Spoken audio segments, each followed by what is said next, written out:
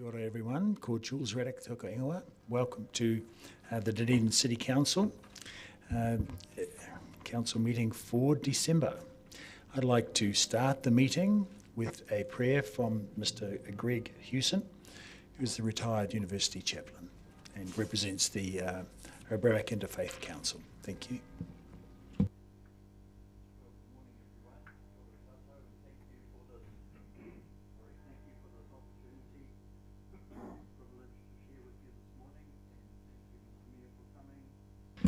For coming and speaking in Mosgiel recently. That was an inspiring public meeting. I have offered this prayer over many years now, and my practice is to read the agenda carefully first so that I'm aware of what you're going through. So my prayer will focus really on the future development strategy. And just to say that our Dunedin Interfaith Council is available to help the council in whatever way. Our new brochure lists some of the ways in which we've assisted the DCC in recent years.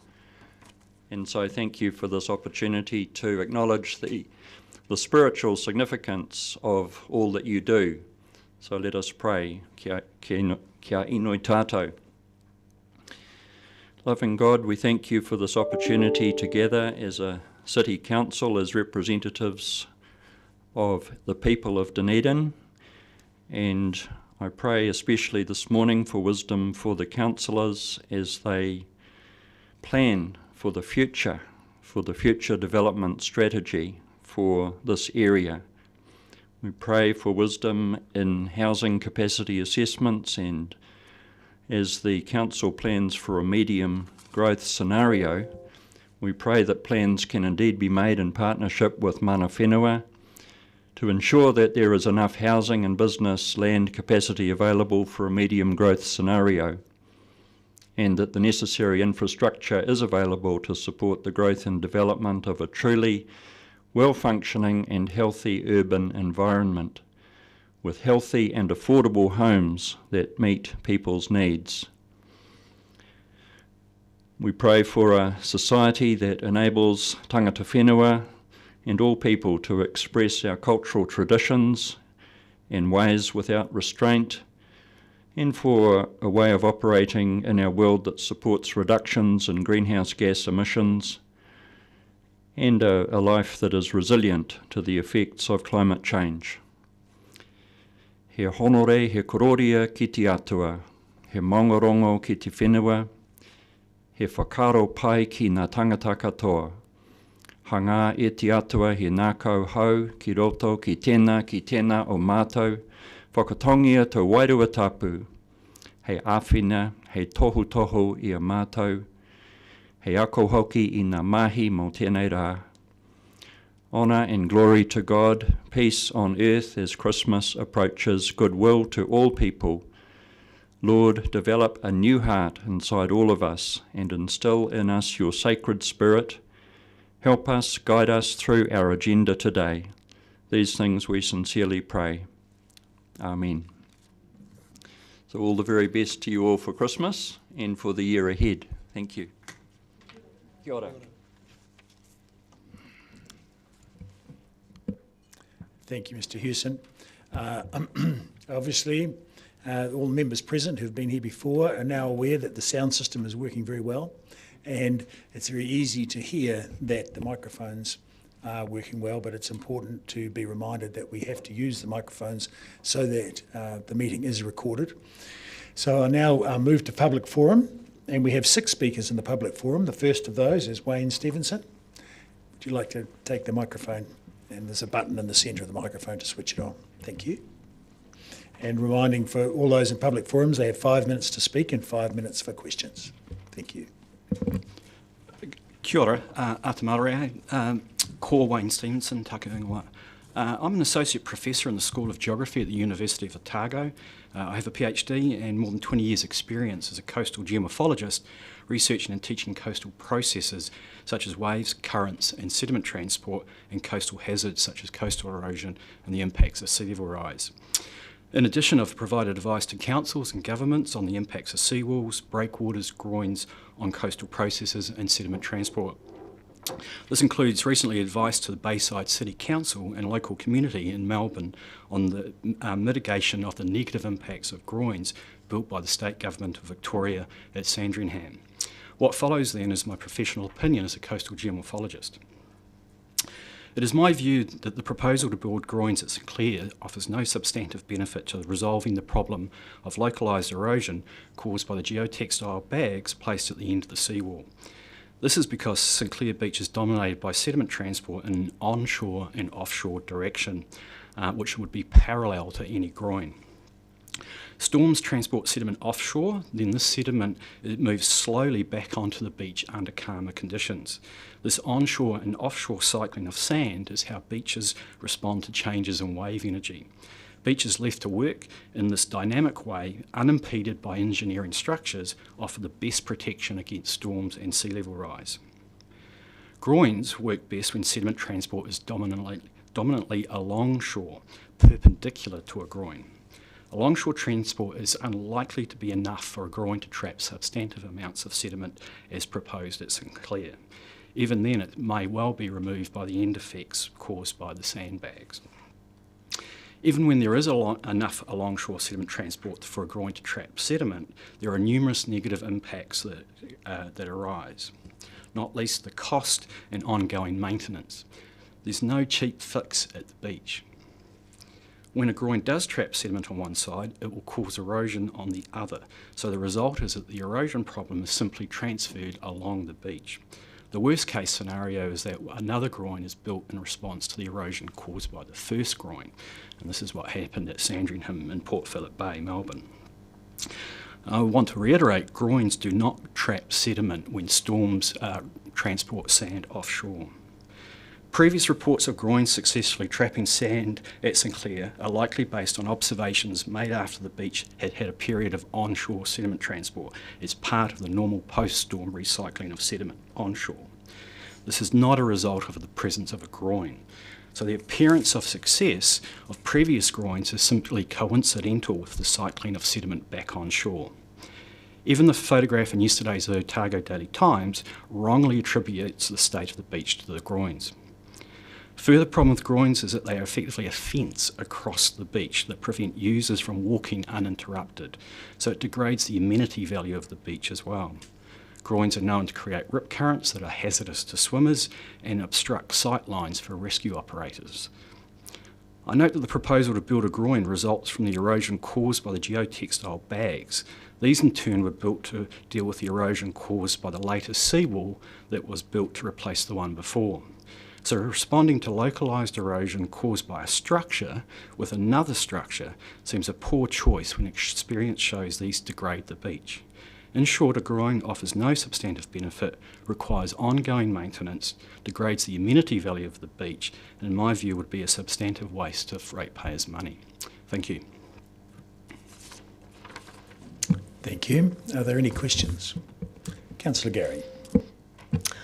Thank you, Associate Professor Stevenson. We've talked previously about the possibility of a trial. It's been in the media and been discussed around this table.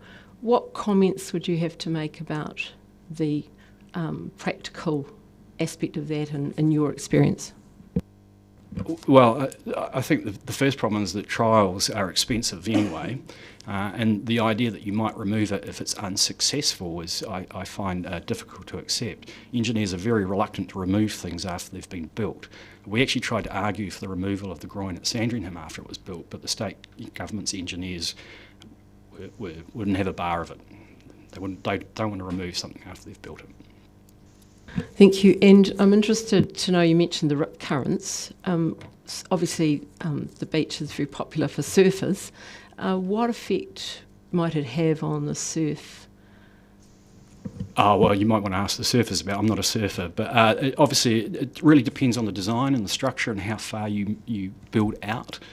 To be an effective to effectively trap sand, the groin would need to extend well into the surf zone, which is where most of the longshore transport occurs anyway.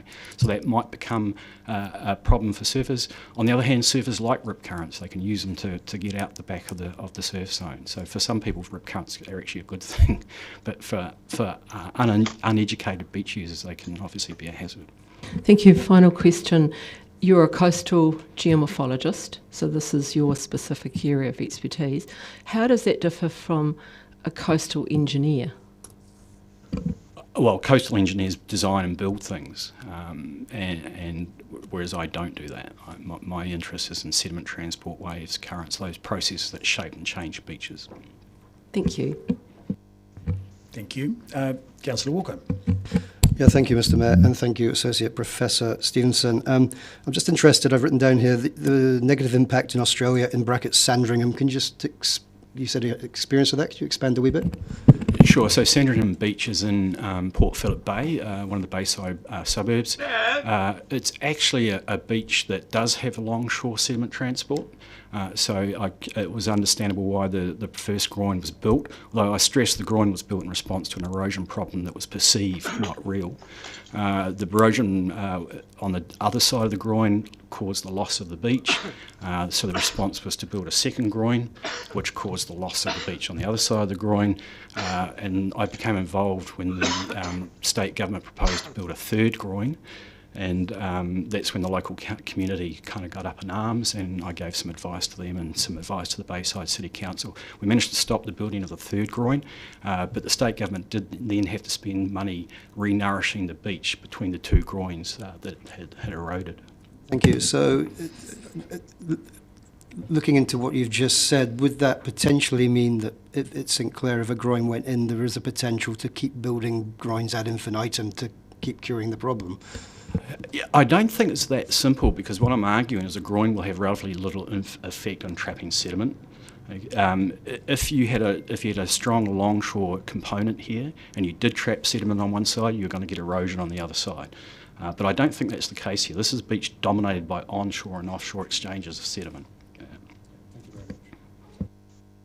Councillor Vanivers. Your suggestion seems to be that we don't do anything and leave nature to do its business. Have you had any experience with soft beach technology, where you actually put energy absorbing devices in the surf itself, so that the sand bearing water that comes in loses its energy as it goes back out again and tends to drop the sand rather than drag it back out? I'm not sure what sort of technology you might be talking about. As I said earlier, the best thing to have is a dynamic beach that can move and change shape. It's the changing shape of the beach that mitigates wave energy. When sand's transported offshore, that widens the surf zone and the energy is dissipated across a much wider horizontal space. Steepens under low energy conditions, reflects the little amount of wave energy that arrives. So that beach's ability to change shape, that's the best thing that we can have between us and the sea. So you're suggesting no interventions at all? I'd go further. I would suggest remove the geotextile bags and tie off the end of the current seawall correctly, or in a better way, and let the beach recover. The photo in yesterday's ODT was really interesting. There was a lovely foredune in front of the main dune. The groins were irrelevant to that. That was when the older seawall was there that wasn't as far out into the surf zone as the current seawall. We built the new seawall in the 90s, and we didn't deal with the end of that seawall very well. We created that end effect that caused that erosion. We built the geotextile bags that are now acting as another seawall with end effect erosion at the end of the geotextile bags. So we're just moving the problem alongshore. Thank you. Yes. Thank you, Dr. Stevenson. That's 5 minutes. Thank you. Next we have Tony Clare.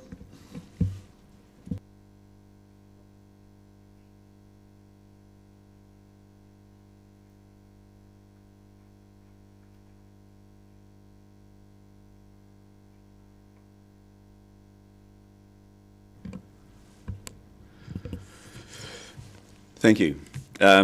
My name is Tony Clare. I've spoken here several times previously to Council on the subject of the Central City upgrade. I have a substantial investment in Dunedin, so there is no question that from a selfish point of view that Council get it right in respect of the George Street upgrade. But more importantly, for the sake of the ongoing vibrancy of the city, it is important that you get it right. First and foremost, I would like to compliment the city on what Council have achieved to date in terms of the visual appeal of the upgrade in the first block.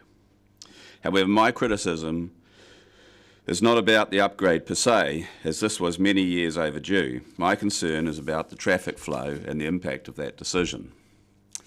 Again, I say that I am open-minded, whether we have one-way or two-way. However, to date, I've seen no reports that provides any evidence of a successful outcome of a one-way system. We have requested these many times, and nothing has been forthcoming. The decisions to date have been driven by councillors who have little or no expertise or experience in urban design or traffic management.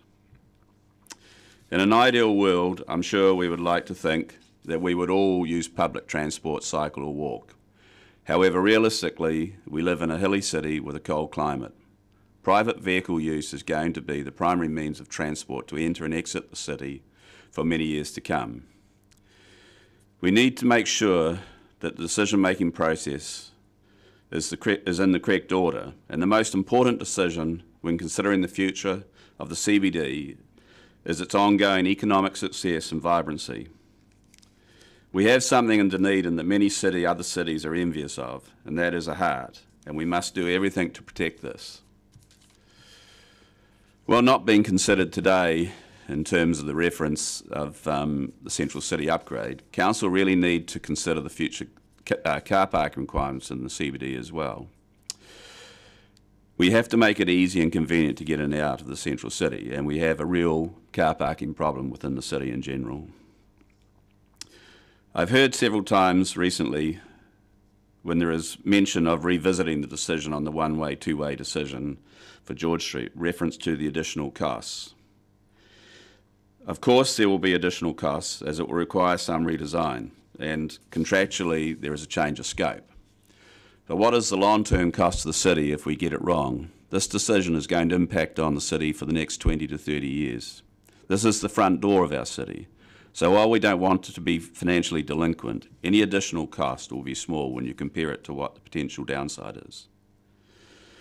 During the initial design stage, I attended many workshops with various different consultant groups. During this entire process, we were assured that if the one-way system was a failure, the design was robust enough that it could be altered to a two-way. In recent days, I have read that this isn't the case, which to me illustrates that really the city's involvement of the private sector in this process was just lip service. The current mayor campaigned vigorously on revisiting the decision on traffic movement within the CBD. He obviously got into office by a very large majority. Surely this is a message from the public that they also want to revisit this decision. As I say continually, let's complete a proper analysis of the impact of one-way or two-way and the impact it has on the CBD. If the correct conclusion is a one-way, then that's fine, I'm happy to back it. But to date, I'm yet to see any evidence that enables any of us to reach that conclusion. Thank you, Mr. Clare. Are you happy to take questions? Yep. Do we have any?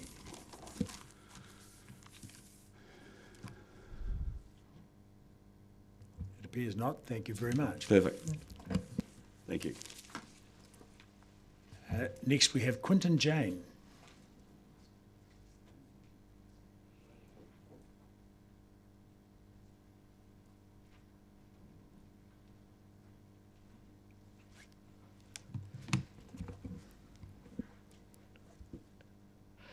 Kia ora. Good morning, councillors and mayor. Thank you very much for having me here today.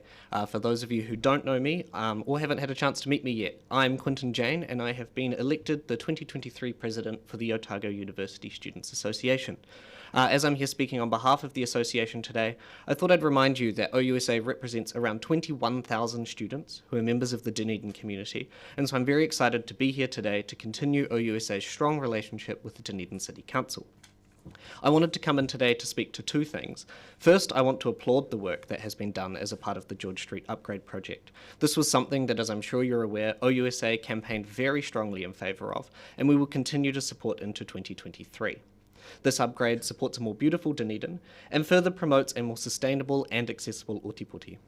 Promoting people-friendly spaces and safe pedestrian access to more spaces across Dunedin is a top priority for OUSA and will continue into next year. So we hope to see that these initiatives that have been supported will continue to be supported because it's been really reassuring so far. The other reason that I'm here to speak to you today is regarding the notice of motion for the Council to continue to support half-price bus fares beyond the government-supported end date of January 31st, 2023. The Otago University Students Association strongly supports this endeavour, and I urge the Dunedin City Council to support this motion. Ultimately, we'd like to see free bus travel for everyone in Dunedin, but we believe that this is a strong step in the right direction. I'm sure you're sick of hearing about cost of living left, right and centre, but I want to remind the Council that many students are living on $281.96 per week while they're studying. And for most students as well, that is borrowed money. So an increase of $10 a week for a student that buses to and from university each day is not insignificant, especially when these budgets are already stretched to their breaking point. To put it into perspective, since these bus fares have halved, personally I've actually started using them. I'd never bussed in Dunedin before, but with increasing costs of living and wanting to do my bit for the environment, I've started walking down to university each day from my house and bussing back up the hill. And my car was actually written off in an accident about a month ago, and with these half-price bus fares, I'm seriously considering not replacing it because there's not really any point. But if the bus fares were to increase again, this would be less competitive, and I'd simply feel less inclined to continue busing. And this case isn't isolated. As I'm sure you're aware, across Dunedin and across the country, patronage has increased with half-price fares. From an environmental standpoint, to reduce congestion and to support students and all residents of Dunedin during this period of increased costs of living, it's a no-brainer for the Council to support this motion to keep bus fares at $1. The half-price bus fares initiative has also been supported by Universities New Zealand, which represents the 8 universities across the country, for the same reasons as outlined above. This is an excellent initiative that would seriously benefit thousands of residents of Dunedin, and I strongly and wholeheartedly endorse this motion. Thank you. Thank you, Mr. Jane. Are you happy to take questions? Yes, absolutely. Councillor Wiley. Thank you, Mr. Jane. Are you going to present to the ORC as well? Yes. Okay, Yep. perfect. And in your usage of the bus, has it been consistent? Has it been on time? Has it been regular? It has honestly been more on time than I was expecting it to be. The biggest problem that I would have is the fact that the majority of the buses going to my house are hourly, and so if I miss the one right beside university, I have to walk down to the bus depot. So the timing is consistent, but irregular, which does make it difficult, and we would obviously want them to go back to their original frequency. Okay, would you support a bus pass for the students? So, say $120 a year would include full usage of the bus for the year. I think that's quite a considerable upfront cost for students. $120 is, that's a week's rent for some students. I mean, it's less than rent nowadays. But again, as I said, if you're on $281.96 a week, that's, you wouldn't be able to buy that in 1 week. You'd have to save to buy the bus pass. The B card system works nicely because you can top it up in increments. But if you could pay $120 for unlimited transport, I think that would be good, yes. Councillor Gary. Mr. Jane, thank you for coming along. Thank you for your presentation. I just wondered if there's any promotion of using public transport at the university. Does OUSA do any promotion of that amongst students at orientation and so forth? So we always have presentations about that at Tent City, which is a big thing at O Week. All the halls direct their first year students down to there, and there's things you can get bus cards, you can get B cards there. The ORC has a tent as well. The University Bookshop, which is owned by OUSA, stocks the B cards, and they're accessible for students at all time. And OUSA does make promotional materials about them. Excellent, thank you. Councillor Walker. Thank you again, Mr. Mayor, and thank you, Mr. Chain, for coming in. Good luck in the forthcoming year. Thank you. In your new role. My first question was going to be around anecdotally, have you got any evidence of students using the bus? And you've answered that by saying you do. You touched on the cost of living crisis, which is real and it's upon us. Is it fair to say that that's disproportionately in the next 1, 2, 3 years going to affect the 21,000 students, probably more than most in Dunedin? I would think so, yes. I mean, the student loan is adjusted to consumer price index, but is still, rents are going up faster than the consumer price index. And I think anecdotally, if you speak to most students, my old flat went up, I think, $30 a week per room. And that's, the student loan will probably go up about $10 next year. So that's further strain on strained incomes for students who often don't have time to work enough that they'd be able to supplement that anyway. Food is going up faster than the consumer price index, and there's no doubt students need to eat. And that already makes up a considerable cost of our weekly spending. When your incomes are strained, the things that are going up are the things that students have to spend their money on, and they're going up faster than the student loan will. Thank you. Probably not a good time to tell you what I used to get paid as a student back in the 80s. I'd hate to think. Councillor Malley. Hey, Mr. Mayor, thanks for coming today. You might want to turn your mic off while that's better, or not much better. The public transport operating model is one of the things that gets in the way of delivering a good public transport system. Would OUSA be up for working with the DCC if we were to start doing an analysis of what it is in the P-TOM that's actually affecting our ability to deliver, and also whether or not we could actually go to a zero-fee system? I would love to be involved with that. Yes, Thanks. please. Cool. Thank you. Thanks very much, Thank Mr. you. Chair.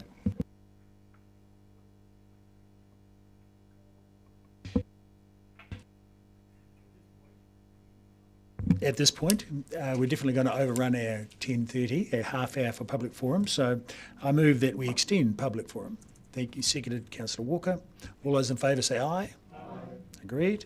And now I'll ask Mr. Alan Race to speak to us, please.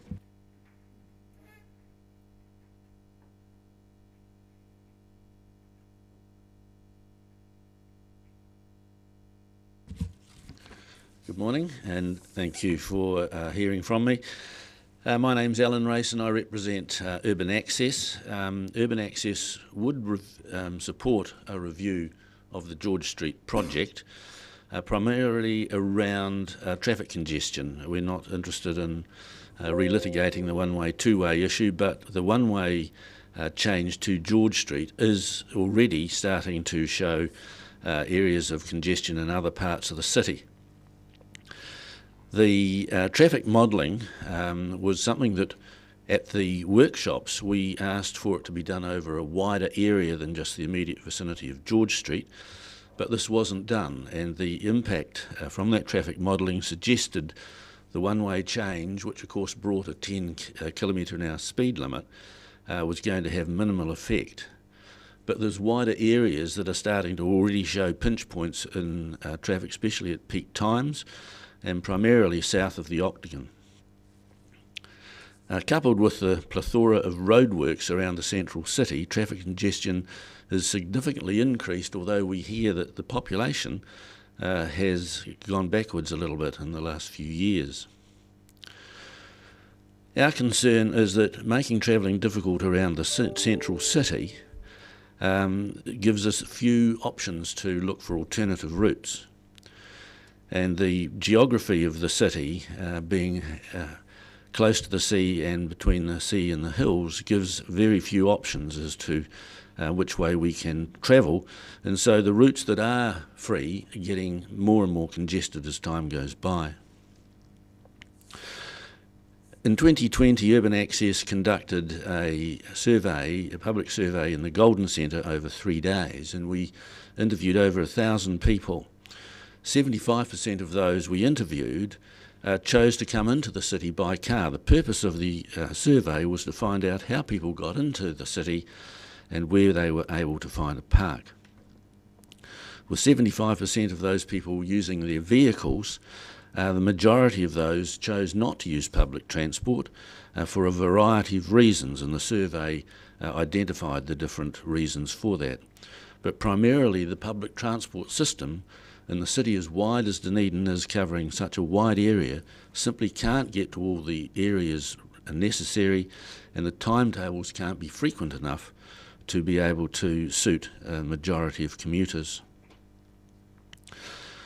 Of course, motorists are also pedestrians, so we want an area which is suitable for pedestrians to walk safely, and there's no denying that the change to the George Street design in the Farmers Block certainly achieves that. But what we are also concerned about is at the Central City Advisory Group meetings with Cobus Mentz from Urbanism Plus, he stressed the need to build in flexibility into a design, because the change that you're making now has to work for at least 20 to 30 years. And if the change was felt to have been wrong, then converting it back could be quite costly. And this has been borne out by the suggestion that there would be substantial cost to make a change. Cobus Mentz made the point very clearly at the workshop, and it surprised me, representing Urban Access, that none of the workshops we had subsequent to that identified that the flexibility was being removed. The flexibility didn't mean that you could change the street around from one week to the next. It meant that if there was to be a change, it could be done with minimal additional cost. The new design of George Street is definitely an improvement. We must all agree on that. And it's certainly better than what we had before, but the street is also a street. It has to function as a street and function as a traffic route. So please consider the wider picture when debating this issue as to whether to do a review or not. The businesses and retailers of the area need residents to be able to come into the city, and so building a city traffic plan that allows them to do this is absolutely critical. Thank you. Thank you, Mr. Race. Is anyone, are you happy to take questions? Do we have any? Thank you. And next we have Rod Rust.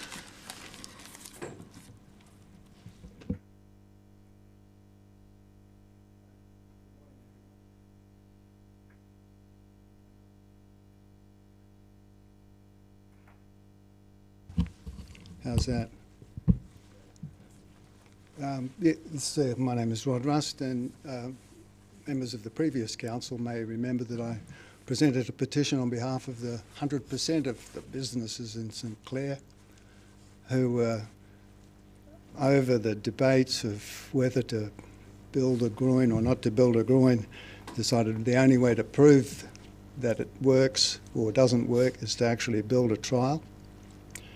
And so I was delighted when the board riders passed on this new permeable groin report from Moynihan that actually agreed with that concept. And I represent the club, the South Coast Board Riders, in all matters pertaining to the environment and other issues in the coastal situation. And so that's why I'm here today. I've been surfing St Clair Beach for 50 years. When I first started surfing it, there was quite a wonderful remnant of the previous set of poles, so the poles from the previous piers, the groin that had been remaining from over 100 years ago, obviously. But I was quite alarmed when the first speaker, Mr. Stevenson, spoke about groins without distinguishing between permeable and impermeable, hard structures and soft structures, which is a completely different thing. And his experience of Port Phillip Bay in Victoria, which is not a dynamic surf zone, is hardly comparable or relevant in this situation, because in 50 years I've seen what's happened on this beach. I'm passionate about this beach. The board riders, it's their home, it's our home. And we saw the construction of a pier to put a sewage outfall at the northern end of the beach, and within 2 years, the unintended consequences of a permeable pier built up a massive amount of sand. Suddenly we had a surf break. We had a feature again on the beach that was interesting to look at, provide rips certainly that made rescues and access to out the back easier, because surfers perform most of the rescues, in case you were not aware of that fact. Not a visual problem at all for us, and after the sewage outfall was extended, and we were saying, oh, please don't rip it out. This is the best the northern end of the beach has been. And they had no problem taking it out. So it's not an argument to suggest that a trial at the southern end, which 50 years ago the beach was at its best, a trial down there reinstating the existing pier would be a sensible thing for all of the business community. We think that's the thing to go. Let's stop talking about this and spending money on consults and consults and consults when it's a very inexpensive project. Look at this cycleway coming out the Port Chalmers Way. We have the technology. The boys are used to doing it. They're a well-oiled machine. They can drive poles in. If the thing doesn't work in 5 years, cut it out, take it away. It's only timber. I was delighted to see that someone else was saying, look, you can be a geomorphologist or whatever you are and look at all these models on the computer, but the only way to actually find out for sure, you can't simulate all this stuff, is to actually do it and trial it. And it's a relatively inexpensive way to go from my perspective as a business person. The photographs of St Clair with the pier, I mean, it's a feature. Look at Brighton in Christchurch, New Brighton. They built a new one because it's such a great thing to look at, and that's really helped the whole acquisition of sand on the beach. Now, I'm not going to talk about the dynamics. I've seen it work. I know what happens. I know the end wall effect. I was one of the people that submitted on this rebuilding the St Clair seawall. And it was the seawall that was the rebuild that was the problem, but not just the seawall, it was the filling in at the corner. And we get our end wall effect and all that sort of stuff. They try to correct it with sand sausages, some of them ending up on Murdering Beach when they fell apart. I agree with the earlier gentleman. Remove those things, but put in a new groin, for God's sake, just as a trial. Thank you, Mr. Ross. Are you happy to take any questions? Yeah, I am. Do we have? Yes. Councillor Gary. Thank you for your presentation, Mr. Rust. I just want to clarify something. Are you aware of, you mentioned that coastal geomorphologists do their modelling on a desktop, but are you aware that actually they do research on the actual beach? They do monitoring, that's part of the way that they do their research. So it isn't just desktop modelling. Am I on or off? Is that on? Yeah, I'm sure that that's the case, but it's impossible to simulate and to speculate when you have a very clear practical solution, and that is to build the thing and see what happened. 100 years ago, the old folks knew what they were doing. That's what kept the beach good for all that time. And I've seen it get progressively worse with every pole disappearing. And it wasn't even maintained for a start. If you look at the records, you'll see that there was a domain board that actually did maintain the structure a little bit for a while, but people got tired of doing that. I think we have advantages in a trial that we can use the modern. We have better technology at installing it, and therefore to take it away if it doesn't work. But we also have stainless steel bolts and everything like that we can use. We should, like this report says, he sums it up really well. He says we should build and monitor a trial groin, and also he says to use, not just rebuild what they did in the past with brush and this sort of stuff and planks, but to make it permeable so that the sand will wash through it. It's not going to trap it and hold it there forever, but it delays everything. It gives the beach time to recover. And the sand accumulates, as it did when they built the pier out to the sewage outfall. The sand just built up and built up and built up, wash away, go away, come on. But overall, there's plenty still there, and you get a better beach out of it. That's from lived experience on the beach all the time. I'm not in a lab or doing anything. I'm just telling you, and not in my office or anything like that. I'm out there on the beach doing it every day, and that's what that empirical observation tells me. So. Thank you. Councillor Eklund. Thank you. Hey, yeah, thanks, Rod. Well explained. I see where you're coming from. You're representing the board riders club group, but you're also representing St Clair business owners. I'm just wondering what St Clair business owners' views on the, putting the groin in and why. Well, bring it on, basically. Everyone, all of the business owners signed that petition to say, look, let's stop spending money on just toing and froing on decisions and opinions. It's simple. Let's get something done. We've been waiting for years and years and years and years and no action. They throw a bit of a Band-Aid on a chucker, and that Band-Aid sand sausage ends up worse. What we're saying, we think that the trial is a really good idea and to end the debate. Either it's going to work or it's not going to work, and it's relatively inexpensive. Gosh. Thank you. Councillor Walker.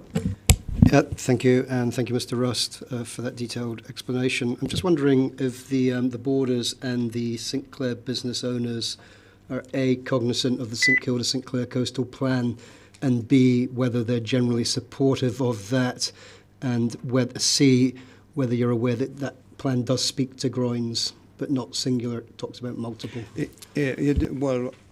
We're not suggesting multiple groins. We're suggesting the trial of the permeable, one that allows 50% through.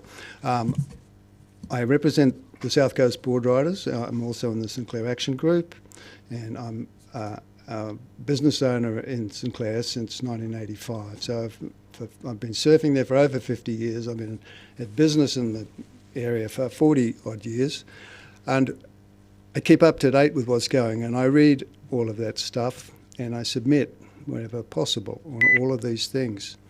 And the plan of managed retreat is a great thing to have in as a long-term event, but at the moment we've created an ugly situation, and I agree with Mr. Stevenson about this. We should remove those sausages. We should get rid of that rubbish that we're chucking on at the end there, and let's keep it simple, keep it inexpensive, and put something in there. And while we're waiting for the rest of the plan to evolve, get rid of the rubbish from the Tahuna Park, the dump, and all that.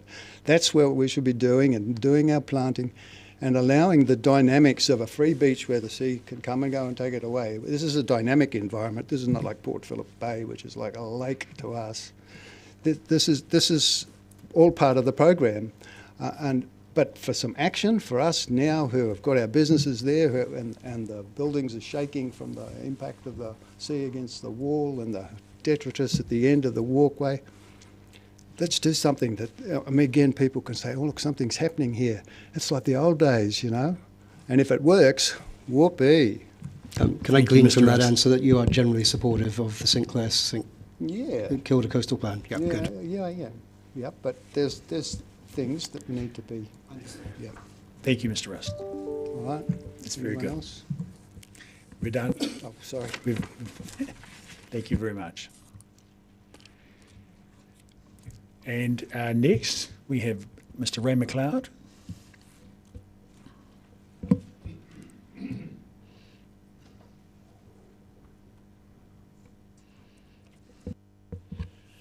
So good morning, Mr. Mayor and councillors and ladies and gentlemen, and thank you for this opportunity.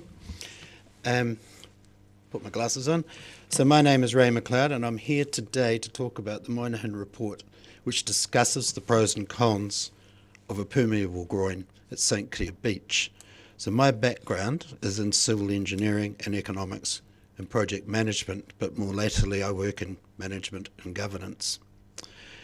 So clearly the benefits or not of building groins at St Clair is a contentious subject, and I think one that formed a realistic part of the last election. My view or experience is that the benefits or otherwise cannot be resolved by computer modelling or tank testing in a laboratory. I agree with the conclusion of the report in that regard. Given its importance and complexity, I believe it needs to be a practical exercise. Nature, as we've been talking, is a harsh and creative master, and lab modelling will not replicate natural conditions. And adopting a position and dismissing ideas that do not support that position does not do anyone any favours. As a resident of St Clair and a member of the South Dunedin Action Group, I'm pleased to see Council taking an initiative by advancing a proposal to study the impact of a permeable groin at St Clair in situ. Not lab modelled, nor computer modelled, nor tea room modelled. At the very least, it will either establish the benefits and efficacy of groins or take them off the table. And groins have been part of humankind for as long as history has been recorded. So I want to see a report based on real-time data and observations, not opinion. It need not be expensive either, and making it unnecessarily complex and unnecessarily expensive is avoidable.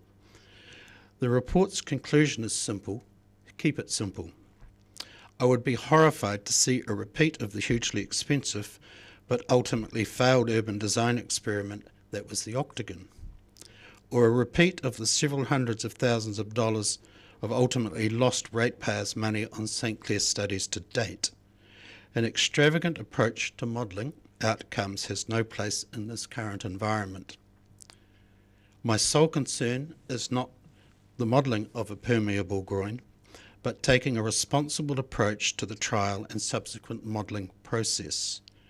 The Council has the means at its disposal to minimise costs by sourcing the materials from its own lines company, for example, and keeping the study tight in its focus. My worst nightmare would be an overly zealous and bureaucratic approach that would see a trial placed at process-driven risk. Please keep it simple. Please keep the minds open to the idea, and please keep it focused. If the outcome is favourable or unfavourable, so be it. Predetermining the outcome is a risk. There is no room for that here. It will not be well received by a community looking for answers, solutions, and action. So again, keep it simple, keep it fair, and see what nature is telling us and live with it.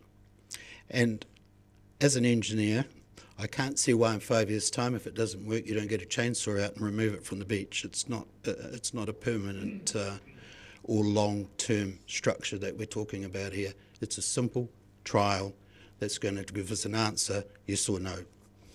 Get it on the table or off the table. Thank you.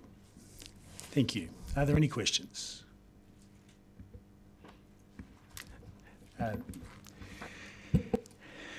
Deputy Mayor Barker. Thank you, Mr. Mayor. I just have a question relating to a previous speaker who was talking about the Sandringham groin, and I believe that's a rock groin. So is there quite a difference? I'm obviously not an engineer. Is there quite a difference between what a rock groin does and what a permeable groin does? I think the report is quite simple, straightforward, and I mean one allows, so I'm not an expert on this, although I will own up to having, as a young engineer, studied longshore drift on St Clair as part of the Green Island Outfall.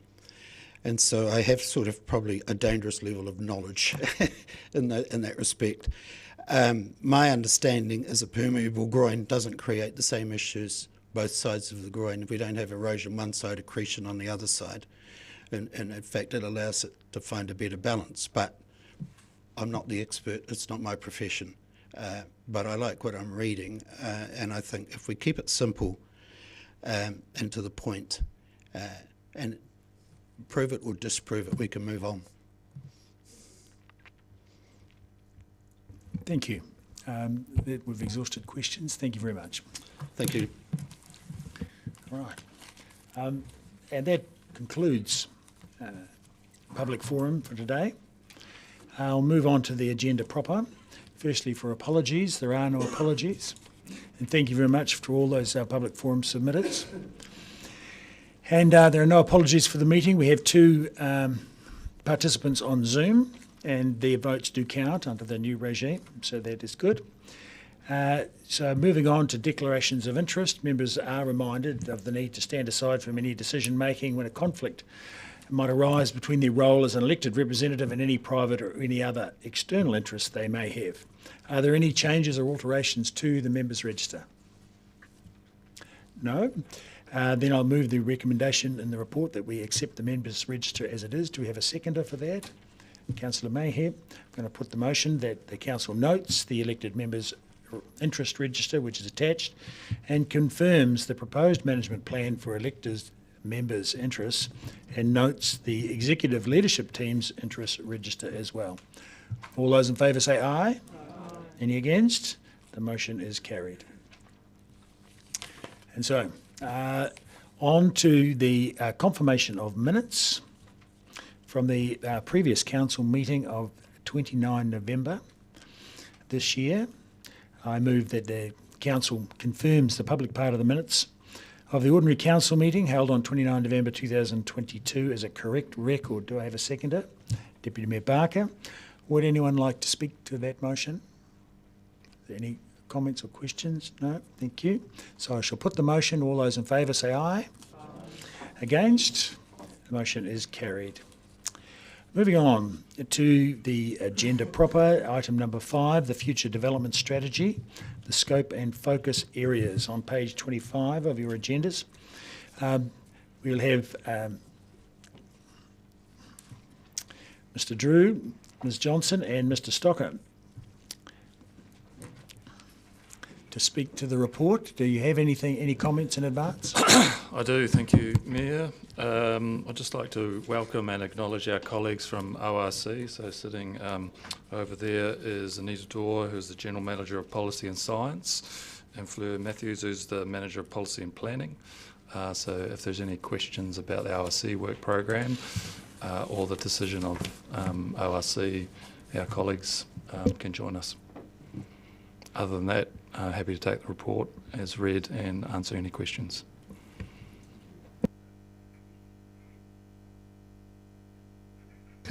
Mr. Walker. Sorry, I just have something procedural preceding this. Did we actually confirm the agenda?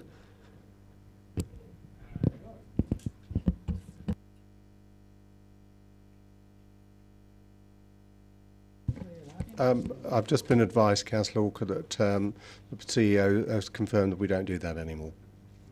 Yes. I can't answer that, but I can provide an answer in the fullness of time. Hence, it wasn't on my list and I didn't confirm it. But yes, that's very observant, Councillor Walker. Very good. So, do we have any questions of the actual report? Councillor Gary.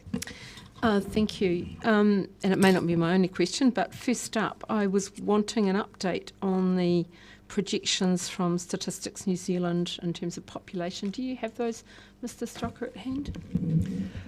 Yes, certainly. There are new projections that were released yesterday. They did generally follow what we suggested that they would likely follow at the workshop, which is for lower growth than previously projected between now and 2033, and then a slightly higher growth rate between 2033 and 2048. So altogether, when you look at the whole projection period, it's they're suggesting less population growth than our current projections.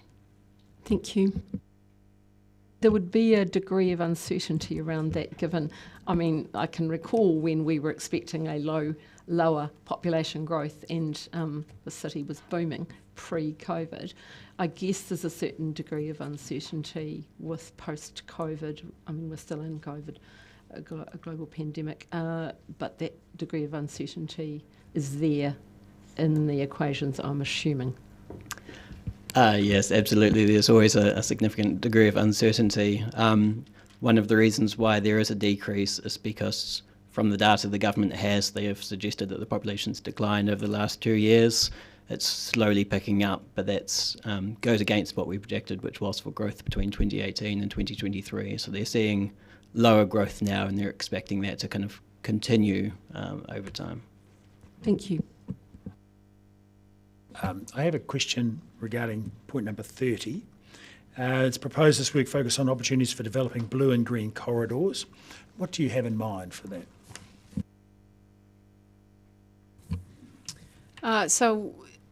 With the blue and green corridors work stream that has not begun yet, it's waiting on confirmation from this meeting that that focus area is approved. It was one of the themes that came through an earlier councillor workshop, a joint councillor workshop and Mana Whenua workshop on priorities for the city in terms of what that group would like to see.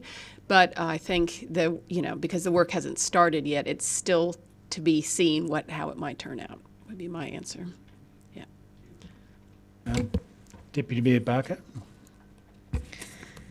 Thank you, Mr. Mayor. Just following on from that question, in relation to the spatial plan, the blue and green networks, were they identified in the spatial plan as well?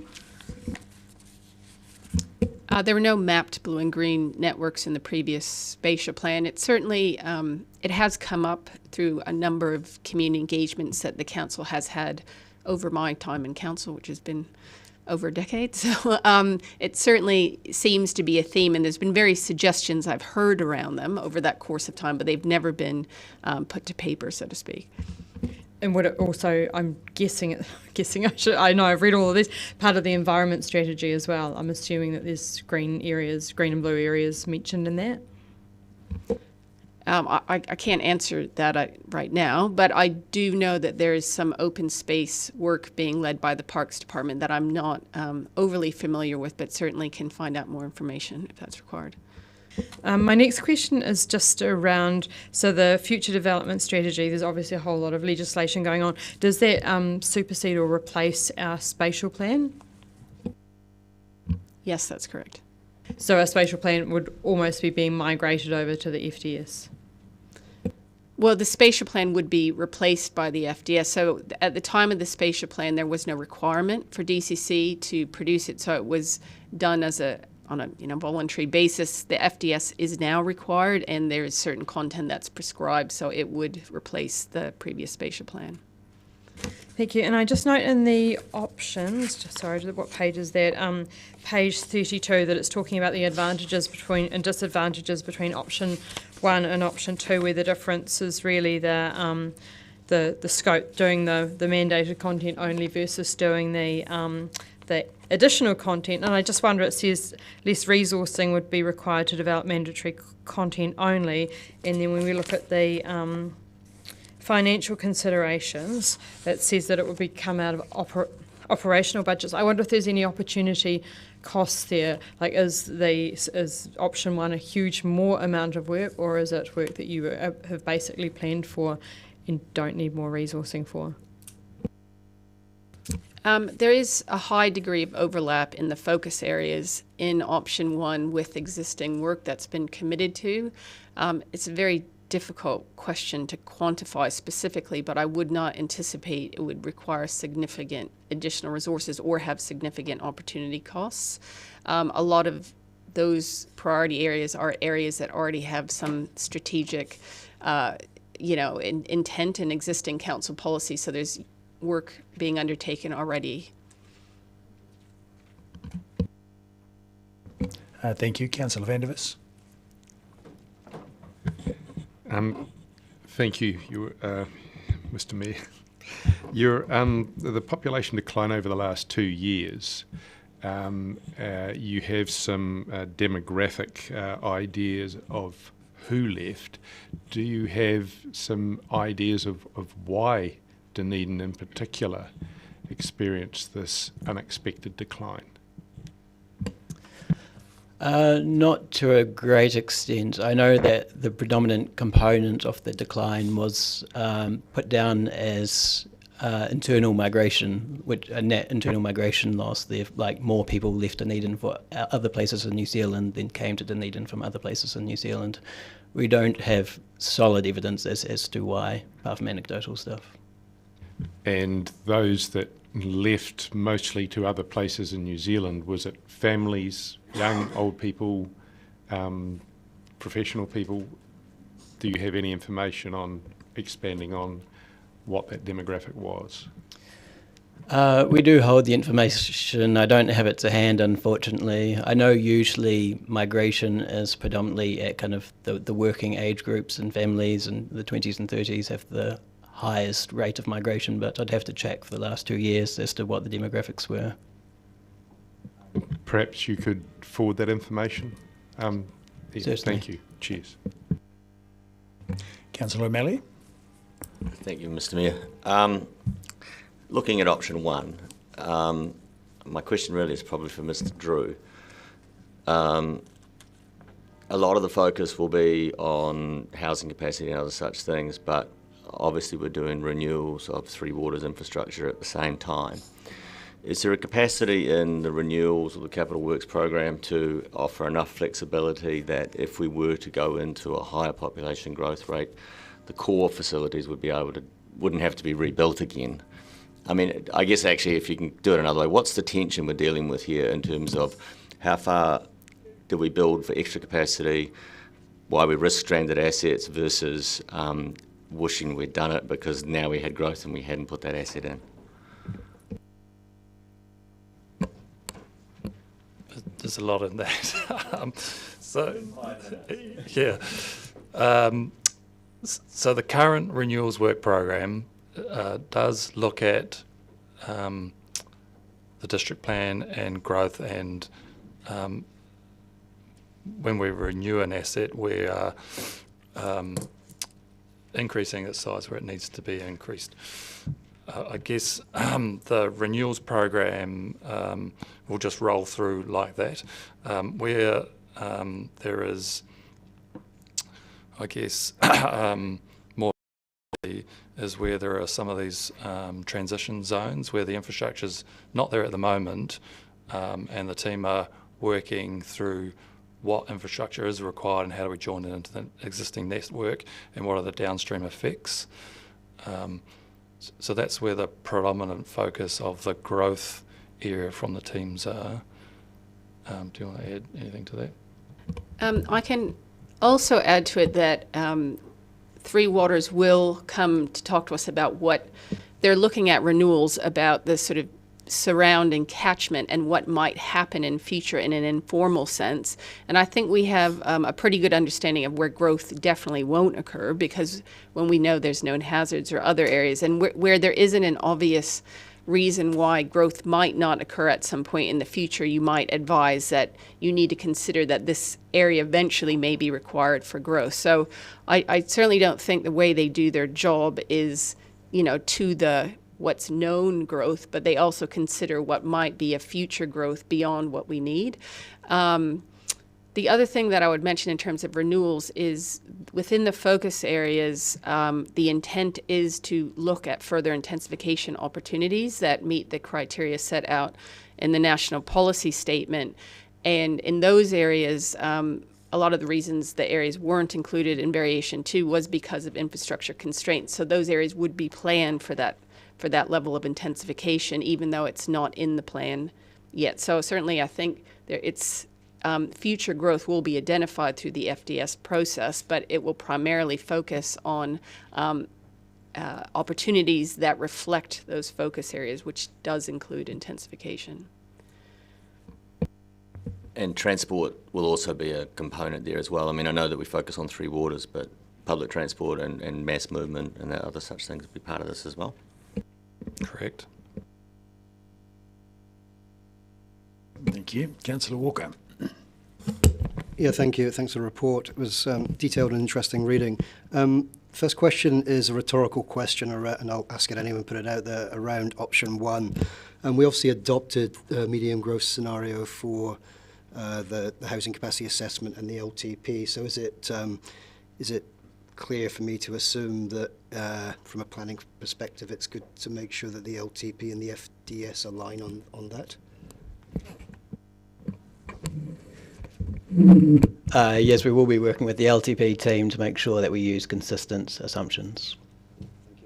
Thank you. And the second question speaks a wee bit to Councillor O'Malley's previous question, because in reading this, I think I was given comfort in the fact that when it's completed, the FDS will provide capacity for high growth. I think I read that correctly. So it's the question around it will support high growth, I think, scenario.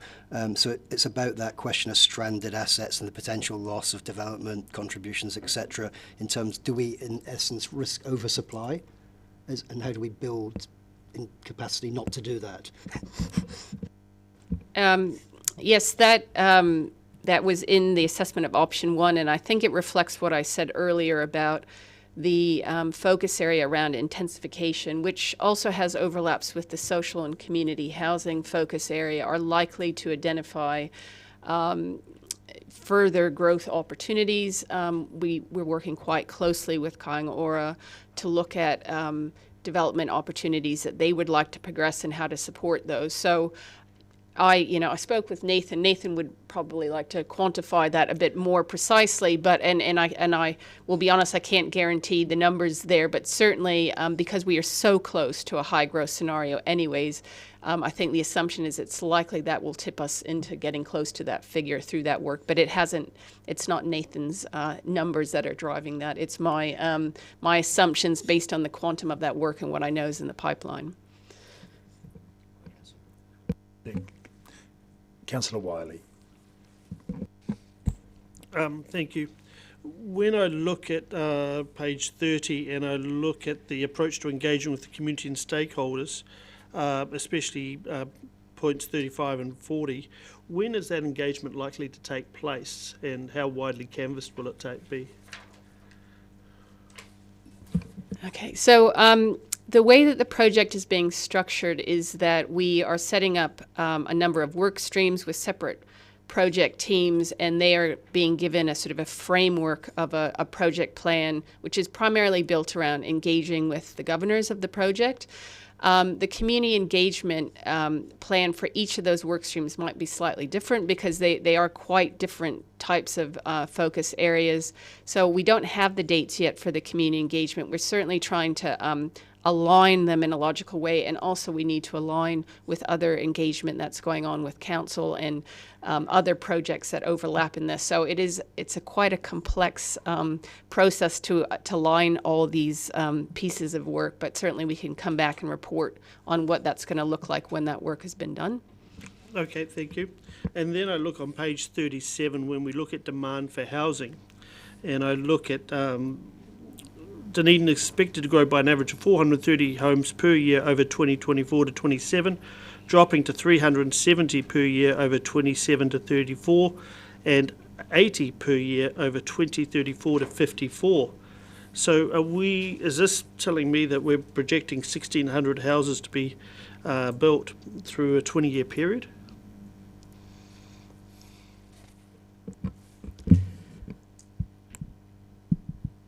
Sorry, could you please repeat that? The question? Is this telling me that we're looking at only 1,600 houses being built over a 20-year period from 2034 to 54? Between 24 and 54, so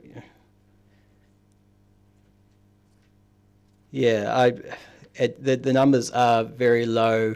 This is just in relation to growth, so there may also be some renewals. We also get kind of demolitions and rebuilds just as people, as houses get older and people want to build new houses. But this is a net increase in homes. But that is what's projected, or the capacity that's projected to be required based on our growth assumptions. Okay, thank you. Thank you. Councillor Gary. Thank you. First of all, I want just to acknowledge the considerable amount of work and in-depth work over a very long period for this. I wanted to just ask about paragraph 24, where preparation of a statement of hapu and iwi aspirations is mentioned, and then in paragraph 36, it's underway. I wanted to know if you have any idea of the timing of the production of that, and if you have any sense of the key focus areas there. No, I don't have anything to report on that at this stage. When would we expect to have that, do we think? I don't know, but I can find out and let you know. That's fine, that's fine. It's not imminent. Thank you. Thank you. I've just got a little question of my own on page 39 of the report, which is part of the economic report. Paragraph 9, the current calculations of housing demand include the following changes from the 2021 housing capacity assessment, and that is use of a 2024 base year to align with the future development strategy timeframes. When will that be calculated? Just as a matter of interest. Or that would be projected from now, or that would be calculated at, at the time of the FDS? We've calculated them now, so we've looked at what we expect to happen between now and June 2024 and said that's kind of pre-FDS, and then from 2024 onwards that will be what we look at and report on as in terms of FDS requirements. Deputy Mayor Barker. Thank you, Mr Mayor. Just thinking about Three Waters and the entities that's going to be overseeing this and how that relates to the FDS. Has there been any advice about how those two entities might relate? The answer is there could be, but I haven't read Bill 2 yet, so I don't know, sorry. But Bill 2 is before Parliament, and there is a version of it out which is supposed to clarify some of that detail. So I'm just thinking about, we're looking at a medium growth scenario, but Dr Johnson, I noticed that you said that we're so close to a high growth scenario, and I don't know if you can ask this is possibly as a political question, but would we have better advocacy to Three Waters if we were to slip over into the high growth scenario for the city? I mean, you talked about stranded assets, and maybe that wouldn't be a problem if there's a Three Waters entity that takes them over. So just kind of flipping it around, would the FDS be useful as an advocacy tool to Three Waters entity? It's hard to answer. I think what I would say is that the FDS will describe how the city will grow and the infrastructure that are required to support it. The new entity will still prioritise investment based on need, and so if they're not seeing the city growing, then they're unlikely to invest. And the flip to that is if the city is growing, then they are likely to invest. So the FDS that we're deciding on now with the medium growth scenario may affect whether the entity might think that we are growing and worthy of investment? Sorry, that's a difficult question. It is difficult. I mean, it's creating a blueprint for how the city will grow. How the entity reacts to it, it's hard to say.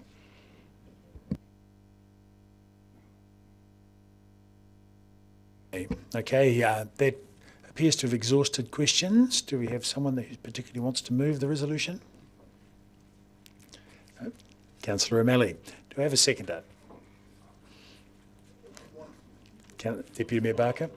And Option one. The motion is that, as per page 25, that the council agrees that if a different scope option is chosen to the option chosen by Otago Regional Council, the FDS Executive Steering Group meets to discuss and determine a way forward. We also note the updated housing capacity assessment. We note the publication of the business land capacity assessment and further business land assessment work being undertaken. We note the proposed approach to engaging with the community and key stakeholders prior to the publication of the draft FDS. And we note that the Regional Council considered this matter back on 7 December and agreed to use a medium growth scenario and include the recommended focus areas as per option 1. And lastly, we approve using a medium growth scenario and recommended scope that includes the identified focus areas as per option 1. Your Worship, a procedural question. Yes. Is A required if we are choosing option 1, which is consistent with ORCs? Well, that if a different scope option. I would suggest not. Yeah, that's a tricky one. I think it's okay as it is. I would also argue that if you choose option 1, it probably is irrelevant whether it's there or not there, Councillor. It's probably not a good answer, but.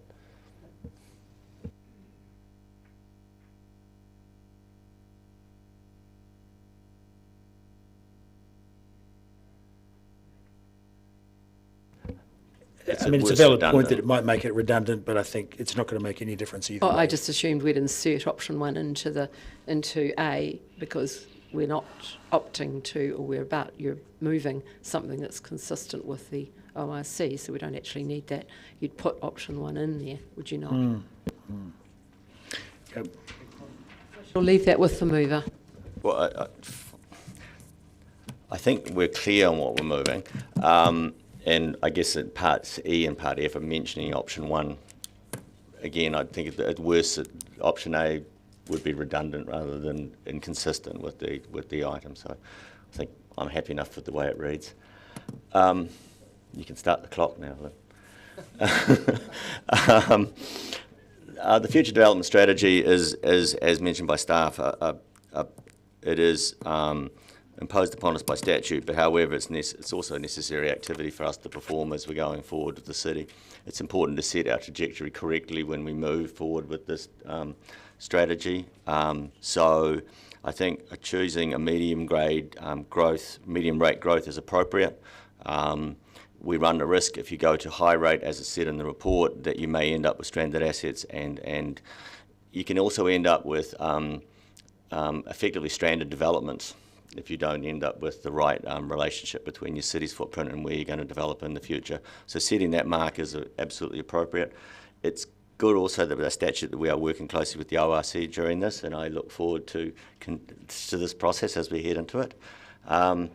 It's really a relatively straightforward item that we're looking at today, really, because it really came down to where do we think the city will grow, and then what should we do when we get based on picking that. The questions I asked were around really those of just making sure that when we do establish our path forward, that we do have enough flexibility in the design that if we were to go into a higher growth rate, because we could very well be on the edge of high growth again in the future, that we have not in any way cornered ourselves into an inability to respond to that growth. So I'm very happy with this report and like it as it is, and so I hope we all vote for it. Councillor, Deputy Mayor Barker.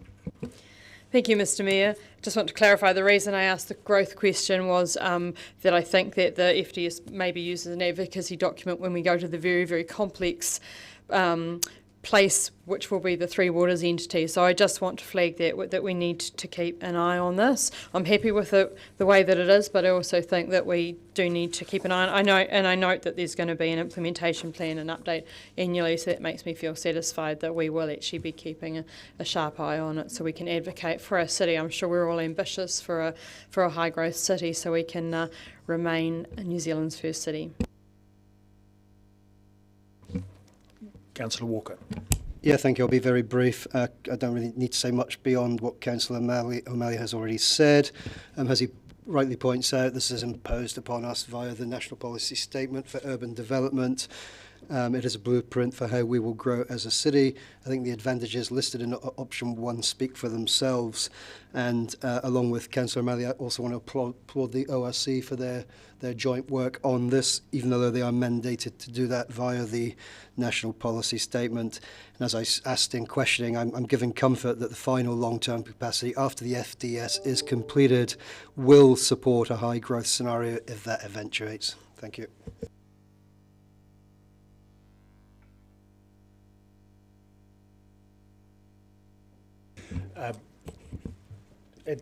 Yes, I think so. At this point, I'd just like to check that the mover is happy if we just simply remove clause A, because taking this to councillor. More than happy.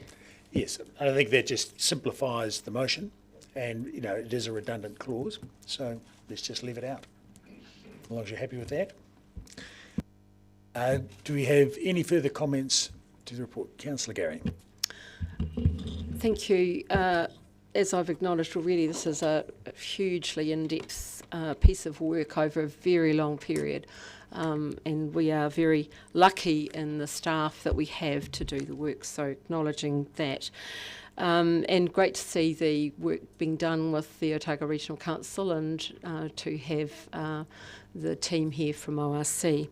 The area that I'm interested in, and no, we often get comments from the private sector about, have we thought of this, have we thought of that? You couldn't read this and think that we had not thought of all the possibilities.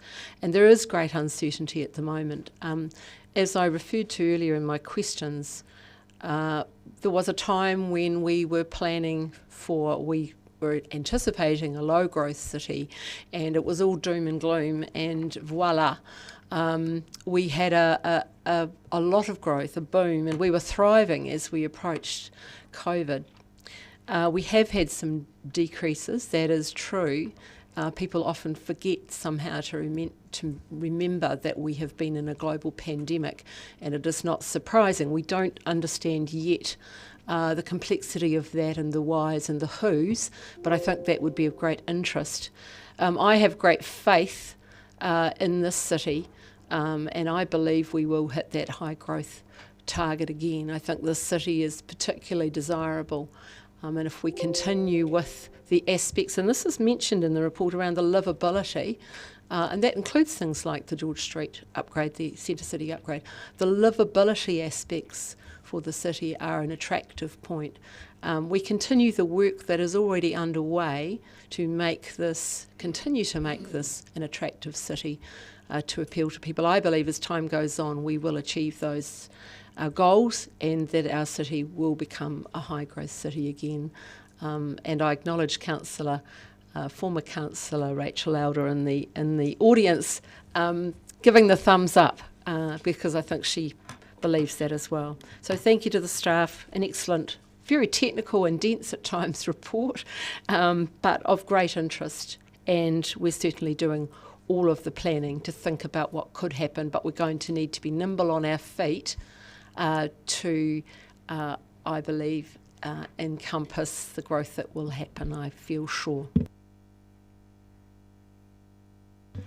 Very good. Councillor Wiley.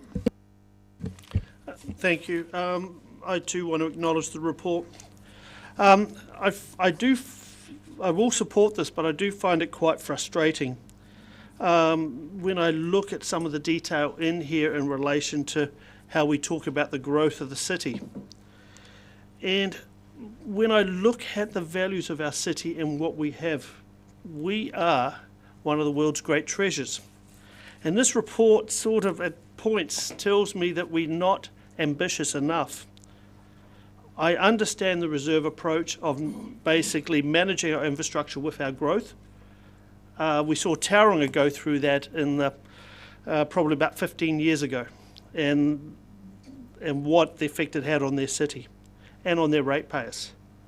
You have to balance development and growth with your infrastructure and your investment, and it all has to sort of try and time together as that develops. But when we talk about, essentially, I don't want to use the word decline, but the reduction in numbers in the city over the last 2-3 years, we have to remember what we've been through. It's COVID related, and the government's done our city no favours with immigration. No one has been able to, it's been very difficult for anybody to move to Dunedin from overseas. I've talked to a few expats that have come back and they're loving being back in the city. So the key part, though, I do want to acknowledge that there is going to be engagement with the community. Our developers and all stakeholders will have a chance to have input. There's also a change in the way people live.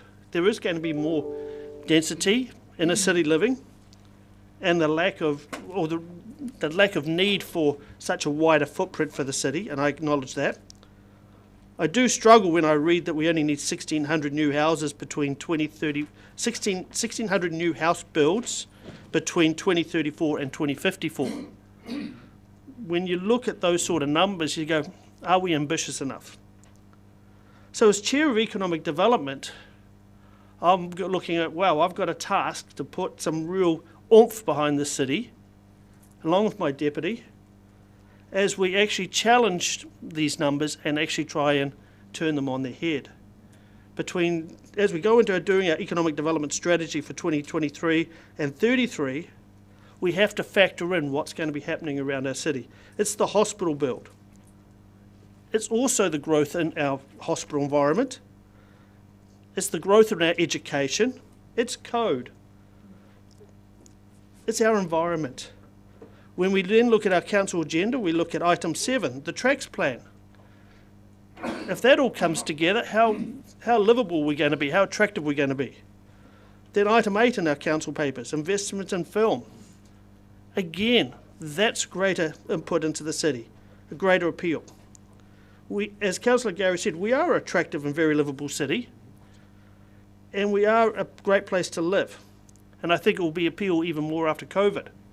So I acknowledge what's in the papers, and I acknowledge why they're there and what the process is.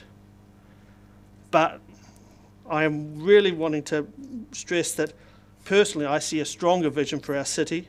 I see faster growth for our city. And as Chair of Economic Development, that would be my goal over the next 3 years. Thank you. Very good. Councillor Vandervis. I feel like a bit of a Grinch wanting to question Councillor Wiley's optimistic view given the information we have in front of us. It's fairly well established that optimists have happier lives, but that pessimists have a better grasp of reality. The idea that this significant and unexpected population decline we've had over the last 2 years is as a result of immigration not doing us any favours or COVID, as suggested by Councillor Wiley. I don't really feel that explains much. COVID affected the whole country. Immigration policy didn't do New Zealand any favours, I agree, but it affected the whole country. What we need to do is we need to figure out what it is that we have done here in Dunedin to essentially scare off quite a significant number of people to other parts of the country.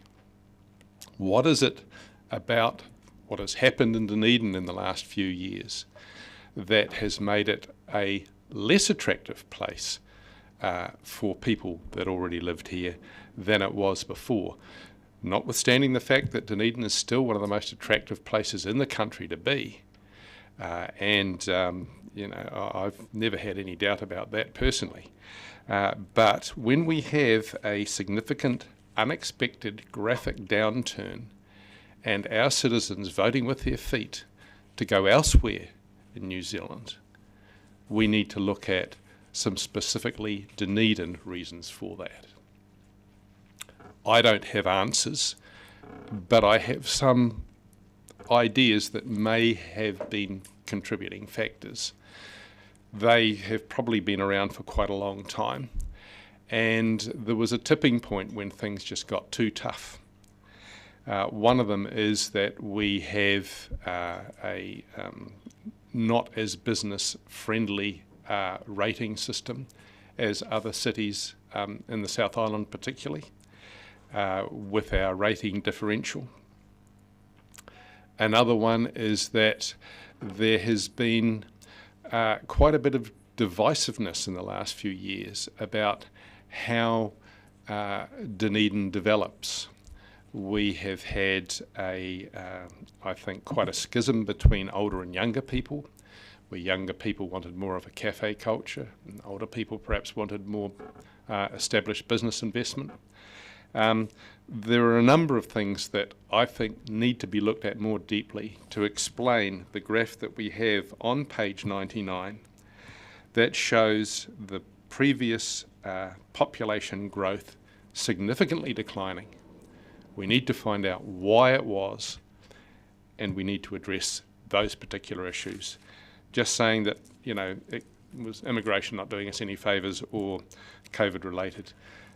Everything's being blamed on COVID currently, and quite frankly, most of it inappropriately, in my view. So I look forward to getting some more information, as has been promised, on who left, and hopefully that will give us some idea of why. Thank you. Thank you. Now, I'm getting mixed messages from the Zoom participants. So, Councillor Benson-Pope, firstly, I've seen your hand go up and down a couple of times. Do you wish to speak? No, thank you. I was just checking that was working. Thank you.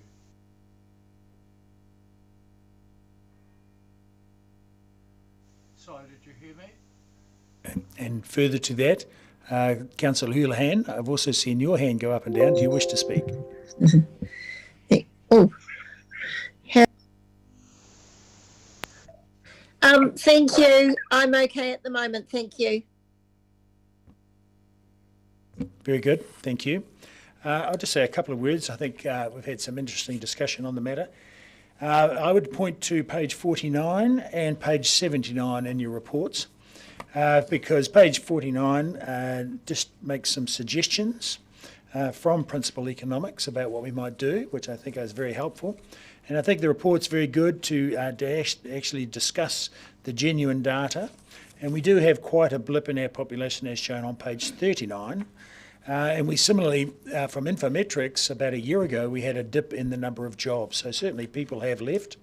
But this creates an opportunity rather than a difficulty, because we now have a bit of housing capacity in the town, and we have an opportunity to pick up from there. And so one of the things that has characterised Dunedin is the use of technology, and I have suggested in a few quarters already, intended to do so much more vigorously into next year, and that the opportunity is to exert more leverage and mechanisation and automation into various industries in town. So what I mean by that is increasing use of technology to maximise the efforts of our population.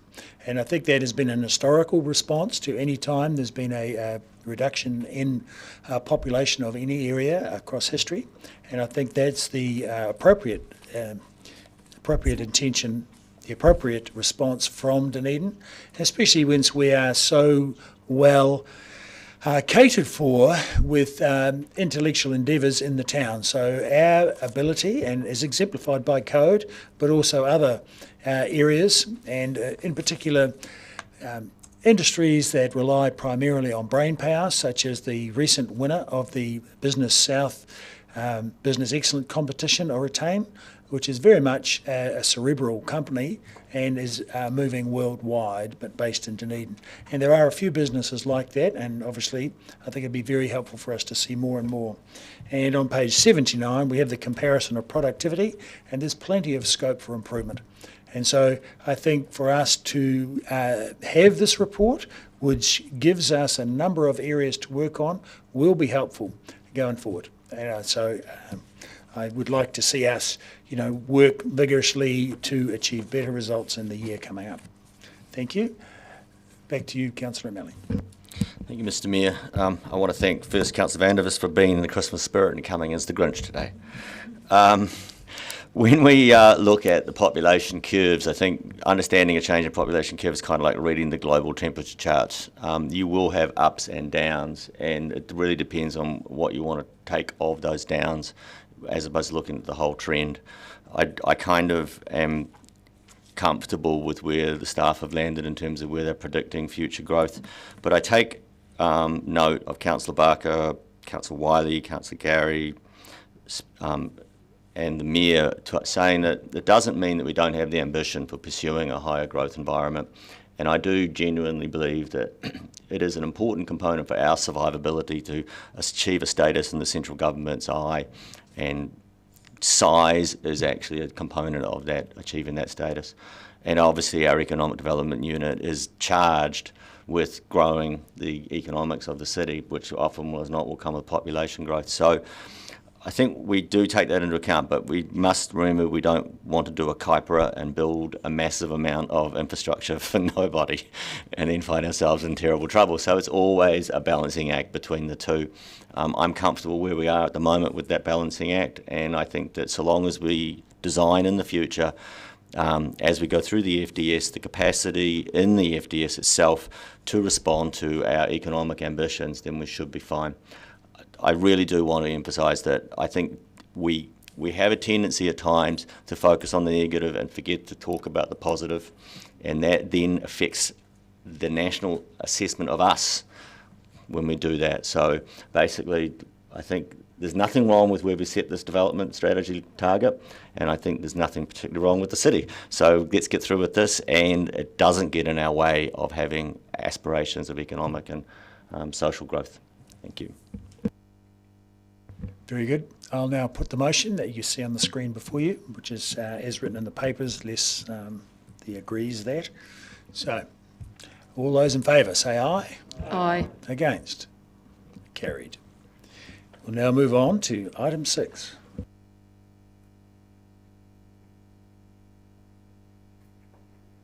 Yes. So I intend to move this resolution. As soon as I get it.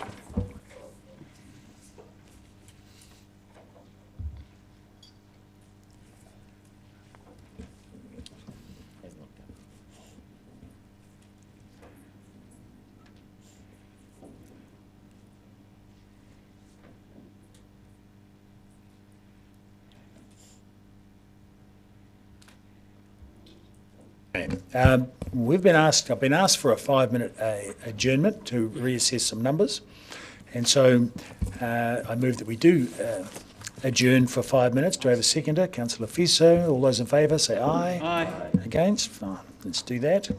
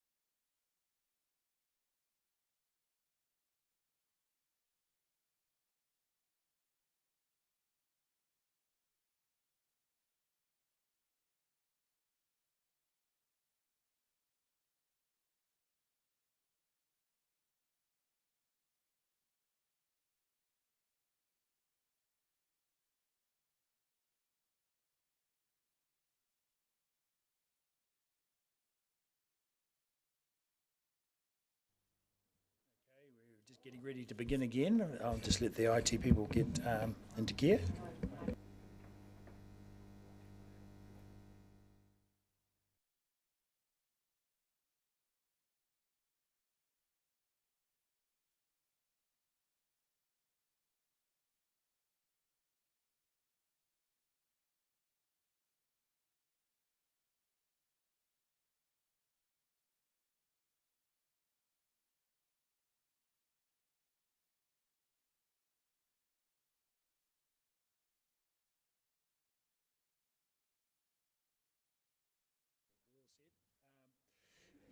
Welcome, Ms. Makara and Ms. Bodica. Would you like to speak to the report?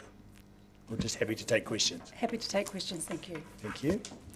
Do we have any questions?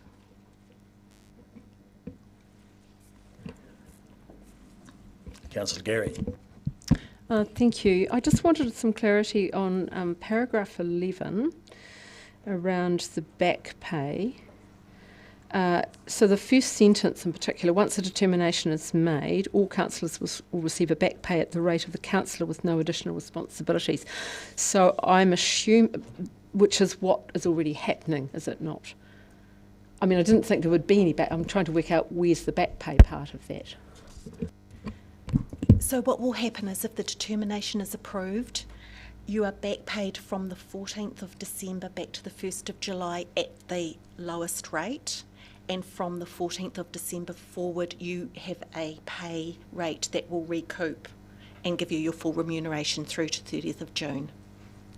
Okay, thank you. And the other question is around, and you may not have the answer for this, but I'll ask it anyway, the timing of the determination. Previously, it was anticipated before Christmas. That's not going to happen because of the situation we find ourselves in. What would be your expectation?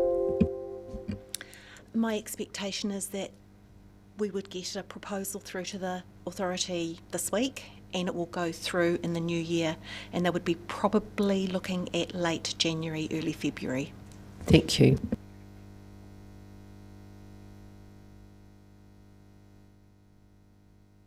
Do we have any other questions? Okay. That being the case, I would like to put the motion that the council approves the remuneration as per the table and as per your list on page 128 and as shown on the screen in front of you. So, do I have a seconder for that? Councillor Deputy Mayor Barker. And now, do I have speakers to this motion? I've got Councillor Wiley and Councillor Fiso. Councillor Wiley. Thank you. I will support this motion. I think it's important to note when we look at the table and look at the changes, the role of a deputy chair, and having been one as deputy chair of economic development for the last 9 years, it is an important role. It's an active role. You actually do quite a lot of work, and I think it's important to note that level of work. So yes, there is a big pay. There is a difference in pay between that and just a councillor level. And I think anybody who does not acknowledge that work, I think is doing a disservice to their committee and also those councillors that are working in the deputy chair. And I think that's something that's going to me is quite important. I do want to make a note this time. I personally have been disgusted in some online trolling and comments that have been made around this issue. I just find that absolutely abhorrent that councillors are chiming in on some of those posts, and I actually am very, very disgusted. If some councillors can't get over the election result, then that's disappointing. I know I've been there. I've lost a number or 3 elections. I know when you don't get what you want. But do not air those views in social media. That's probably the most frustrating and disappointing issue all the way through. I find it frustrating even when those councillors can't even look me in the eye, but that's disappointing. Let's get through this issue and move on.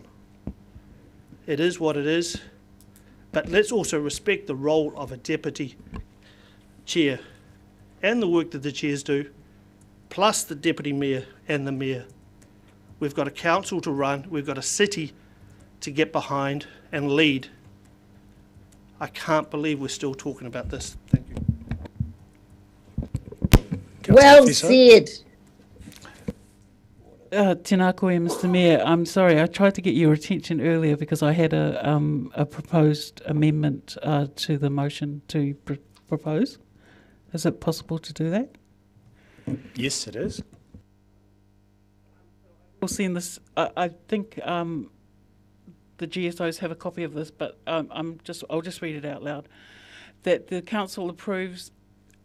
That the council A approves annual remuneration of $106,600 for the deputy mayor, approves the annual remuneration of $89,192 for chairs of standing committees. C approves annual remuneration of $78,428 for deputy chairs, councillors, and D notes the revised remuneration levels will be forwarded to the Remuneration Authority for approval. And I have a seconder, sir. I am. Councillor Gary. Yes. The similar ratios that I proposed today are similar to what I proposed in our inaugural meeting on the 26th of October. And when I saw the response from the Remuneration Authority, I concluded that it was very similar to what I had proposed in October 26th. And so I'm proposing it again today. And on October 26th, in our inaugural meeting, I said that if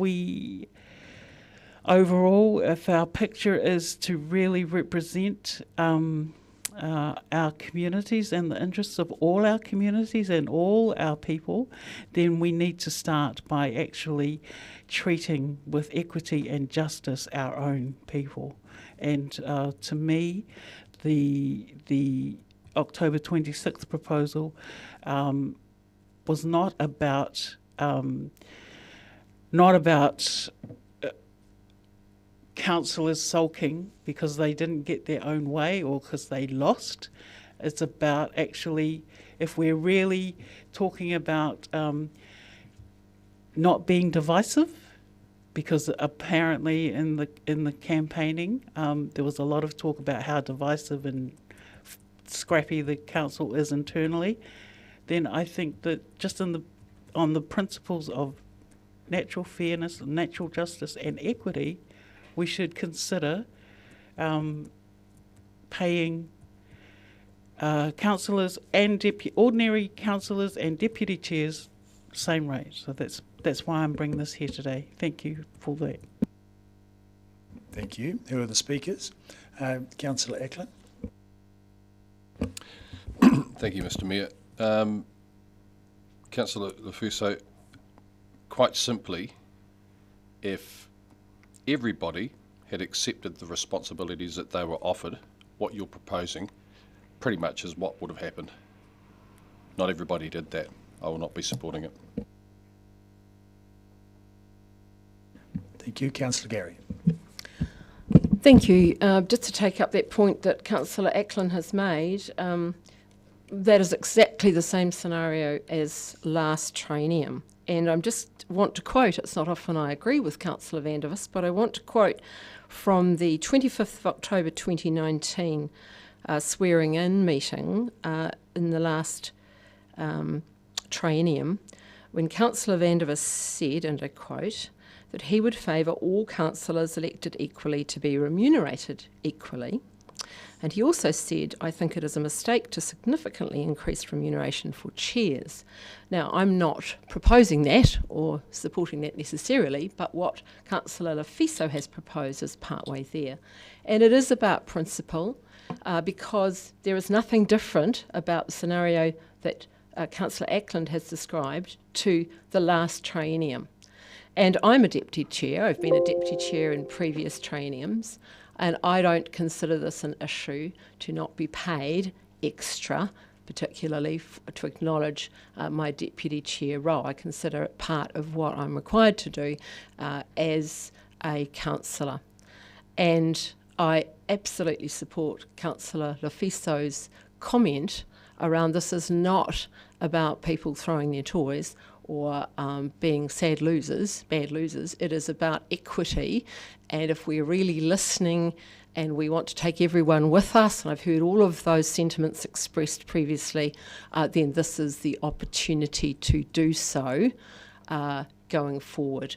And also, it's interesting to look at the ratios, which if you look at what was sent around this morning, are quite different to what was proposed by this report. The amendment is closer to last triennium.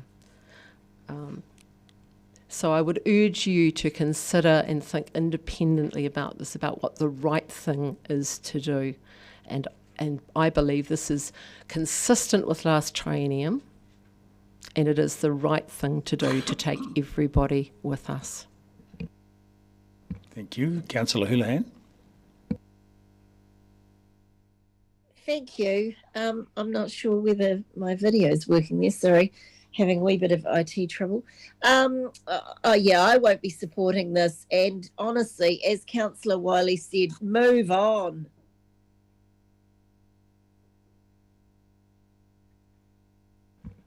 Councillor Walker.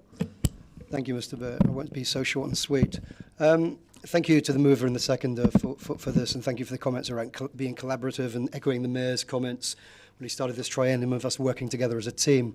For me, obviously, it's good news that the Remuneration Authority has been diligent in its job and brought this back for review.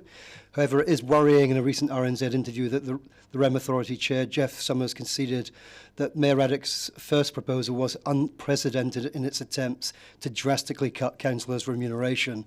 And further to this, he stated that this is at the upper end of the reasons why proposals would be sent back to the council. As I stated to many of you in one of our private meetings, I lay no blame for the initial decision at the feet of any of the newly elected councillors, as they were likely unaware of how previous remuneration was distributed. However, with the recent Remuneration Authority ruling and subsequent widespread media interest, none of you should now be in any doubt about the punitive treatment of Councillor Benson Pope and myself. It was also sad and rather perplexing to hear some of the answers our Mayor gave during the RNZ interview. For example, in response to why he came to the decision, Mayor Raddick replied, in quotes, "I asked Councillor van der Vis if he was paid less, and he said yes, but it's not something that I or he was probably checking for accuracy or checking as to what exactly the numbers were. So it is a shame I didn't check that, for sure," close brackets. Now, this is not only extraordinary in terms of the Mayor not doing his due diligence, but if one pops back to the 2019 inaugural council meeting, available on YouTube, 2019, 25th October 2019, at 39 minutes and 25 seconds, you will hear Councillor van der Vis making a lengthy speech as to why even chairs shouldn't be paid more, and giving reasons why everyone should be paid the same regardless of their responsibility. His words were, in quotes, "All councillors elected equally should be remunerated equally."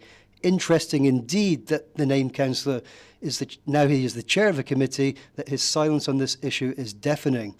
Before anyone begins on the "you were offered a position so you shouldn't moan," bear this in mind. I did ask to be involved in a committee structure where my interests lie. I just wasn't offered any. I did ask for extra responsibility. For example, the West Harbour Community Board, which, unlike deputy chairs, involves a lot of extra work. However, and rather perplexingly, I wasn't offered that despite being the obvious candidate. And it would be worth the members from the Fourth Estate looking into why I didn't get that position. And Councillor Wiley, this has nothing to do with the election result and getting over it. I fully accept, I've been in this game a long time, I fully accept the political consequences and losing positions, but I don't expect to be punitively treated financially. The deputy mayors and chairs of committees obviously deserve to be paid more. The extra work justifies that. However, all previous councillors are very, very aware that deputy chairs are paid at the same rate as other councillors because their role is largely symbolic and at most, and I'm being very generous here, involves 3 hours extra work per year. And myself and Councillor Barker were deputies on the same committee last year, so we're both well aware of that. So deputies and councillors are required to do exactly the same amount of work for 99.9% of the year. The public and the press are watching this item closely today, and now in public, Mr. Mayor, you have the opportunity to stand by your statements to build a collaborative council in which everybody is fairly treated, and I agree with those sentiments. So it's a chance for you and for everybody here today to put right a wrong. Thank you. Councillor Vandervis.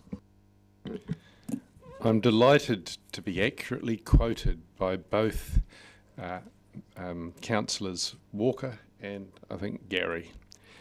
I have always considered that councillors are equally voted onto council and that remuneration should never be an issue, and I have always said that we should all be paid equally.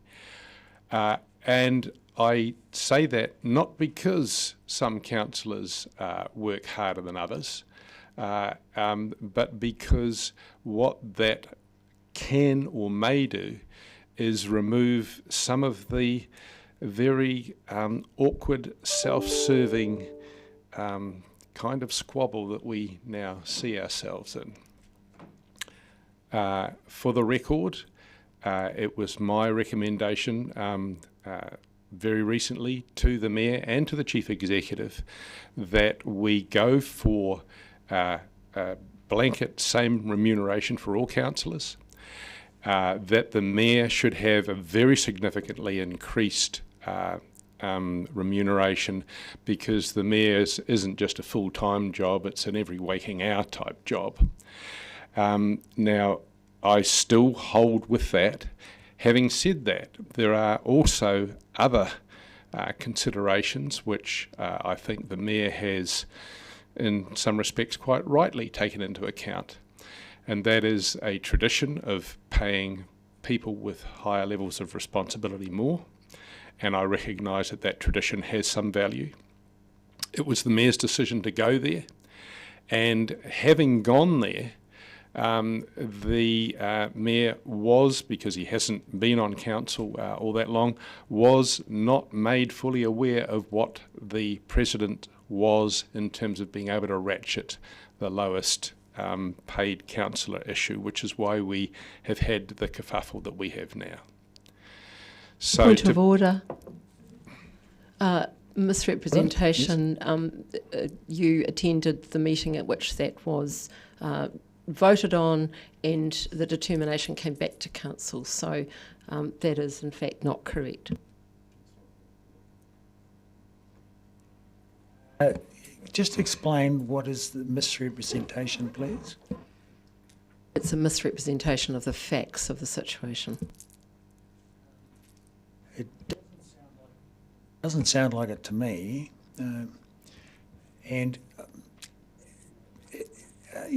I think it's just crazy. We'll take some time out here and hear about this.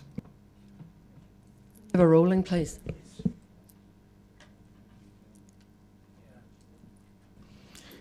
We'll have an adjournment for 5 minutes and just determine this. So, all those in favour?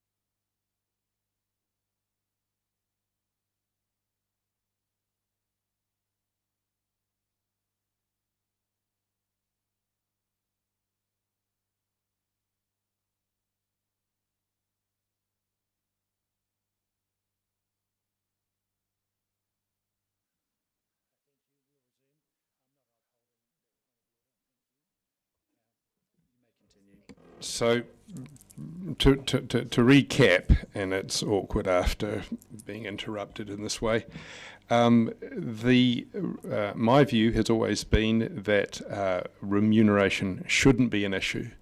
Ideally, in an ideal world, it wouldn't be. We don't live in an ideal world, and the scrabbling we see around the table is evidence of that. And I have always recognised that how much work a councillor does is largely unrelated to whether they have a deputy or a chairmanship position. I've seen some very hard-working chairs, and I've seen some chairs who seem not to be doing very much at all. And that was my main reason for wanting to just get rid of the whole remuneration issue. Given, however, that we do have a tradition of different remuneration, and given that it was the Mayor's decision to go with a staged remuneration proposal, as has been done in the past, I think that the remuneration proposal that we have in front of us on the table is quite acceptable. I'm sorry that there's been the squabble over what I consider to be the relatively small changes that have been proposed, and I hope that this whole issue will disappear for the next 3 years, and maybe in 3 years' time may be looked at differently. But I'm quite happy to support the option that we have in front of us, the recommended option, and the table that we see on page 129. We're talking about the amendment. We're speaking to the amendment. Oh, pardon me, we were speaking to the amendment. I'm not in favour of the amendment. To me, it's just further quibbling, which should have been dealt with at the inaugural meeting. Are there any more speakers? So I have a couple of things to say. I think I'm not favouring the amendment at all. I don't agree with the amendment. And I think activity over the last 2 months have really exemplified why it is entirely appropriate to have 3-tiered system for chairs, deputy chairs and other councillors who do not want to take on any responsibility. And it is my intention right from the off to have... Point of order, please. You've just stated that councillors don't want to take on responsibility. I refute that completely. I've taken on lots of responsibility, as has Councillor Benson-Pope. Please withdraw that. No, I do not uphold that point of order. Now, Can I move an adjournment, please? Second thing. All those in favour? Thank you.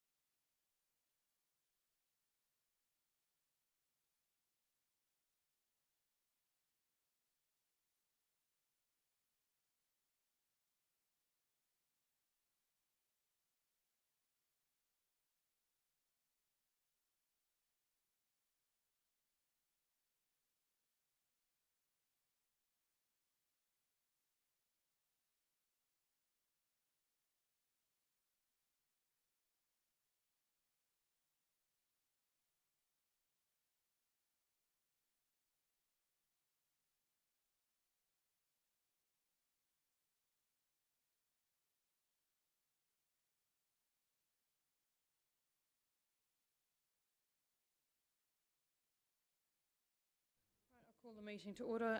Councillor Walker, I just want to clarify which point of order you were. 25 Okay, thank you. I've decided that I will uphold the point of order, and I'd like the Mayor please to withdraw or rephrase. Thank you. Thank you. I will withdraw that comment and rephrase it. I'll do both. So when offered a specific responsibility, it was refused.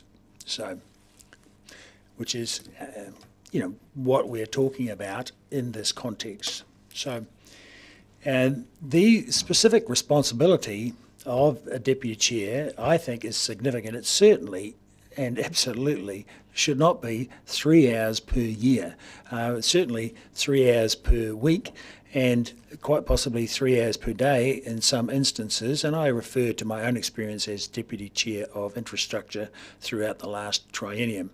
And it is, to me, it is very important that we have chairs of committees, and we have aligned the senior staff with a committee each, so that we have better communication and better accountability throughout the council system.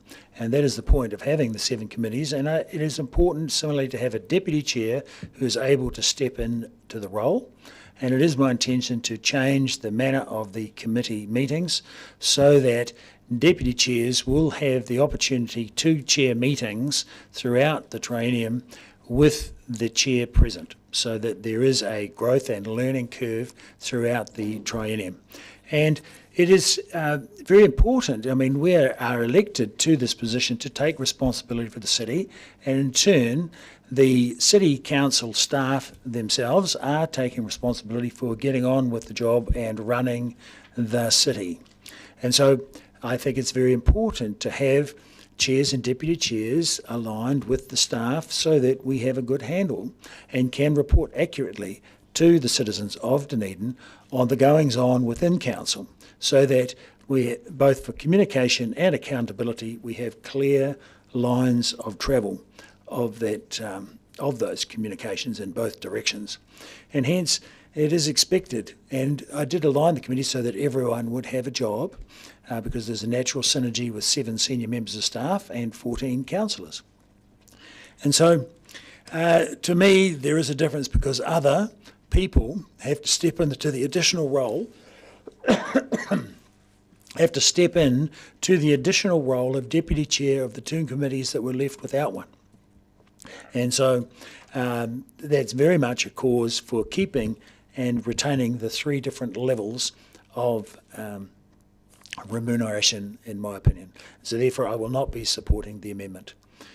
So, next speaker is Councillor Benson-Pope.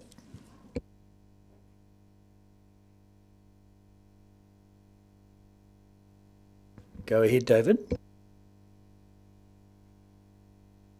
I'm now unmuted. Thank you, Mr. Chairman. Mr. Mayor, I think councillors would agree that this is a messy situation.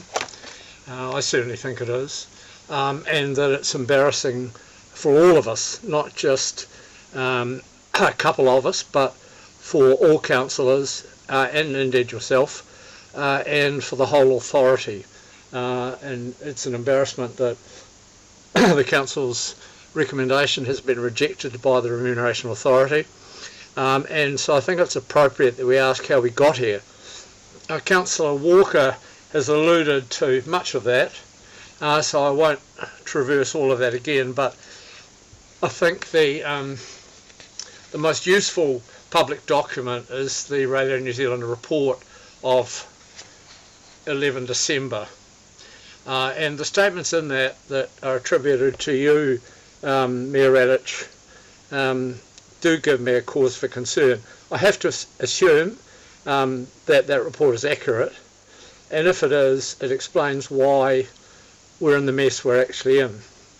Not only were you unaware of the background to a lot of this issue, but you didn't take notice of some of the information that was available. You didn't refer back to original figures. You weren't checking it for accuracy, and it didn't, among other things, it didn't occur to you to check those matters. That's a matter of public record, and it's unfortunate, but it does indicate a lack of thoroughness that Councillor Walker referred to as due diligence, and I think that's what's got us in the pickle that we're in. I have to say that the amended recommendations do go some way to correcting the wrong that's been done here, but they don't correct the issue, and the amendment that we're discussing now does.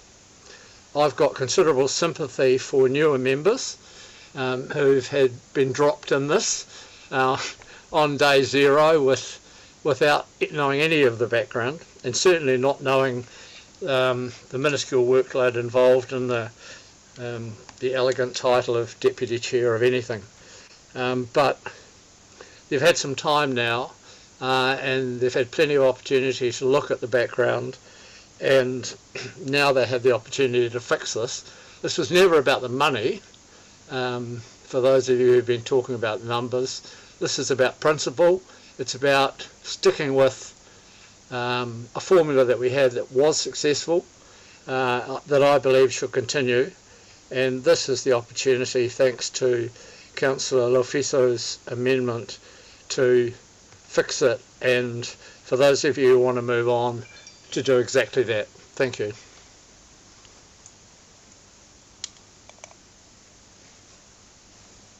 So, Councillor Wiley. As I haven't spoken yet to this motion, I'd spoken to the previous motion, I want to just reiterate, and Councillor Benson-Pope just said, the minuscule role of a deputy chair. And I'm sorry, I just think he insulted 7 of us around the table of what he expects a deputy chair's role is, or how the deputy chairs will respond and do their job. And I just really find it frustrating that there is just an underappreciation by some of how important the deputy chair's role is. The chair is absent or sick. Who steps up? The deputy chair. The chair can't attend events or needs support at events. Who steps up? The deputy chair. There's planning meetings, pre-agenda meetings, pre-meeting and post-meeting. At least that's how it's worked on the committees I've been on. So when I consistently hear the minuscule role of a deputy chair, I just find that insulting to some of us around the table. There may have been a way that certain chairs ran their committees and they basically ran it as a dictatorship. That's fine. I guess I've been fortunate to work with good chairs and they've engaged me. So I think let's stick to the fact that actually the deputy chair's role is extremely important in good functioning committees.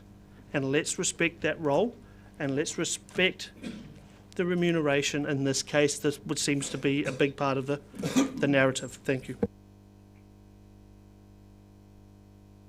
Right, so if there are no further speakers, I'll put the amendment. There's no right of reply on an amendment. By division, please. Yes, by division. Councillor Ackland. No. Councillor Barker. No. Councillor Benson-Pope. Yes. Councillor Gary. Yes. Councillor Gilbert. No.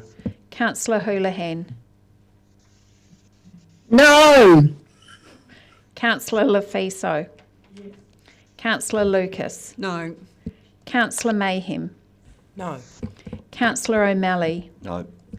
Councillor Vandervis. Councillor Walker. Councillor Weatherall. No. Councillor Wiley. No. Whoops. Mr Mayor. No. Motion was lost 4-11. 11-4, sorry. Thank you. We'll move on to the actual motion for the topic. Are there any further speakers to that? Councillor Gary.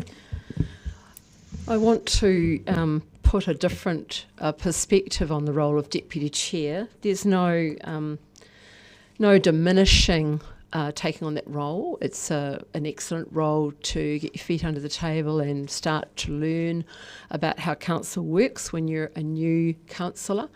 And it has varied in the past to some degree, not entirely, what that workload may be, but it is, in my experience, not an overbearing workload. And as I said earlier, it is consistent with what I would expect to do as an elected councillor.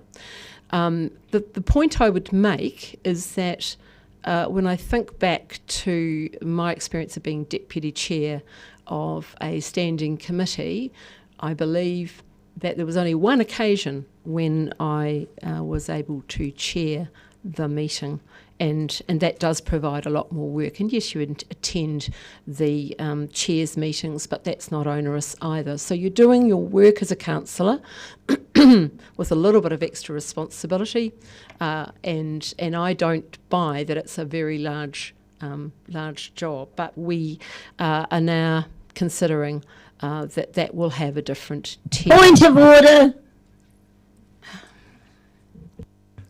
Point of order, Councillor Hulan. 25.2, disrespectful to colleagues. I find the comments disrespectful to our current Deputy Mayor. Our current Deputy Mayor has shown herself to have extensive abilities. She researches and does extensive work before every meeting. I find this line of, speech offensive. Mr. Mayor, I did not mention the Deputy Mayor. I'm talking about Deputy Chair. Yeah. Did you hear that, Councillor Hulan? Sorry, I misheard. I thought it was directed at the Deputy Mayor and I found it offensive, but I was incorrect. I can't hear very well on here, sorry. Okay, we'll move on. It was certainly not. I was talking about the Deputy Chair's role because that's been a point of focus. And that brings me to the motion. It does go some way to a more equitable solution, but not as per the amendment. And I note the Remuneration Authority has sent this back to us. It would be good to hear some comment around equity and taking everybody with us in collaboration, because that's not what I saw in the last vote. But we need to move on, all of us, and I would like to hear some positive statements going forward. I am deeply, deeply distressed at the impact this has had on my two colleagues who are hard-working, incredibly effective colleagues, and this has not been right, and we find ourselves in this situation right now and we should not be here. And I also want to make it very clear that I do not in any way implicate staff in this matter. Staff can offer expert advice and it can be received or not. So I will leave it there, but I would urge you to start talking in a different manner and taking our colleagues with us. We have two particularly capable colleagues, and if you continue with the rhetoric that has been to date, then that is not going to be a collaborative team going forward. Thank you. If we have no further speakers, I have a couple of comments. Yes, I'm happy to speak. Councillor Walker, I think you've already spoken, Councillor Hulan. But, she spoke to the amendment. Okay, so we'll go with you, Councillor Walker, and then Councillor Hulan. Yeah, thank you, Mr. Mayor, and thank you, Councillor Gary, for those kind comments and the mover of the previous motion. Obviously, this will now go back to the Rem Authority, who made their I guess their feelings known, and let's us hope that they don't send us back again to us, because we'll be waiting for middle of next year to get paid any back pay. I think the previous motion not only it speaks to what Councillor Gowrie just said around it's hardly a victory for team building, and I can only assume that Councillor Vandervis now considers himself well overpaid in the previous triennium, but only he can speak to that. It's amazing how quickly people can change their tune when the stardust starts falling from the sky. Point of order, Councillor Vandervis. Misrepresentation. I've made it absolutely clear that I've never changed my tune. That's the second time the councillor has made that claim. I ask him to withdraw it. Happy to withdraw. Happy to withdraw. Thank you. Yeah. Yeah, so let's just hope this doesn't come back to us. I mean, as Councillor Benson Pope said, and I've made it very clear to anybody who was happy to listen to me over this, which wasn't many people, that's absolutely never about the money for me. It's only about the principle. I think we've set a bad one here. I think it's going to leave a bad taste. I've had certain councillors looking me in the eye actually and saying, "Grow up, look at your attitude." Well, put the shoe on the other put the boot on the other foot, and I think people might think quite differently. And there's also councillors around this table who ran an election based on principles and justice, and now that we have the facts in front of us very clearly from the RNZ interview, it's quite astounding to me that some of those have just voted to overturn the previous motion. Thank you. Councillor Hulan. Thank you. Yes, I just felt I needed to respond to Councillor Gary's comments. I mean, to say that we've been rude or disrespectful to two of our colleagues around the table, in my opinion, is incorrect and factually wrong, because it wasn't us who brought this amended motion, it was them. And I'm the first to say, and I've said it numerous times, Councillor Benson Pope is an extremely hard-working councillor. He's done extensive amounts of work, had a huge amount of experience, and I really respect him. Councillor Walker does a lot of work in the community, and there's no doubt he enjoys, did last term enjoy working on council, and, he's got a lot to offer. There's no one questioning that. I'm certainly not. What I am really upset about is this amendment, again, after it was turned down at our inaugural meeting, to now come up again, and then to turn it around and try and quote some examples they've had. I've seen or heard no evidence that any of this is wrong. The Remuneration Authority has said we needed to clarify and get things corrected with this, which has been done. That's why we've got another amendment coming to our table today. Now, they know that. To bring this second amendment for a second time is just throwing your toys on the floor. It's just ridiculous. It needs to stop. I've never seen such behaviour, ever. I can't believe it. I'm absolutely stunned. It is so inappropriate and immature. Procedural question, point of order. We're not speaking to the amendment, are we? We've voted on that. Can I have clarity, please? We're speaking to the main motion. Thank you. I think Councillor Hulan is finished. No further speakers. I have something to say. Oh, sorry, Councillor O'Malley. Yes. Well, it's been an interesting debate and discussion and a lesson, but the fact is that the Remuneration Authority guidance showed a lower level of base rate for councillors, and the amount that was agreed upon back in 2 months ago was higher than that, and their system, their computer system that balanced and juggled the figures, accepted what was put in, and so those that were myself had every reason to accept that that was a reasonable rate of remuneration and a reasonable spread, and it complied with the guidance that was supplied by the Remuneration Authority at that time. So the fact of the matter is that it was not the same as what was used previously, although I did check anecdotally, but I didn't go back and check the actual figures, and that is absolutely my fault.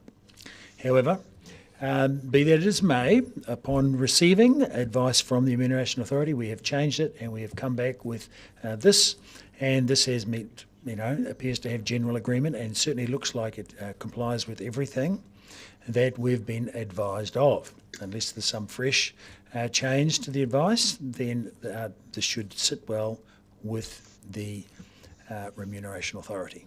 So I'll now put the motion and we'll put it by division. Councillor Ackland. Aye. Councillor Barker. Aye. Councillor Benson Pope. Aye. Sorry, would you mind repeating that, Councillor Benson Pope? Aye. Thank you. Councillor Gary. Aye. Councillor Gilbert. Aye. Councillor Houlihan. Aye. Councillor Lafiso. Councillor Lucas. Aye. Councillor Mayhem. Aye. Councillor O'Malley. Aye. Councillor Vandervis. Councillor Walker. Councillor Weatherall. Aye. Councillor Wiley. Yes. Mayor Raddick. Aye. Carried 14-1. Thank you. Now it's appropriate that we have a break for lunch. And on that note, I think, given that we've still got a reasonably large program for the afternoon, I think we should try and be back here for 1 o'clock, please. And lunch is already there.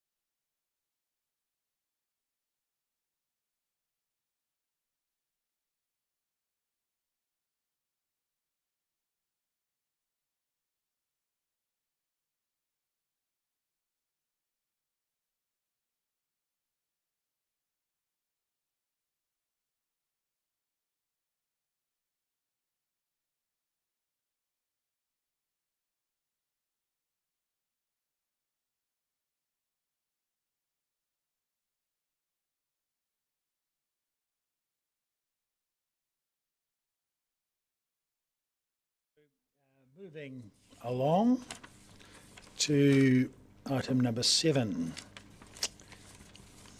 The Recreation Tracks Plan for 2022.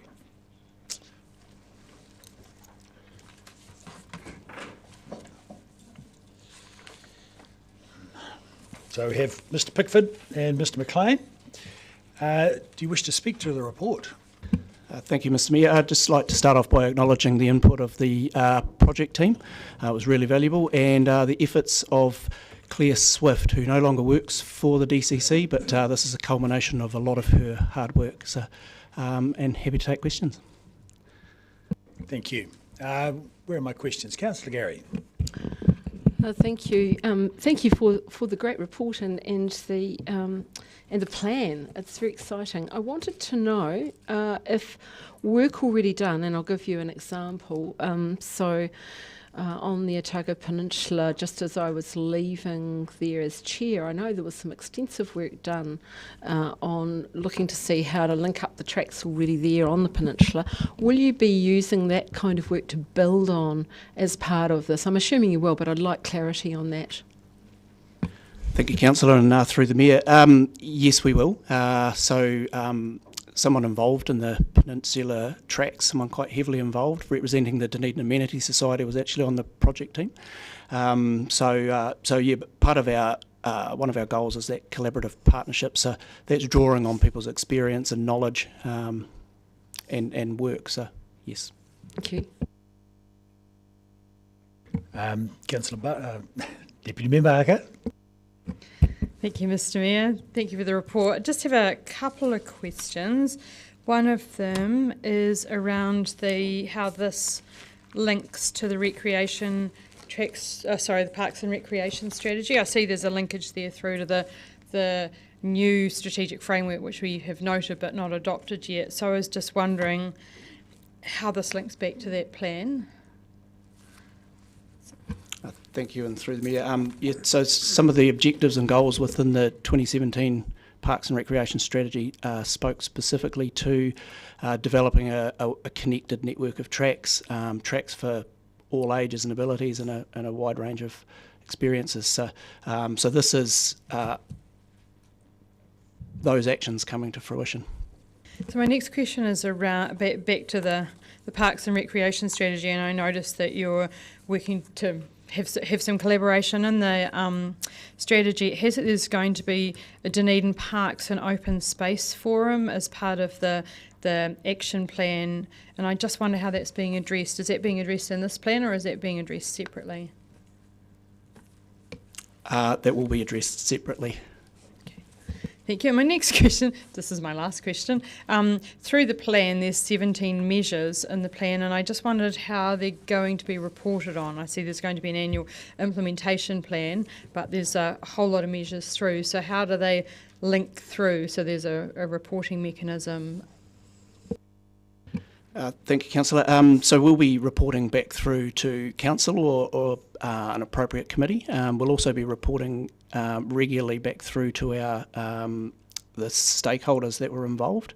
So exactly what form that takes, we don't know, but we've committed to those people to keep them involved and report on progress. But formal reporting will be done through the appropriate committee or directly to Council. So is it possible to add that into the plan somewhere about what the time of the year will be, or that it will be annually, just so that the stakeholders know that it's coming up and know that the measures are going to be reported on and measured? We could probably incorporate that into our annual implementation plan as an ongoing implementation item. Thank you. Councillor Walker. Thank you, Mr. Mayor. Thank you, Mr. McLean, for the report, and thank you for this. It's awesome. Reading the intro made me feel like getting out into the hills. I've written down here 46% of the tracks are maintained by volunteers. I think that's probably right. That's both a positive, but is that potentially a risk moving forward that we're dependent on volunteers? Thanks, Councillor, and through the Mayor. No, I don't think it's a risk. We've got a really, really engaged volunteer network. some of them are sitting behind me. So they are actively involved and have been for many, many years. And they undertake the more backcountry tracks that require a lower level of maintenance. They're a very capable network of volunteers. So. Okay, thank you. And then point 34, where you talk about data collection will be an important and ongoing implementation activity. You talk about track counters and the data collected over time will help inform maintenance programs. Can I be assured that it won't just solely fall to a numbers game, recognising it's not just purely numbers, but some tracks provide benefits beyond just the numbers, for example, values to manawhenua, etc., etc.? Thanks, Councillor. No, it won't be just based on data. So we'll be doing starting next year, a track user survey, which will use data loggers, so counters, but also getting out there occasionally on the network and interacting with the users to find out why they're using it and what they value. And that sort of. Correct. Thank you. Councillor Wiley. Thank you. Thank you, Mr. McLean. When we look at the six-step approach to writing the draft 2022 plan, and it talked about activities included, the project oversight group, representatives from DOC, Halberg Trust, Mountain Biking, Otago, Dunedin Tracks Forum and the Dunedin Amenity Society provided oversight, input and direction throughout the plan development. How will they be interacted with going forward? Thanks, Councillor. I think I mentioned before, we don't know exactly what form that will take, but we have committed to those partners that we will keep in touch. And what's been really clear through the development of the plan is there's a lot of knowledge and experience about our track network out there. So that was why it came through as a key goal of ours, is to maintain those collaborative partnerships. So it's not just partnerships to actually get in and maintain, it's partnerships to share knowledge and experience. And will this also assist with development of tracks? I'm thinking around Otago, obviously when we look at cycleway connection and hiking tracks, but mostly the cycleway connections around? Broadly speaking, one of the underlying principles of this is to create a well-connected network of recreation tracks, so opportunities that arise to connect up networks will be looked at. Yep. Councillor Gilbert. Thank you.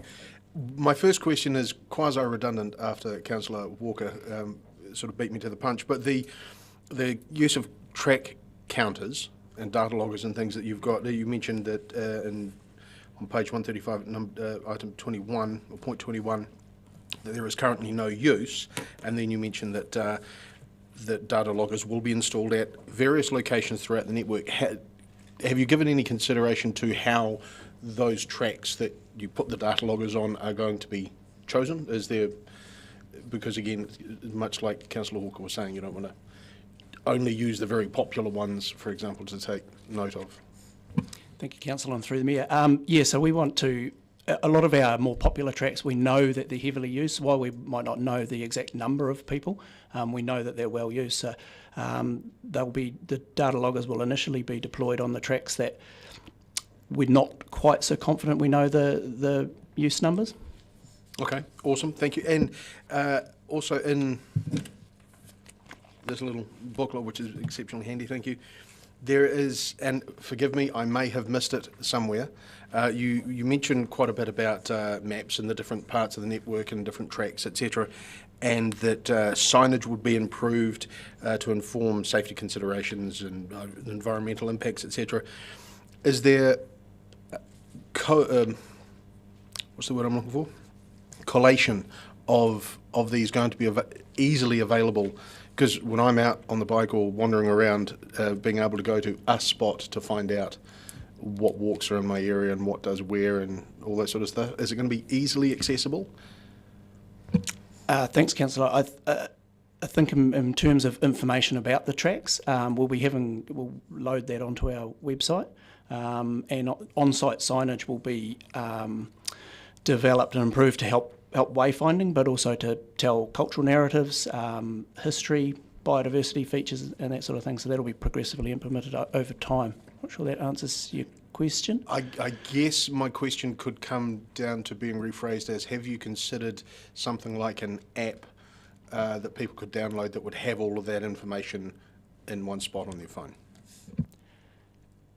We will talk to our IT biz team about that. It's beyond my technical knowledge. Very good. Councillor Hulan. Thank you. I know that you mentioned you're going to be working in with different groups. Is that part, sort of documented as part of the strategy that is there sort of an MOU with those groups on how that will work? Like, for example, the Queenstown and Central Otago Trails group. Now, I know they got a lot of funding, about, maybe 26 million to complete up to Waihola. Because a goal for our tracks, maybe we could look at trying to connect with that from Waihola. Is that like quite a clear goal we have with this? Rather than, obviously it's good to update all tracks, but that would be a really huge benefit to tie in with that. Thank you, Councillor. So one of the first implementation items is to enter into an MOU with the Dunedin Tracks and Trails Trust. So we'll be looking to do that shortly. Brilliant. That makes sense. And so will that be a goal, the Waihola, as far as priority? Would you put that as one of the top priorities?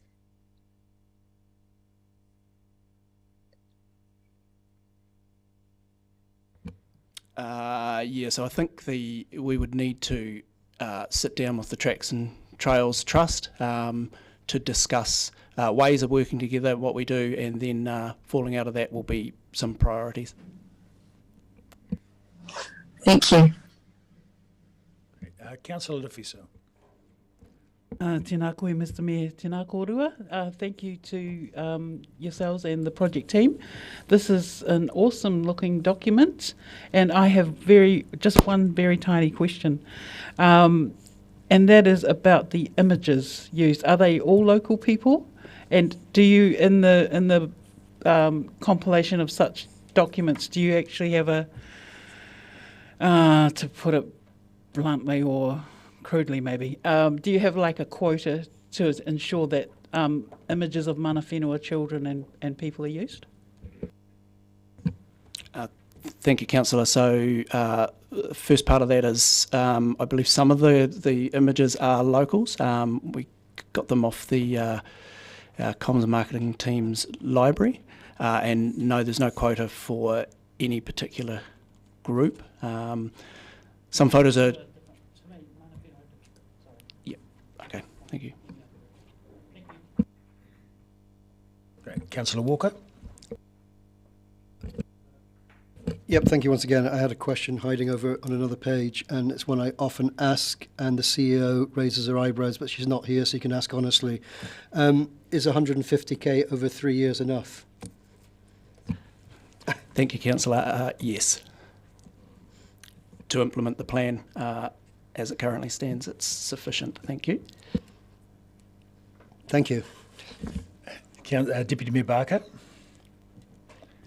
Thank you, Richard. I have two questions. My first one is just around engaging with Enterprise Dunedin as they're doing the destination plan at the moment, and walking is, I think, 91% of New Zealanders like to do walking, so it's a high in the visitor activities. Have you been engaging with Enterprise Dunedin while putting the plan together?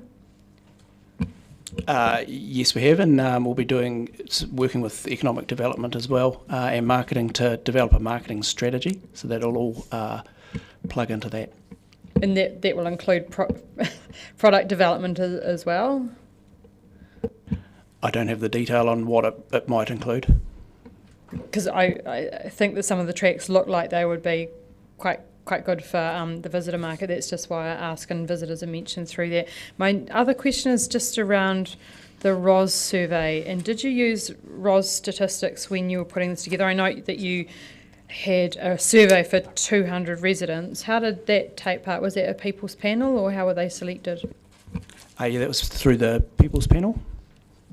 And just because the ROS survey says that 75% of people have used the walking and biking tracks, that was last year's result. So are you aware of any changes to the amount of use that the tracks are having?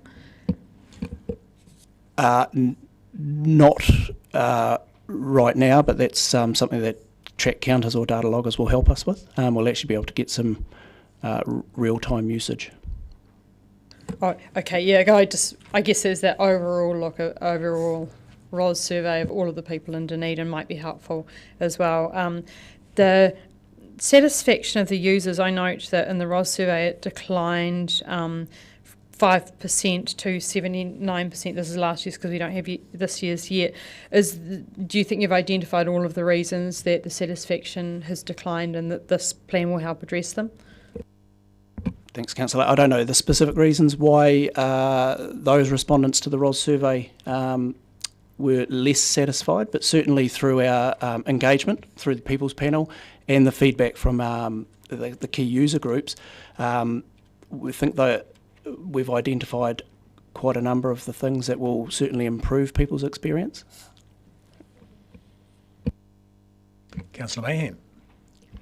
Thank you for this report. I just have a couple of questions around accessible and broad community use. You've noted here that there's going to be a variety of family-focused tracks and improvements to high-use, high-profile areas. Are they specifically designed to be more accessible, the ones that are high use, and will we see those stats reflected in can we specifically get data on the more accessible tracks to see if people are using them with wheels, with chairs, with prams, and more senior people? Like I would particularly want to see uptake in the accessible sector. How will you measure this without just without I guess. Yeah, don't worry. Without being discriminatory as well. Thank you, Councillor. So the track counters, I don't believe they measure the mode of transport going over them. However, we work closely with accessibility groups in the development of this plan, and we'll be engaging with them throughout the implementation. So we do get good feedback from them. We have some short walks and urban walks that for all intents and purposes are really well maintained tracks, but an example could be that they've got a step or two in them, which then all of a sudden make them challenging if you're on a wheelchair or a pram. So it's about bringing those tracks up to that accessible standard by doing some fairly straightforward things like regrading a track, potentially doing a small reroute, and are those steps necessary, or it could be a couple of giant tree roots across a well-maintained track that prove challenging for people with accessibility issues or people with prams. So that's what we mean by focusing on those ones initially. But we'll be using feedback from the public and the accessibility groups as probably the primary measure. Can you tell me the name of a track that you would suggest is accessible, fully accessible? The main track through Woodhall Gardens. One. Thank you. Excellent. So I think we're done with questions. Yep. So I'm happy to move. So I was planning to move the motion. Yes, sorry. Oh, really? No. I caught it before. She did speak, yeah. So, Councillor Hand, you have nothing further to say, I believe? No. Anyway, look. I was going to say something, but it's fine if you've finished. That's fine. Okay, great. So I'd like to put the motion. Do I have a seconder, Councillor Walker? And I'd like to speak to it because I think this is a very good plan and an absolutely beautiful brochure. And it's not every plan that we see has a brochure as beautiful as this one. And I really hope that the use of that brochure and all of the strategies and the associated material and depth of planning and execution of their tracks and trails throughout the city. Really encourage all of the stakeholders and a lot more of the wider public to make use of those tracks.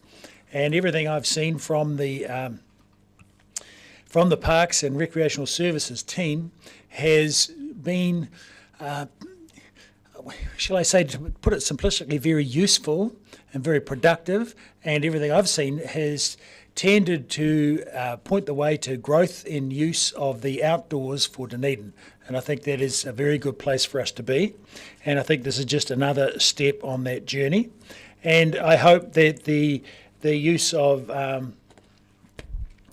interesting and attractive phrases throughout the brochure helps hook people into the idea of using the great outdoors. And so I commend the recreational track plan to you, and recommend obviously that we adopt it and authorise the Chief Executive to make any minor editorial changes as required. And also note that the implementation plan, the implementation of the recreational tracks plan follows an annual implementation plan which will require further ongoing engagement, which has been a key attribute of the Parks and Rec team. And so consequently, people do highly value the tracks they have in the city, and people have had a considerable hand in making them and improving them and developing them. So, who are my speakers? Councillor Walker. Thank you, Mr. Mayor.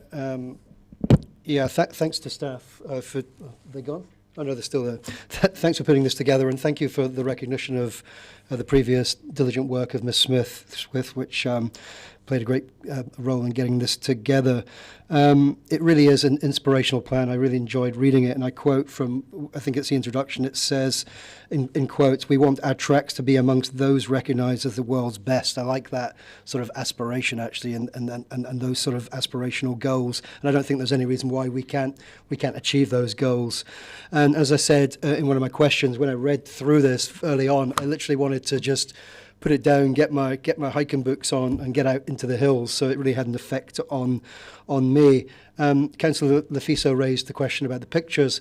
I was actually quite impressed with the pictures, and they mostly, for once, it's nice to see we're moving into that space, represent a sort of multi-societal representation, which we haven't always been good at in the past. We've often had brochures that are just full of white blokes, so that's good news. On page 155, I'll just use that as an example because I think it's one of the issues I probably fed into, because I was one of the 50% that pointed out that our bike track networks are designed for advanced cyclists. I think that's a real problem in the city. It really has sort of become a bit too full of machismo, and it does put off even people like myself who cycle most days. So it's good to see that that's been recognised, and there's a desire to make tracks really accessible for everyone. I think that would be really important for the city. I think there's always room for more, but we definitely have enough for that demographic. And I also we'll use that same page again. I love the way that as governors now, we're able to look at what stakeholders and community engagement told us, what research told us, what we're doing about it, and importantly for us, what success looks like. And I think that gives us important information as we keep reviewing this as to what we're doing right and doing wrong. And I did ask the question about the money, and I'm assured from the answer from Mr. McLean that's enough, but I would always urge staff, if they ever need any more dosh, to come back to the AP or LTP process. Thank you. Councillor Houlihan. Thank you. Yes, I would like to say a huge thank you to former Councillor Rachel Elder, who has put a huge amount of work into advocating for tracks and trails, and to try and I'm sure she'll be very pleased this is up today. And thank you to the staff, obviously, that have done a lot of work with this. But it makes sense to me that if we can seize on the opportunity, we sit right on the doorstep of one of the most, iconic tourist destinations in the world, being Central Otago and Queenstown and Wanaka. is that a lot of those people are doing trails and tracks with their bikes and walking around there, and they could, you know, we could pick up some of that tourist dollar as well, which I think is really exciting. Dunedin and Dunedin Airport particularly can be like the starting or the ending point in people's cycling journey, walking, and is, you know, to be one of the top areas in the world, which we easily could be. And it is up to us to match the ambition of our neighbours, it says here, which I think is great, in both the Waitati and Mackenzie country, to look at what we can do to equal what's going on in those other regions. And when it comes to investment and vision, I think certainly a plan like this can work really well, and our MOUs will be perhaps one of the ways we have success with that. But yeah, it's good to see this ambition, and I agree with what was said before, that definitely we need to have the ambition, because we can be and have some of the greatest walks and tracks in the world here, right here in Dunedin. Councillor Gary. Thank you. As I understand it, this plan has been modelled on our successful housing plan and the same sort of approach, and it certainly works well. So acknowledgement and congratulations to the team that did this extraordinary amount of work and got to this point. And volunteers have already been recognised, but I want to mention former councillor Rachel Elder, and that's been covered off, and also Mr Coffey. The extraordinary amount of work that volunteers do on our tracks currently is quite extraordinary. I was very pleased to hear Councillor Mayhem raise the matter of accessibility, because it is a real bugbear of mine that there are so many places in this beautiful city that are not accessible to all of our community. And I note with interest the first piece here in the booklet says, our vision, outstanding outdoor adventures for everyone. That's our aspirations. So I'm pleased to know that we're paying attention to that, what is really accessible. It won't be possible to make all tracks accessible, but having a choice is really important to people for whom accessibility issues are there. I was also pleased to see the focus on family-focused tracks that are appropriate for taking young children on, getting them out into the outdoors. And it all contributes to the livability of our city, and we've touched on this in so many ways. If we're wanting to attract people to our city, there are some things that we can do, and the amenity values and spaces are really important in that regard. I mentioned earlier in my questions around work already that has been done, and I'm pleased to hear that will be built on, because in some places we have the tracks already there. They're just not well signed. They're not just quite connected, but there's huge potential.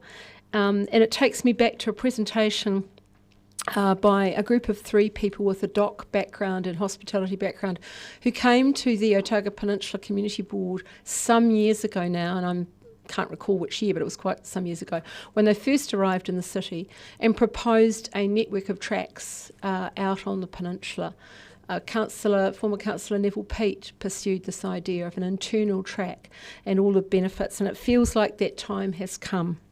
So I'm pleased to see the signage in there, and the maintenance is particularly important because that has been an issue on many of our tracks. We've got to look after what we have.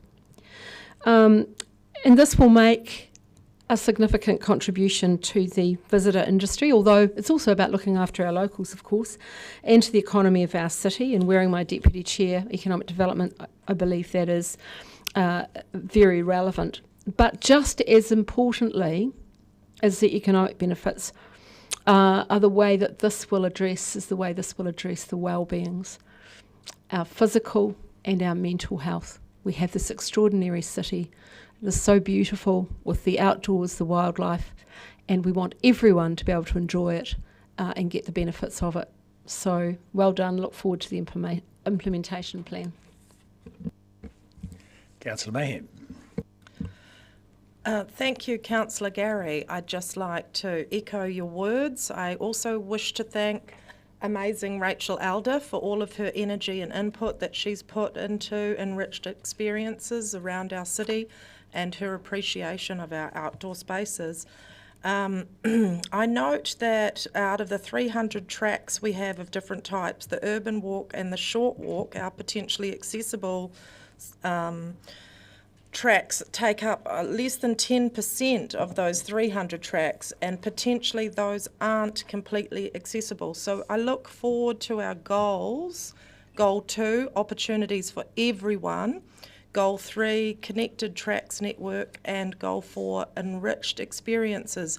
For the same things that Councillor Gary has pointed out, it's about freedom, well-being, belonging, feeling in control, that you can go on a day walk or wheel, as it may be. And I'd like to see some grade 1, extremely easy biking tracks established between some of our smaller communities. Connecting people is very important to me, and I think that these opportunities are right in front of us, and this is going to be fantastic. The detail in this plan, I look forward to some increase in the accessible spaces. Thank you. Great. So just to finish, I think there's been a lot of interesting points made from the councillors, so I'm sure Mr McLean, Mr Pickford can look forward to a lot of positive input. And I think there's a very interesting point made about the extremely easy and accessible tracks. Certainly the Woodhaw track was one that I discovered very early in my time in Dunedin, and found that a lot of young kids, that's their first introduction to walking through bush, because it is so easy to get through and very accessible. So there are a range of other spots where things similarly easy and accessible tracks could be made around Dunedin, but of course we do have we are surrounded by hills, so it is quite there's a limit to how accessible a track you can make over some of our very steep hills, but there are lots of good possibilities nonetheless. So I think we'll have a lot of input for that. And similarly, Rachel Elder, it's very good to see you here, and I'm sure your work on tracks will continue, albeit in a volunteer role. So that's good. Now, sorry, yes, now Deputy Mayor would like to say something before we finish. Thought I was quite visible today. I just want to commend the plan. I really love the vision, the outstanding outdoor adventures for everyone. It's great to see a joined up plan to address the track use issues. I remember once getting lost for 2 hours in Auckea with 2 small children because the signage was so terrible. So I look forward to better signage. I loved, as a parent, the Walking with Wheels brochure that the council put out. And I also want to note I asked a question about the destination plan because of the international visitors that come, and some of you might not know that the International Dendrology Society, very well heeled people, came to visit the cloud forest, and they specifically came to Dunedin for that walk. So we have some hidden gems here. We've also got the breathtaking views, and of course the popularity of Tunnel Beach, where we've seen that if we improve the track and the facilities, that many people will come. So I absolutely am very excited about this plan and look forward to the annual reports on the implementation. Okay, I'll now put the motion. All those in favour say aye. Aye. Anyone against? Aye. No, that's against. Carried. Right. Moving right along to item 8.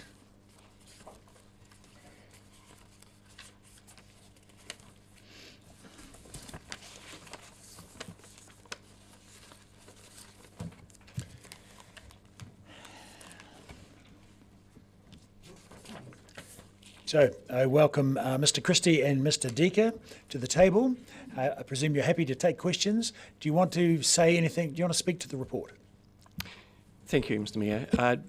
Just to note quickly that there's an inappropriate use of a cross in the fit with strategic framework section. This paper does not detract from the social wellbeing strategy. We've made a mistake there. But apart from that, happy to just go straight to questions. Great, thank you. Councillor Walker. Thank you, Mr Mayor. Thank you for this report. Certainly helped me learn what my QNZPs and SPGs were. It took me quite a while. I have 3 questions. In part 3 of the submission, it talks at the end there that any changes would create uncertainty in the industry as a result of lost business, and why? This is this whole paper talks effectively to what's popularly known as incentives, and they're essentially financial mechanisms. Film Commission is the entry point to the incentives program, but the whole system is managed by Inland Revenue. So productions require a black and white process around the finance side, and any indication of uncertainty, they just immediately go elsewhere. And the suggestion that that's already happening with the review itself. It's actually led into a second question I was going to ask. So on the news recently, there's a lot of uncertainty already created while this is happening. Is that true? That's correct. We've consulted widely on the paper that we've presented this afternoon, including with the Aotearoa Studio Group, and advance bookings into studios across the country has dropped off significantly since the review started. It's not the only influence. There's always other factors, but it's part of it. So, and I understand the incentive stuff, so it goes on to my next point about 0.5 and that threshold from 15 to 5. I'm just trying to get a cognizance of what a $5 million production is, and I see that Stephen Rush was part of this paper. So something like his production of milk, how much would that cost, for example? I'm not sure, but a short film in New Zealand is typically for the love rather than the budget, and that was probably with 5 figures. To qualify for incentives, you need to cross $3 million in budget. I imagine, and I'm guessing because it's not our business to know, that the one winter feature that was here in October was probably in the 5 to 6 mil.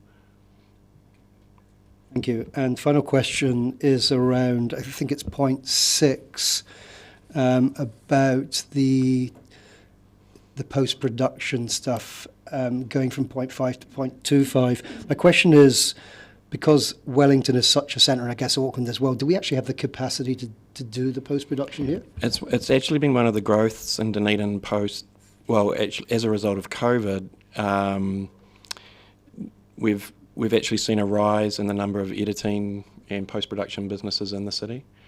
Those are in some cases people that brought their businesses back from overseas and have decided to stay here.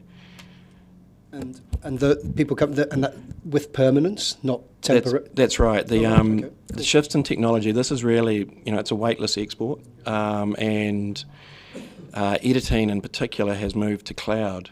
So editors can be based in Dunedin, editing content for anywhere. Yeah, and so that's been one of the small growth areas in the city.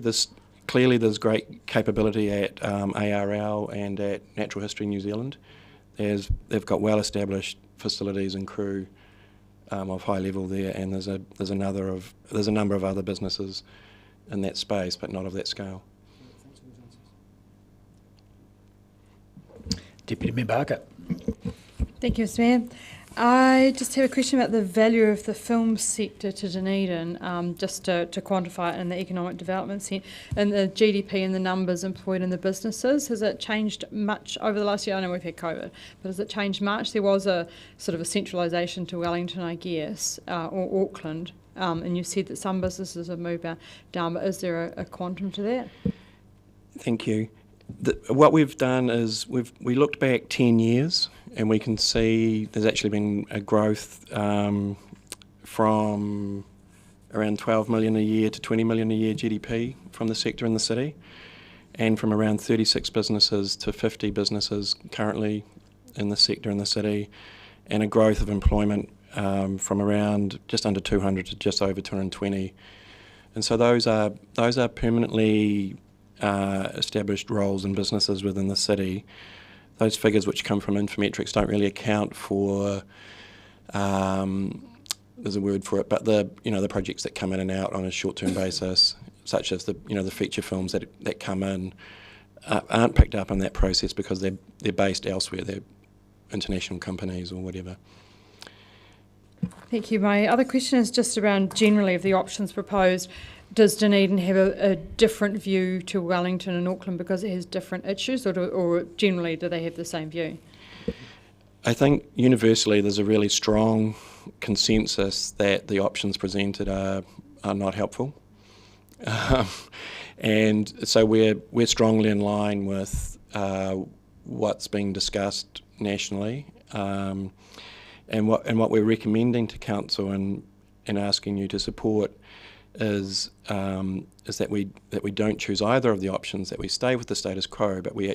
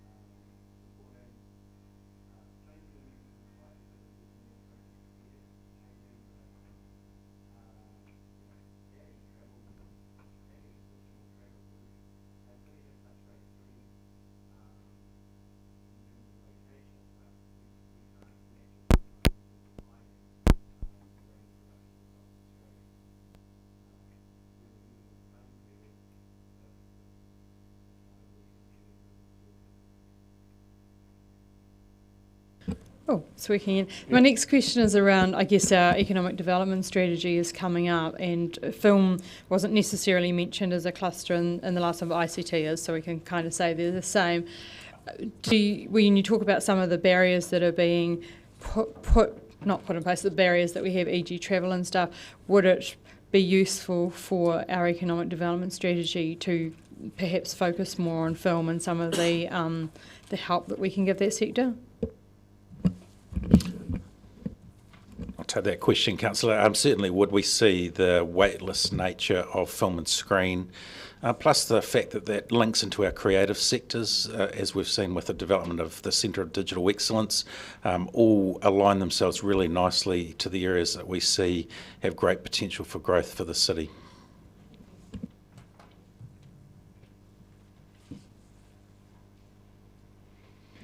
Councillor Gary.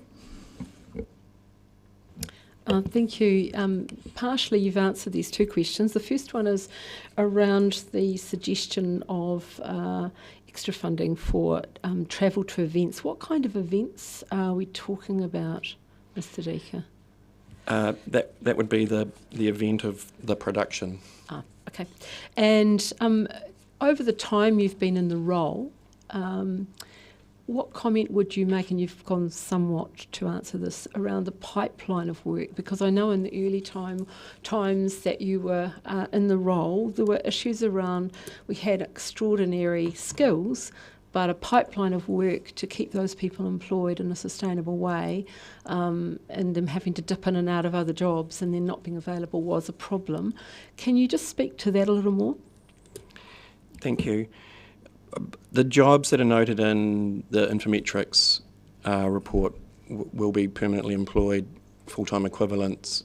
What the city also offers is quite a deep pool of skills in that ad hoc gig contracted space, and in that space, that's probably where we're focused in terms of growing a pipeline to activate those skills.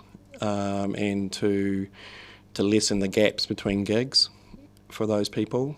And I think we can see momentum is growing so that we are lessening those gaps between gigs. And that's the pipeline really. And and it's an incredibly fickle space. The industry, my hopes are dashed most fortnights with projects saying they're coming and then they're not. But on the whole, the reputation of the city is really positive, and that keeps bringing people back. Everyone that's worked here leaves really positively. We had really good feedback from the producers that were here with one winter. They were surprised, and the crew that came were surprised, and they're always surprised about how easy it is to work in the city and how strong the crew base is. So that's a key part of our strategy, is to build reputation and confidence. So can I just ask you another question based on that? We sometimes hear around this table about how hard it is to do business in the city, and what I hear you saying is that actually, in terms of the film industry, people see this as an easy place to do business. Could you just unpack that a little bit? Because I'm aware that in the early days you were developing libraries of locations, because you and I both know the times when we had the agents out knocking on doors and so forth to get locations. I assume that's developed, and bespoke businesses that were able to do the things that were needed for, be it a Victorian wedding breakfast or whatever. We seem to have a lot of that kind of skill. So how do you see that develop? How has that developed in the time, and how is it viewed? And could you unpick why this is viewed so positively? We've developed a locations library of around 10,000 images now. It's incredibly granular, and every time we get another inquiry, there's a different angle needed from the city. We hosted quite a significant visiting group very recently, and they came from Europe and the US, and they were shocked by how everybody we met was so willing, from the Catholic Church to the university. And a lot of private properties, very supportive, very accommodating, a really strong can-do, that would be fine, when would you like to move in, sort of response. So that's a general reflection on the attitude of our community, really, is that sense of ease of business. And on a practical level, the across council staff speed and positivity about dealing with curly requests quickly has been noted as well. And so, final question, would it be fair to say there's some very specific and bespoke requests that come through? I'm sure you have a number that are quite unusual. Yeah, pretty much all of them. Thank you. Councillor Gilbert. Thank you. I've got a multi-part question for you, which you may or may not have the numbers for. So you mentioned before about approximately 50 businesses, I think you said, roughly. I'm assuming they're the service suppliers. Is accommodation as part of those 50? Okay. Do you have, and is it possible to get any information on, for example, the average number of people here on a project, or the average number of room nights, for example, that an average project might bring to Dunedin? The only data we can reliably access is through our own permitting system.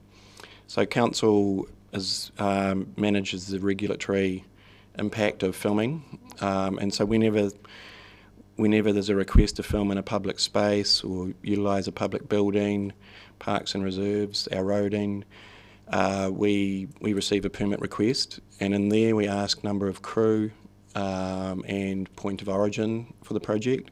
So I'm able to work backwards from there and know the projects that are coming into the city and what their crew sizes are.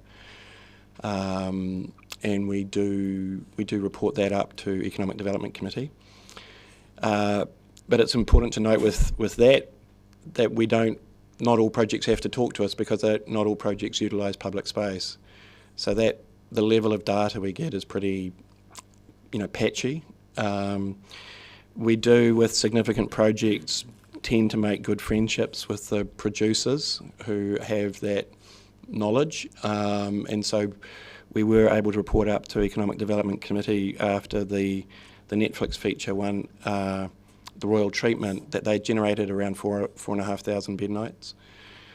They were here for about 3 months. Sorry to interrupt. Did you just say 4,500 bed nights for one project? Yeah.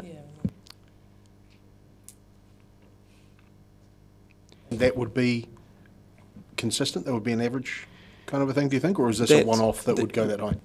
No, that's the nature of the projects that we're working to bring into the city, and we're looking at it. We're not the size and the capability of the city. We're not going to make Avatar Volume 4. We're in independent feature space, and so the royal treatment was a really good example of what the city can do well. And that's the sort of the nature of the projects that we're dealing with in the pipeline at the moment. Oh, and sorry, John just reminded me also about TV commercials, that crazy budgets, huge crews, short visits. Recently, well, the one I've got the best data for was the Lloyd Bank commercial shot at Tomahawk a couple of years ago. They spent 1.5 million in the city in 10 days, and brought a crew of around 150 to shoot a 30-second commercial. Amazing. Councillor Mayhem. Kia ora, Anthony. Kia ora, Wonderful Mandy. to see you.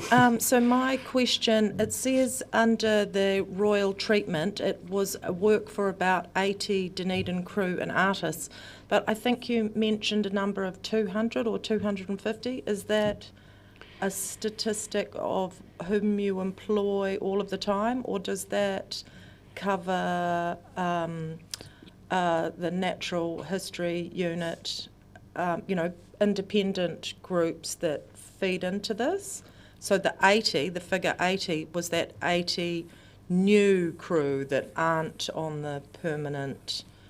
Yeah, you're absolutely right. And so what's your holding pattern for when there isn't work on in the city? It's not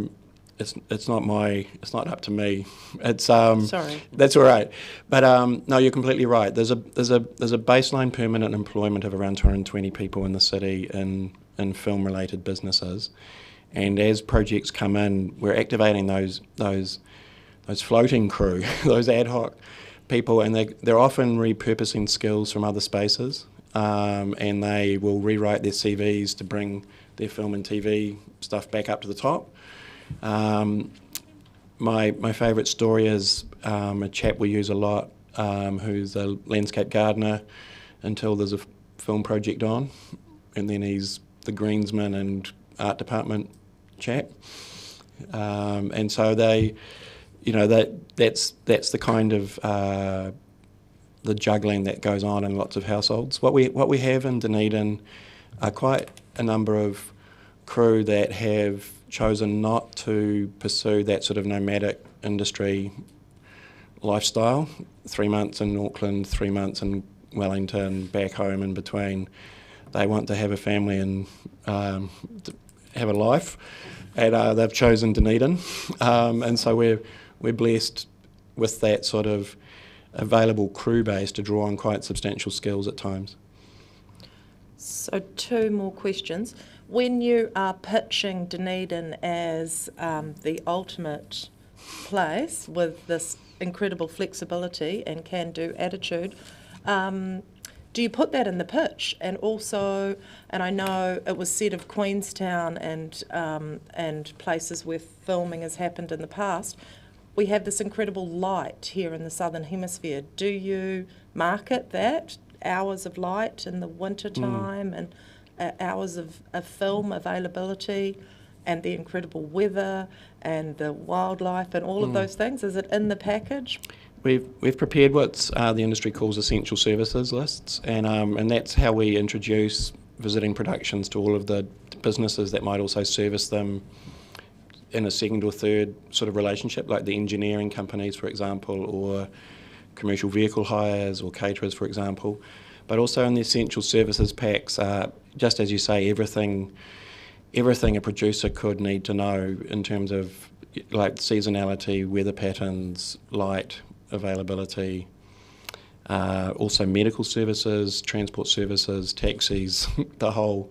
It's a thorough document, the package to invite, and we're always incredibly honest in terms of how we pitch, in terms of available crew and staff. So we don't offer, the city doesn't offer a full crew.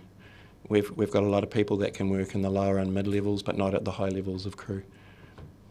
And do you think we attract a market that might have once gone to the Queenstown area? I think the attraction that Dunedin offers is diverse architecture, and the compact nature of the city, with accessibility to amazing wild spaces and other features like the heritage precinct at Oamaru. Yeah, so we're I like to call it authentic or gritty architecture. We've got some of the best lanes and backs of buildings in the country. Excellent, thank you. Kia ora. Councillor Houlihan.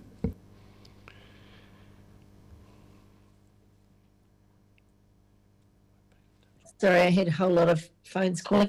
Thanks. Anthony, hi. I just wondered exactly actually what you just answered now is the question I had around our architecture. We have some absolutely incredible heritage properties in Dunedin. For example, I drive up Pitt Street every day, and all along there, like every house seems to be like really grand and historic. I wondered, do we have any photos of some of those, quite grand historic houses to show what places look like here? Or have we approached any of those owners and said, look, if we've got a film crew in town, are you interested in us using, like renting out your property or something? Is there anything like that happening? Yes, there is. We have an extensive part of the library is privately owned, beautiful houses, and we've put together collections that you could pitch Dunedin as San Francisco, or Dunedin as London, or Dunedin as New York. Has been done a few times. Oh, perfect. Yeah, thank you. Wonderful. We appear to be done with questions. So at this point, I would like to put the motion. And do I have a seconder? Councillor Barker, thank you, or Deputy Mayor Barker. And in speaking and putting this motion and speaking to it, I'd like to commend our team, and Mr. Deaker in particular, for his in-depth knowledge of the industry, his great success and very steady growth that we've had of the movie industry in Dunedin.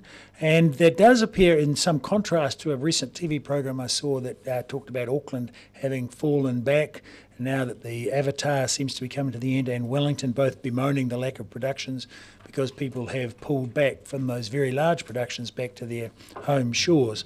So I hope, because we're in that smaller category and we're possibly a more welcoming city, I really hope that stands us in good stead going forward. And I'm very thankful we have someone with your insight into the industry, Mr. Deaker, because that knowledge and that accumulated knowledge over the years and single point of contact means that it works well for us, of course, but it does work well for the industry coming and knowing that they can talk to an expert who can line them up with whatever they need. I also hope that the very extensive range of questions we've had have satisfied all of the councillors' needs, so we won't need to have spend too much time discussing it further. Anyway, do I have any speakers to the motion? Councillor Gary. I think we do need to discuss it further, because I think it's something to celebrate on our city. We often hear about the things that aren't working well, but this is working extremely well. And I want to acknowledge Mr. Stefan Roche, who is, and you will see at the end of the report, that he is the Film Dunedin coordinator, and Mr. Deaker, who has been here since the beginning. And the work done in this space has been quite remarkable to watch over time. I support the submission and a lot of details been gone into around that. But we do have extraordinary capabilities. Mr. Roche was the producer-director, I can't recall which, of Milk, which was an extraordinary film. And it started with looking for the location. And on occasions, I've had a knock at my door and wonderful experiences with agents coming down, scouts coming down to the city to look for places to film, and some wonderful stories about that. They've taken over people's homes and they've filmed, and so people feel a connection with it. So there are a lot of people around the city who've been involved in various film projects who now get very excited about these situations. And what I've been particularly thrilled about is often in hiring community facilities, be they community halls or spaces, the film industry's paid a sum that has helped to improve and restore those buildings. So that's been a benefit as well. But looking at the figures, this has extraordinary potential for our city going forward. And we sometimes talk about it as if Queenstown certainly has different landscape to us, but we have so much that is a point of difference. We need to celebrate it. Our staff have done an amazing job in making this easy for people to do business, and it's all about relationships, and I know the relationships are strong. It's all about providing work and a pipeline of work for our very skilled people in our city in the creative sector, and I'm delighted to see this moving forward in such a positive direction. It's a point of celebration, and I certainly support the submission.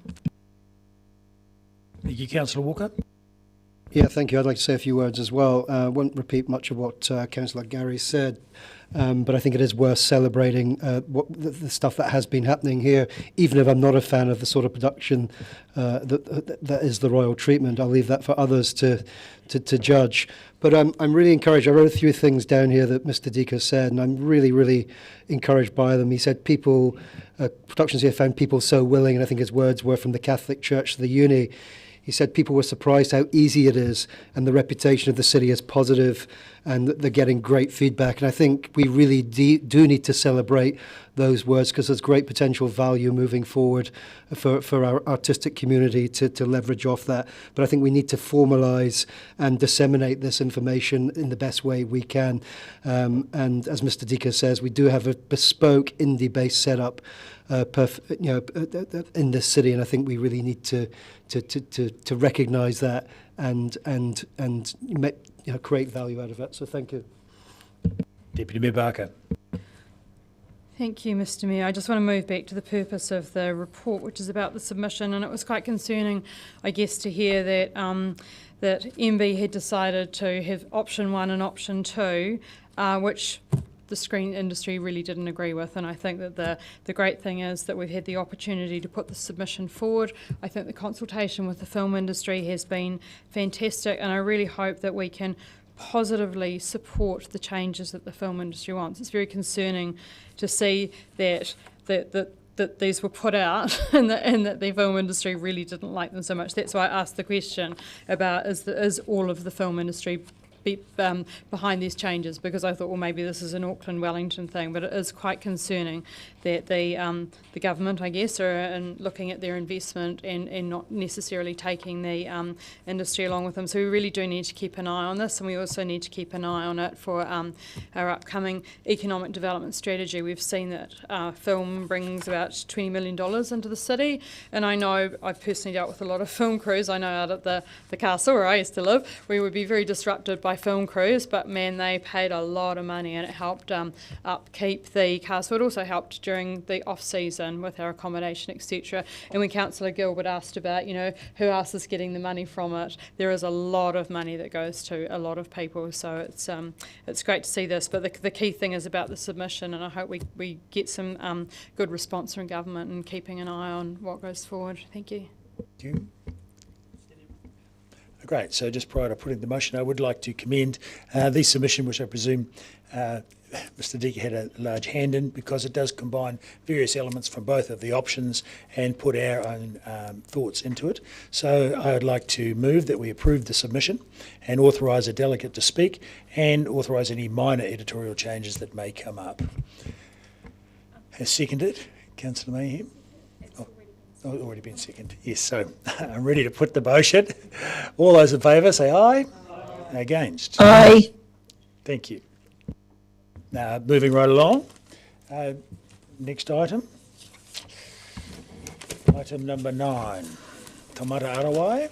We have gentlemen to the chair, to the table, should I say.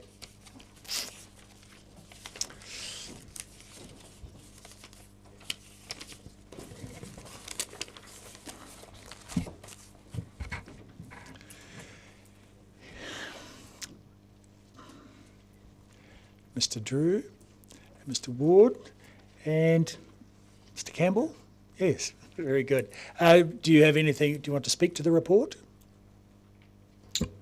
No, just highlight the draft submission largely supports the intent of the consultation, and we're just seeking further clarity through that draft submission. Happy to take any questions. Great. So, who are my questions? Deputy Mayor Barker and... Thank you, Mr Mayor. I just have one question. Obviously, I'm looking at this with our supplier hat on, and I wonder, given that we're going to have 4 water entities which are going through government at the moment, did we put a consumer hat on as well?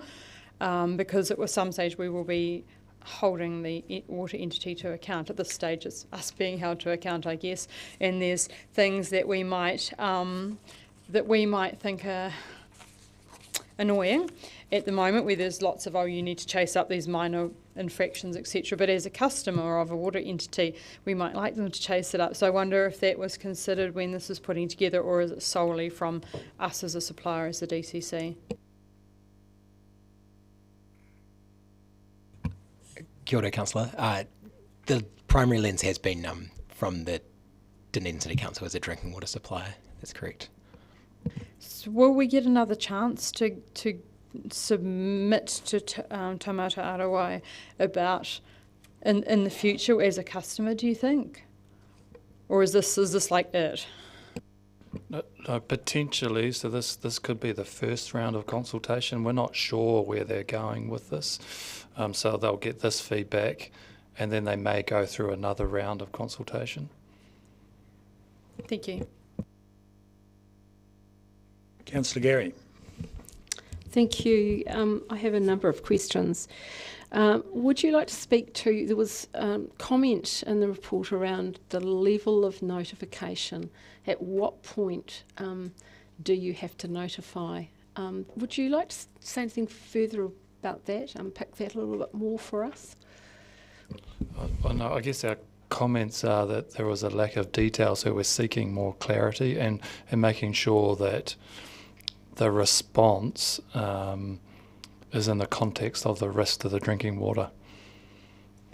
And I mean, I continue to be, and I've said this around this table many times, concerned that every document we get starts out with, which is great, starts out with this is about safe drinking water for everybody, but that actually isn't the case. It's the water that is supplied by water suppliers that we're focusing on here. I'm correct in that, and I'm not? Yes. So I wondered if you had any comment, because the one risk that doesn't appear here, that isn't up to the water suppliers, but does have a huge impact on people's drinking water, is the plumbing tapware, which was found when we had the issues up at Wakawiti. The master plumbers acknowledged it, that there is a variety of different lead content in tapware. And that isn't covered in here, or did I just miss it? No, it's not covered in here, but it is covered in other kind of ongoing consultations through MB and through some of the stuff that Taumata Arawai are doing. Okay, thank you. Very good. Councillor O'Malley. Thank you, Mr Mayor. Thanks for the submission. Am I right in looking at this that this is referencing back to section 35 of the bill itself, which is around the notifications? And then you got sections 22, 24, 25 as well, which are about quality and supply. It seemed to me in the submissions that there was a question about whether or not the burden of notification is going to get in the way of actually being able to deal with the actual event. And it looks like in the consultation document it's effectively a web-based notification system. Do we know much about what happens after the notification? By the way, our pipes have burst. Then what happens next? Kia ora. At this point, we have, I guess, limited experience or limited knowledge of what happens next.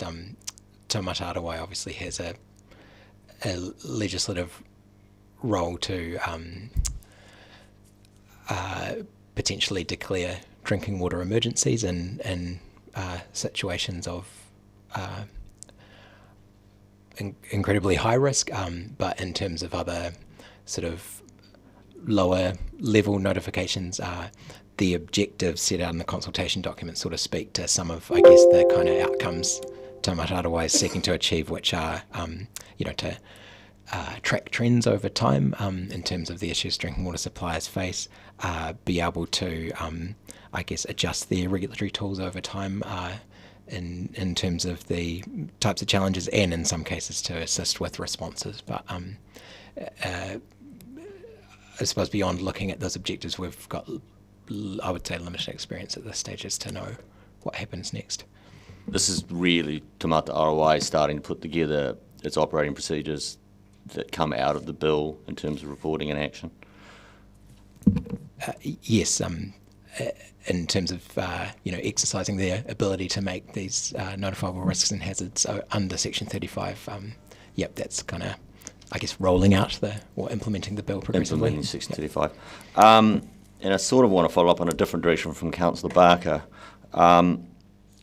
I believe the Water Services Entities Bill is going to allow for appropriation of staff to formation of the new entities. How's that going to interfere with our ability to report? And at which point will there be a responsibility handover? Do we know when that's anything about that, and does it relate to this? I guess I'll refer to my earlier answer. I haven't read Bill 2 yet. It might be in there, but what we do know, there's some staff transition guidelines being published by the NTU early next year. So there's been some consultation on that, and they're hoping to publish some formal kind of guidance early next year. And then what's contained within Bill 2, I'm yet to read. And I think Ms McLean might have just touched on a little bit, basically. So you're, do you think that Taumata Arawai is asking you to report on all of this so it can establish knowledge as much as anything else? So I'm thinking of, there's mention of supply chain issues, and I know that there were worries at times that we would have enough clarifier, which would affect the aesthetics. Under this environment, are you expected, as soon as you see that you're a bit worried that you're getting down to like 6 weeks left of chemicals, you're not sure you're going to have enough? Is that when you have to, is anticipated that's when we're going to have to notify them? Yeah, that does appear to be the direction, and as Mr. Drew pointed out before, that's one of the, I guess, the matters we'd like or suggest to the council would be a useful one to submit on, is to see a bit more clarity built around that, so that we can make good judgments about our resourcing as to when we, put effort into making these notifications. And to your earlier point, I think there are several of the 7 objectives of this proposal which, do relate to, as you say, Taumata Arawai building up knowledge of the state of play in New Zealand to kind of contribute to their decision-making longer term as a regulator. So I guess in summary then, and your summary really was, we're just going to make sure that this burden of notification doesn't have perverse effects on kicking in activities that have to come immediately because you've done the notification. So we're looking potentially for this to be a circular development process where the implications of those notifications on procedures that follow next are taken into account. Yes, that's correct. The way we've tried to frame that in the draft submission is that that sort of both the timing and I guess, detail of notifications should be appropriate to the scale, complexity, and size of the particular risk on each particular occasion. That's great, thanks. Councillor Wiley. Thank you, Mr Mayor. Just following up on Councillor O'Malley's questions. And as I went through this, I sort of got the same feeling that it was tomato Hawaii, trying to get as much information from councils as they could to see what everybody was doing. Is that a fair assessment? Kia ora, Councillor. In part, yes, in terms of trend analysis and looking at the overall health of the provision of services, in order to make informed decisions in an appropriate time frame. So in part, yes, but also in terms of this seeks to establish the family of notifiable hazards and risks, and then what we're looking to do is interpret that in a workable way. Is there anything different or anything that you weren't aware of that we were already doing in this, in the questions they're asking? Because again, as I read through it, I'm like going, a lot of this is covered off of what we went through with Wakawaiti and some of the other different water issues we've had in the past 3 or 4 years. Nothing unexpected.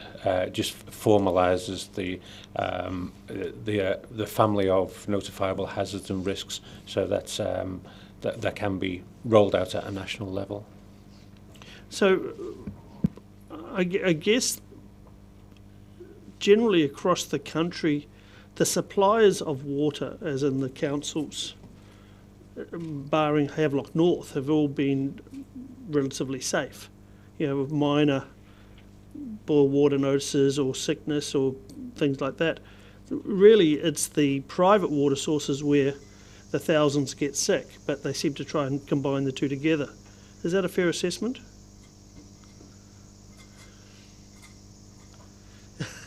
It's hard to answer that one. I mean, it's both, but to an earlier point, this covers registered drinking water suppliers. Correct. So it doesn't cover your private suppliers, and it doesn't cover your normal dwelling that does rainwater collection and harvesting. Thank you. Councillor Mayhem. So following on from Andrew's question, mine is around private water supply. Do we have any statistics for Dunedin on how many private supplies we have? I can think of Osborne Township that installed their own water tanks, places like Orokonui that was a hospital facility, and now people who purchase those places have brought into that private water supply. Do we have measures of how many, just even farmers getting water from the bore or the stream on their property? There must be a lot, because we have quite an agricultural area for Dunedin. Do we know? Any idea? No, we don't have a comprehensive database of all the private and single dwelling supplies. Complicated. And this is an issue nationally, and places like Central Otago have almost hundreds of private water supplies that they are trying to work out where and how.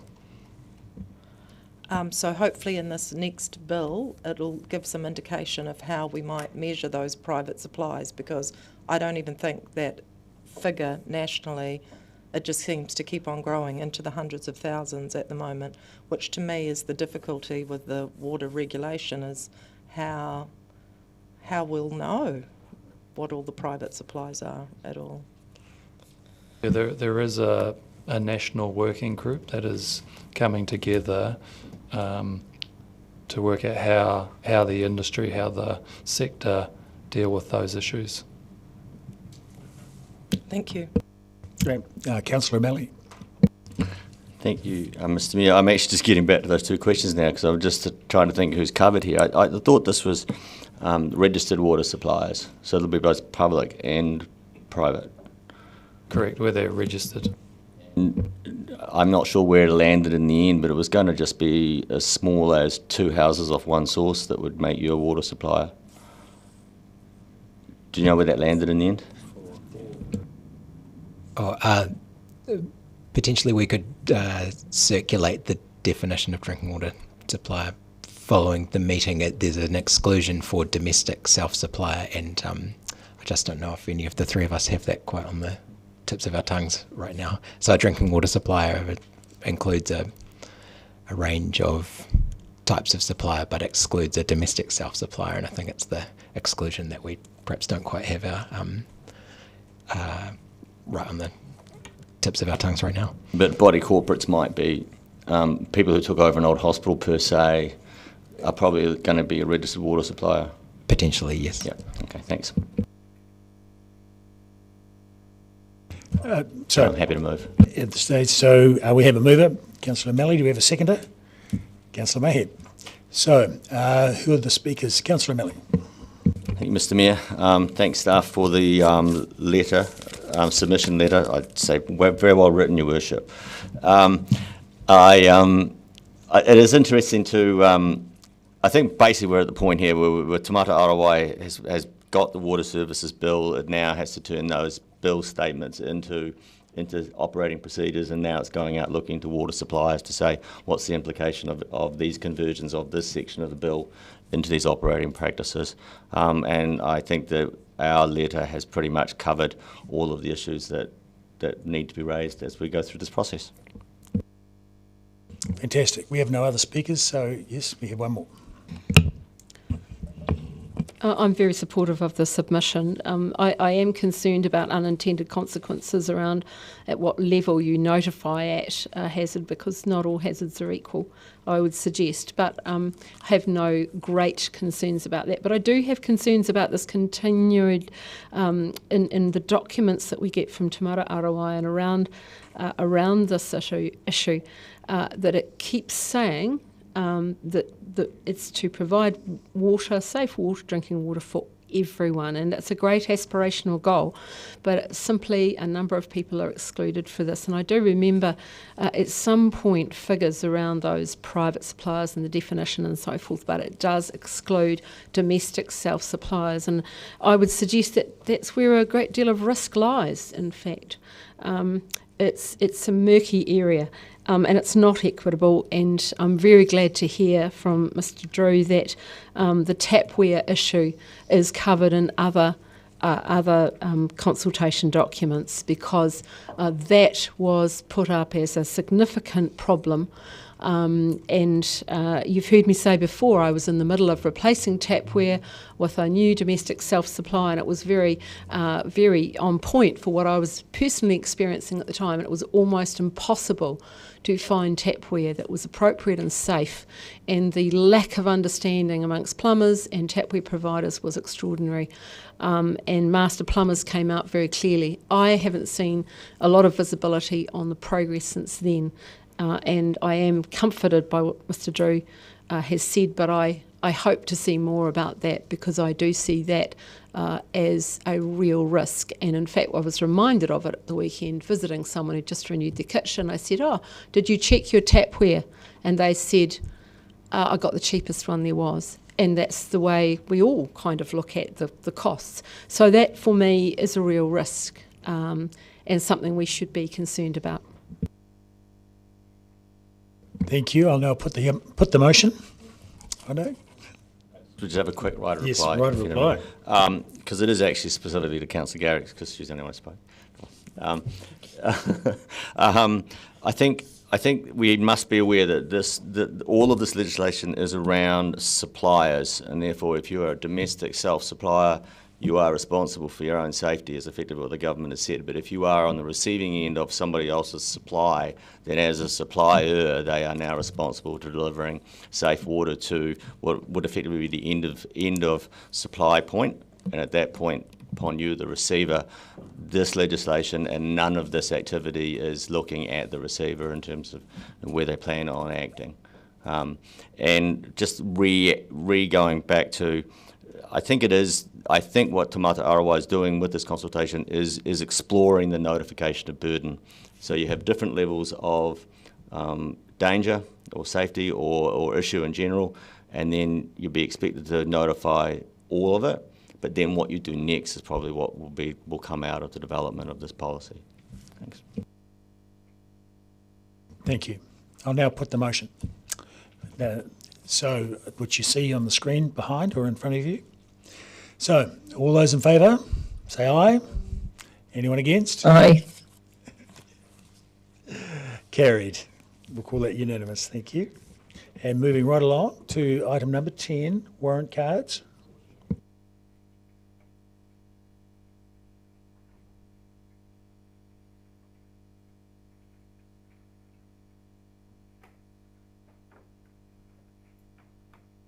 I welcome Mr. Pickford to the chair. Do you have any comments, Mr. Pickford?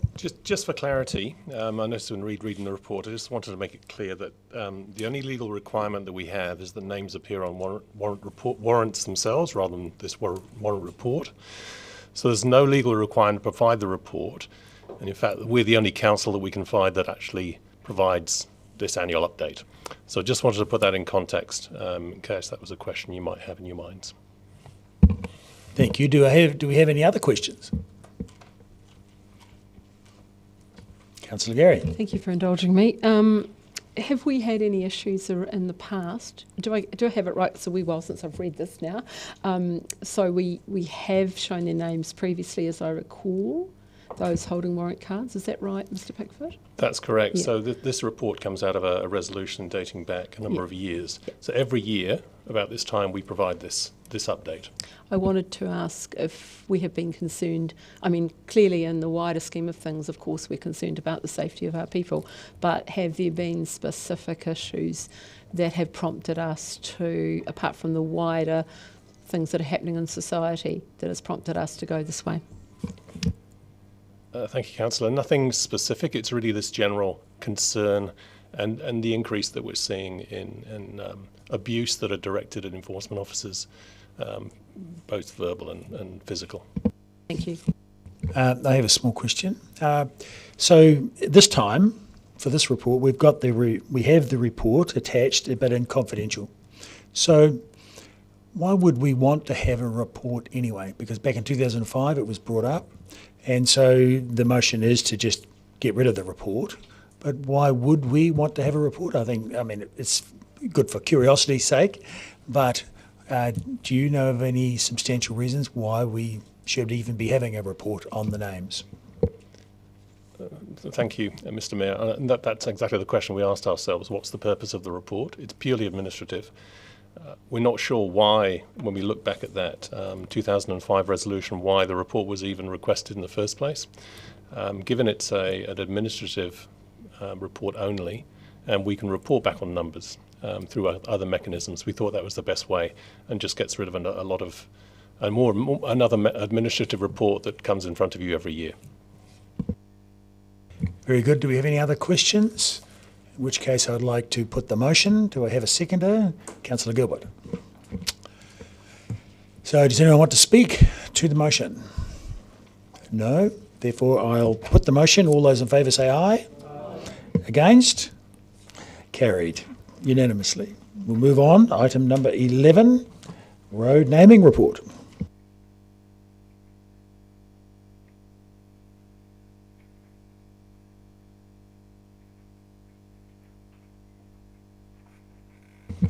Mr. Drew and Ms. Benson, do you have any comments to preface the report? No, happy to take it as read. Do we have any questions?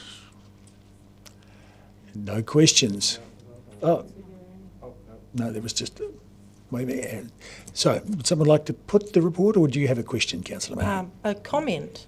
A comment. Well, no, we're only having questions. Okay. Comments you can make after, but you could put the report if you want. You can move the report.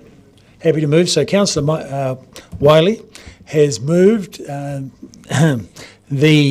motion that the names are all accepted. Would someone like to second? Councillor Gary. Would you like to speak to it, Councillor? No. So other speakers? Councillor Gary? Thank you. I just wanted to note, and I understand we're not looking at policy, but it's always good to comment on this. I was absolutely delighted to see the developer had chosen Batham Way for the large subdivision in Broad Bay, given that it is an important name and a woman, because we don't see that terribly often come through. And I'm assuming that the developer chose that off their own bat. Perhaps they had a little guidance, I'm not sure, but that's good if they did. A really good result. Councillor Mayhem? And I'd like to also acknowledge how wonderful it is to see the private way development, Grimner Street in Karatane, be named Whānau Awhina Way, recognising the midwives Mary Harper and Ria Tikuni Kaitahu and Kati Hurapa descent.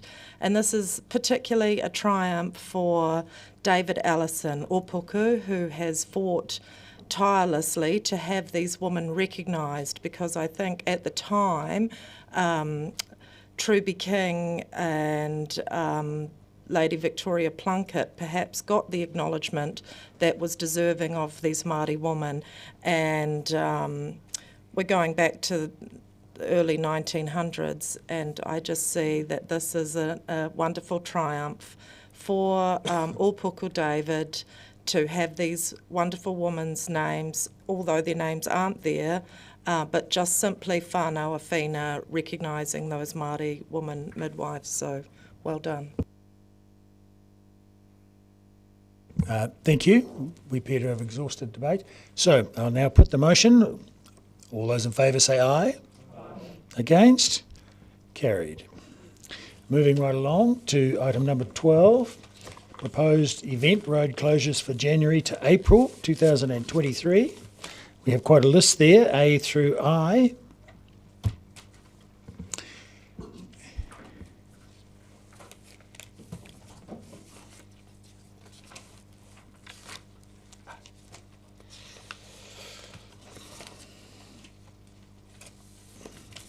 And we've lost Mr. Drew, but we've gained Michael Tannock. Michael Tannock, thank you. And Ms. Benson. Do you have any comments to make?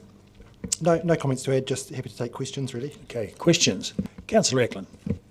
Call me stupid if you like, but I was just wondering, why does this sort of activity need to come to council? I would have thought this was sort of more of an operational issue. So you can see one of the attachments refers to the Local Government Act, and events do they have to come to the council for road closures.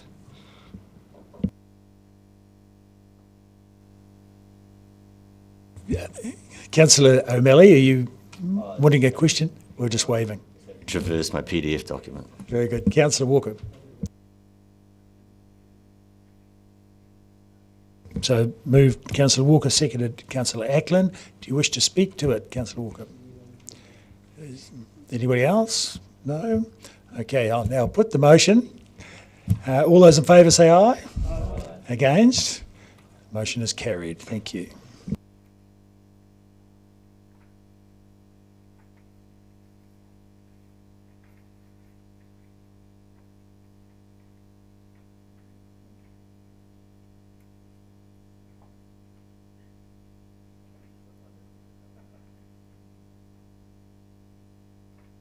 Okay, so the next item, item 13. Yes, you're going to speak to that as well? Fantastic. You're here. Very good. Do you have any comments to make to preface it? No comments really. Again, just happy to take questions. Thank you. Do we have any questions? We have no questions. Would someone like to put the motion? Councillor Walker, seconded Councillor Ackland. Do you have any comments to make? No comments. Okay, I'll now put the motion. All those in favour say aye. Aye. Against? Carried. Moving on to item 14, the annual reports for DCHL. We have two speakers, two people to address the report.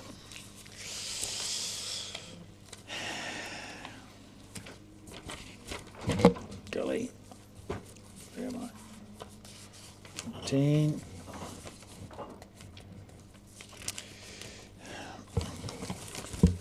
Ms Adams and Mr Cooper, do you have any preface for the report? Yes, we do. Thank you. Okay, so you've got before you the 2021 financial year which reports, which obviously showed a mixed result across the group, largely reflecting a lingering impacts of COVID and volatility within particularly the log markets, which is all COVID related as well.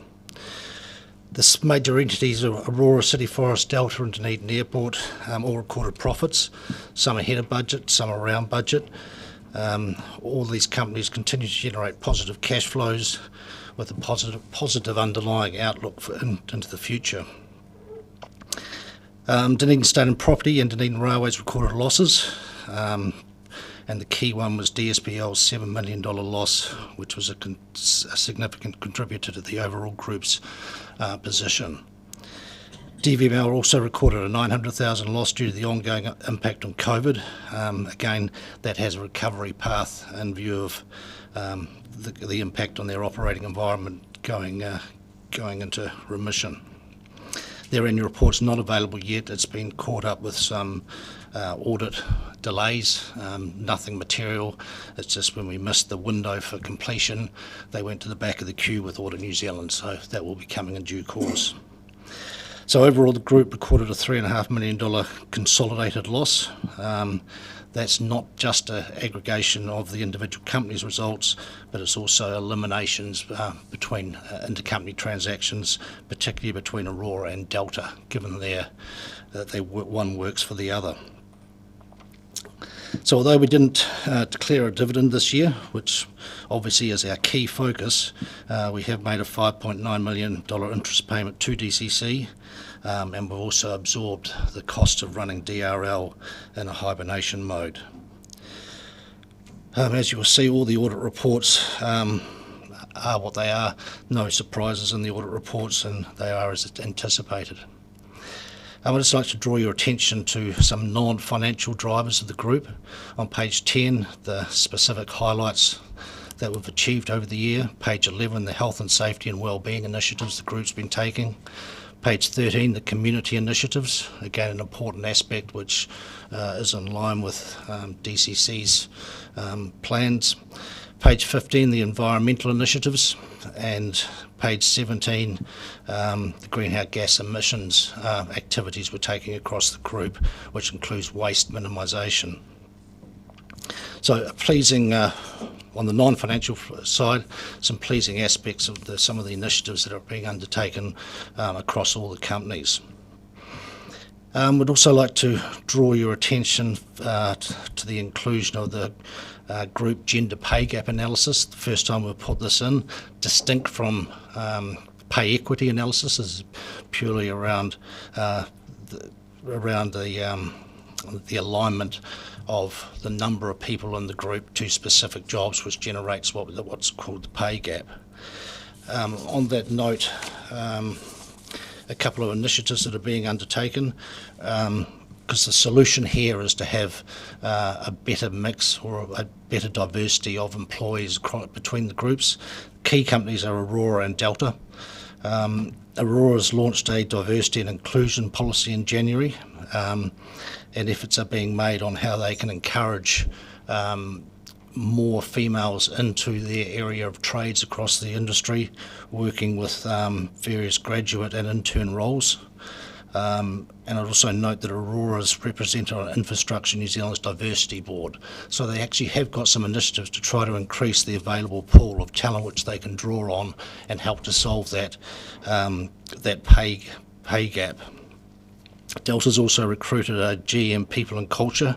Again, their focus is on attracting more females to their workforce and ensuring there's a supply chain of people that are interested in working in that sector.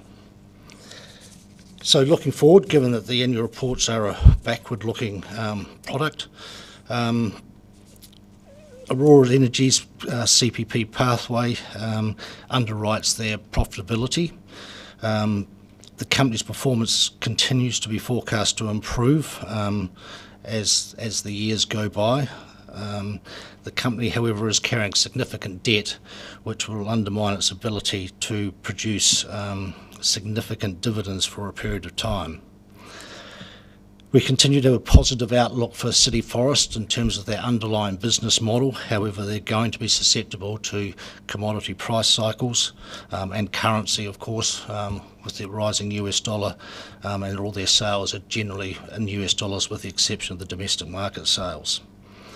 Delta has a significant proportion of pre-loaded work, if you like, giving a solid platform for their future.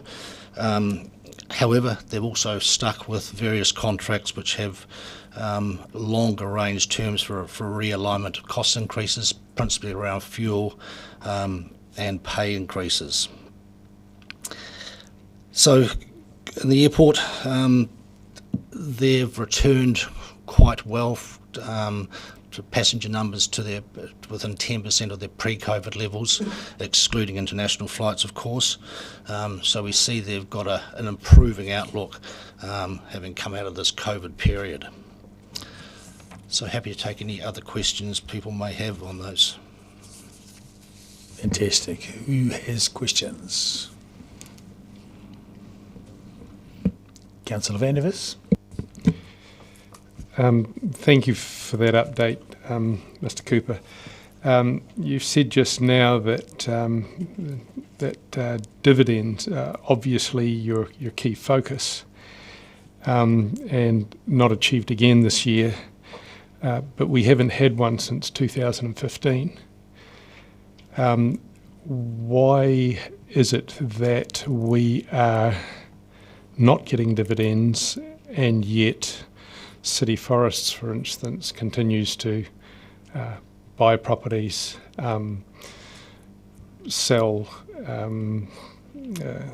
carbon credits, etc., when if they arrange things differently, dividends might be available?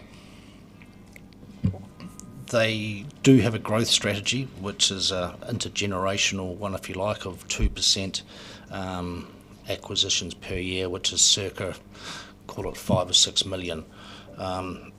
We are challenging them on that. To date, it's been around getting a consistent annual crop of logs, which enables them to have a sustainable business model. So that could be challenged, if you like. I'm not so sure what impact that would have on dividend streams. They have paid us a dividend this year and in recent years. Of course, it does go into the mix with the whole DCHL group of we're also funding DRL, we're absorbing the cost of DSPL, and we're paying the 5.9 million annual interest cost.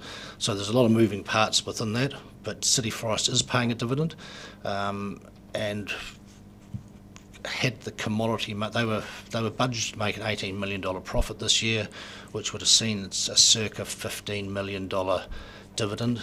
That didn't transpire to be the case. So that's why we qualify our comments that it is going to be subject to the cyclics of the global commodity markets for logs and, of course, currency fluctuations. The question that could be had is that the right investment to have if you want consistent, regular dividends?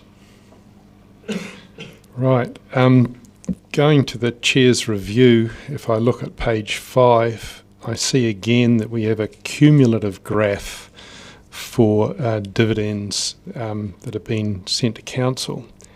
I've brought up previously the issue that a cumulative graph really doesn't give people a good idea of what dividends we have been getting. Is it possible to have that cumulative graph an actual graph of what the actual dividends are each year? We can do that. We can supply with that information. Oh, that would be most helpful, just in terms of people getting a better idea when they especially take a quick look at what is an awful lot of pages. In terms of the dividend that City Forests did provide, have you had time to read my email of this morning? Yes, I have. Oh, great. I'm sorry that it came so late, but we have had hundreds of pages to get through this weekend, and trying to do an analysis of all the information that's in them has been, well, more than I could manage. But just looking at the dividend we did get of, I think, some 6.8 million, it would appear that City Forests increased its debt by 4.6 million, largely to be able to pay that dividend. Given that we have, in my view at least, unsustainable debt already, you certainly agree that we have very high levels of debt. Why is it that we, or that City Forest in this case, is taking on additional debt to give the small dividend to the companies that we end up not getting anyway? The dividend's not directly linked to any specific debt. So, as an example, well, there's a lot of inwards and outwards cash flows in any one year in any company, for that matter. Yes. In the case of City Forests, yes, their debt will go up because they've got a whole lot of activities going, including the fact that they did pay a dividend. So they're not all directly lined up. They've got a dividend policy which calls for them to pay 75% of NPAT, or 75% of NPAT after reinvesting activities in terms of new bush. So that policy drives their dividend stream. Where they source the funds from is not linked to their any debt levels. So yes, in this instance, their debt levels will go up because they've undertaken a whole lot of activities in the year, including paying us a dividend based on their dividend policy. So you're right to say that yes, their debt's gone up, but that doesn't mean to say it's a bad thing, given that they've got strong cash flows from operating activities, and they've also got a lot of reinvesting cash flows. So we look at it from loosely they look at it as a board from a combined activities. They do have available cash flows to pay dividends. That's distinct from perhaps what you're looking at some years ago when DCHL was required to pay a dividend when it didn't have the cash flows to do it, being merely an investment vehicle. I'd also note too that in the case of City Forests, they've got a very strong balance sheet, 73% equity position. The reason they are at that equity position is that they've had a dividend policy which has seen obviously less than 100% dividend paid to DCH over a vast number of years. So when we're getting these dividends out, it really reflects we're realigning their balance sheet, and they're paying us money which they would have otherwise paid us over a long number of years, and hence their debt would have been their debt would have been high if they'd paid the dividends at the time the dividends were earned in the previous years. I get all of that. I'm still concerned, however, that we have a situation where it would appear that there was only a couple of $1 million of free cash available if you looked at the cash inflows and cash outflows. In terms of return on investment, what would you consider to be a commercial return on what is invested in City Forests? The dividend policy that they have, which is part of the SOI process we have with them, a letter of expectation process, defines what they're going to pay. I understand there's work being done which may well drive expectations around a commercial return, which may force us to reshape their overall long-term plan. At present, their long-term plan is around reinvesting around 2% per year, and it is about releasing circa 10% of their carbon credits per year over a 10-year period. So if there's a change to what's required from Council in terms of cash flow returns, that will then involve DCHL rearranging our expectations of that company in terms of dividend streams. We can't get away from the fact, however, they had what you'd say is a relatively poor year, and that due to commodity markets, their profit was less than half of what was anticipated. Okay. In terms of the possible rearranging of things so that DCHL doesn't carry a lot of essentially non-commercial liabilities that the DCC has given you to look after, I think would be the nicest way of phrasing that. Have you seen the Deloitte report from Kyle Cameron recently that suggests a number of recommendations that would free DCHL from a lot of these non-returning liabilities? No, I haven't seen the report, but I'm aware of some of the suggestions. Right. Okay, if you haven't seen the report, that's unfortunate.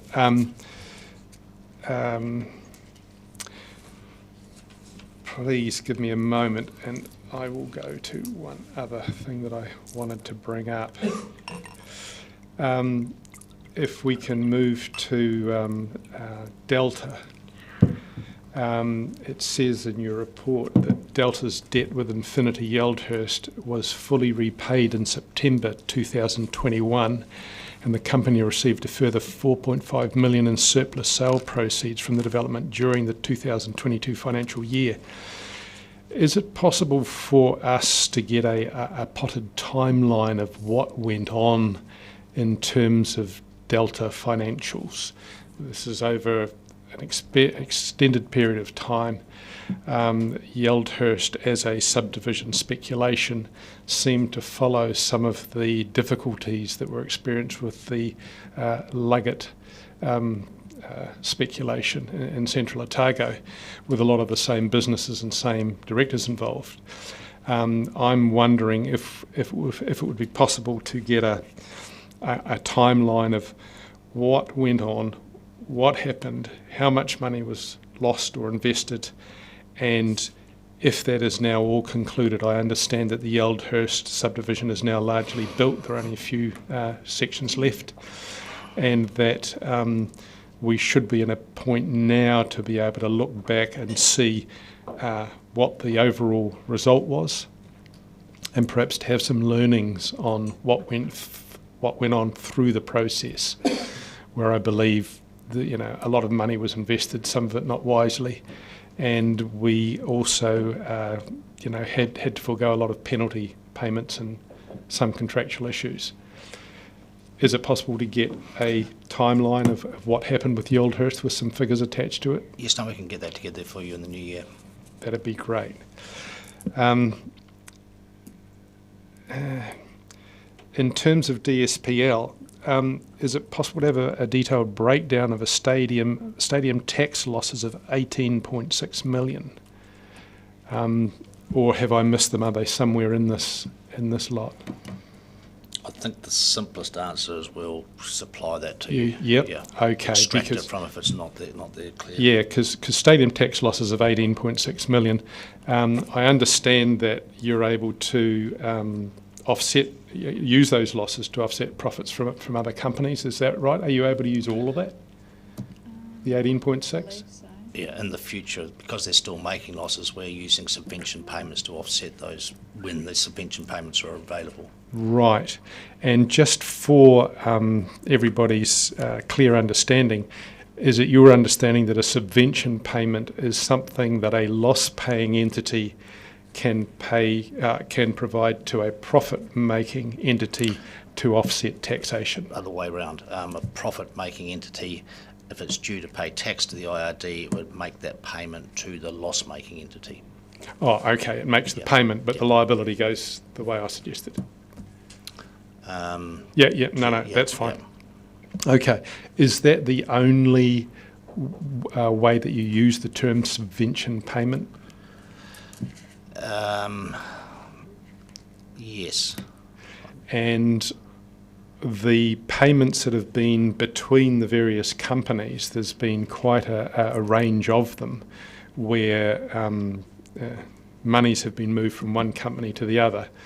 Are they mostly subvention type payments?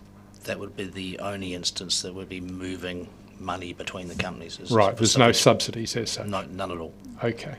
That's Thank you. obviously intercompany transactions when Delta's doing work for Aurora and then various companies do work for the stadium, but that's all arm's length transactions.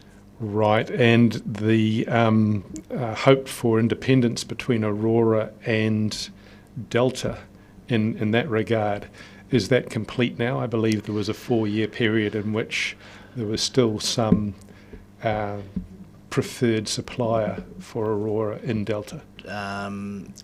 They're independent in terms of their operating systems and staffing, totally independent, but they do have Delta has an ongoing contractual obligation to supply services to Aurora beyond the 4 years. But it's still... Just so it's clear, it's an arm's length arrangement now as opposed to... So it's a purely commercial... Yeah, it's a negotiated contractual tendered system. All right, okay, thank you for that. Do we have any other questions? Councillor Lucas. Thank you, Mr. Cooper. If I could just follow up on City Forest, and you mentioned they've got releasing 10% of their carbon credits over a 10-year period, and I think they mentioned in their director's report that carbon credit resources are expected to remain as a significant contributor to their company's performance in the medium term, and they sold, I think, 150,000 for over 11, excuse me, over 11 million this year. So I guess my question is, under the ETS, effectively all credits have to eventually be paid back, and so the company's obviously done some modelling for which selling those credits is based upon, with the assumption that the company's continually replanting, so they kind of get ahead of the game, I'm guessing. Are you confident about the robustness of that modelling? Yes, they've had an external party work with them. It is also subject to audit, but for the information that we've been given and their calculations say the carbon credits they've identified, they're free carbon credits, to use their term. We've been very conscious that we didn't want to see them speculating on carbon credits, and given where many people are forecasting where those carbon credits markets would go, hence we agreed with them the 10% per year to see them enter their business and to contribute to funding their further acquisitions. So I think to succinctly answer your question, yes, we are confident they've got it right. It's subject to constant review as they have ebbs and flows in the carbon credit model. Thank you, Councillor Barker. Thank you, Mr. Mayor. I have a couple of questions. My first one is around the stadium debt. I'm looking at page 425 of our reports, which is page 9 of attachment I. I'm just checking that the stadium debt, does that sit in Dunedin Stadium property, non-current liabilities, is that correct? And would it be correct that $1.6 million of it has been paid off in the last financial year? It looks like it's gone from 86,340 to 84,730. Am I looking at the right line?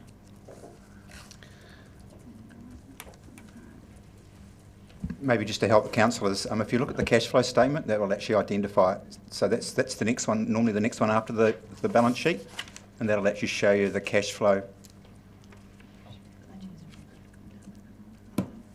So it should show cash flow from financing activities. Yep. Oh, so that's net repayment of borrowings. Okay. My next question is just around the audit, and I note there's still DVML to get audited, but I see that there is a qualified audit. That's page 79, and there's 3 bases for their qualified opinion. Is that any different to the year before, or are these ongoing issues? It's the same issue between getting a validated valuation for a consolidation model versus what's required under a PBE model, which is what the stadium's... so the stadium itself is under PBE, which they don't require a long form valuation, whereas when we consolidate them they do require it, and we've opted not to have that done because there's no gain or purpose to achieve it. It would be misleading. Oh, so there's really not an issue with the qualified opinion? We've opted to live with it. For those of you who weren't around, I think it was back in about 2015, Prior to that, the stadium was held within council and there was no issue. As soon as it got transferred out of council into its own standalone entity, it became an audit issue, but it has no impact on the overall DCC group.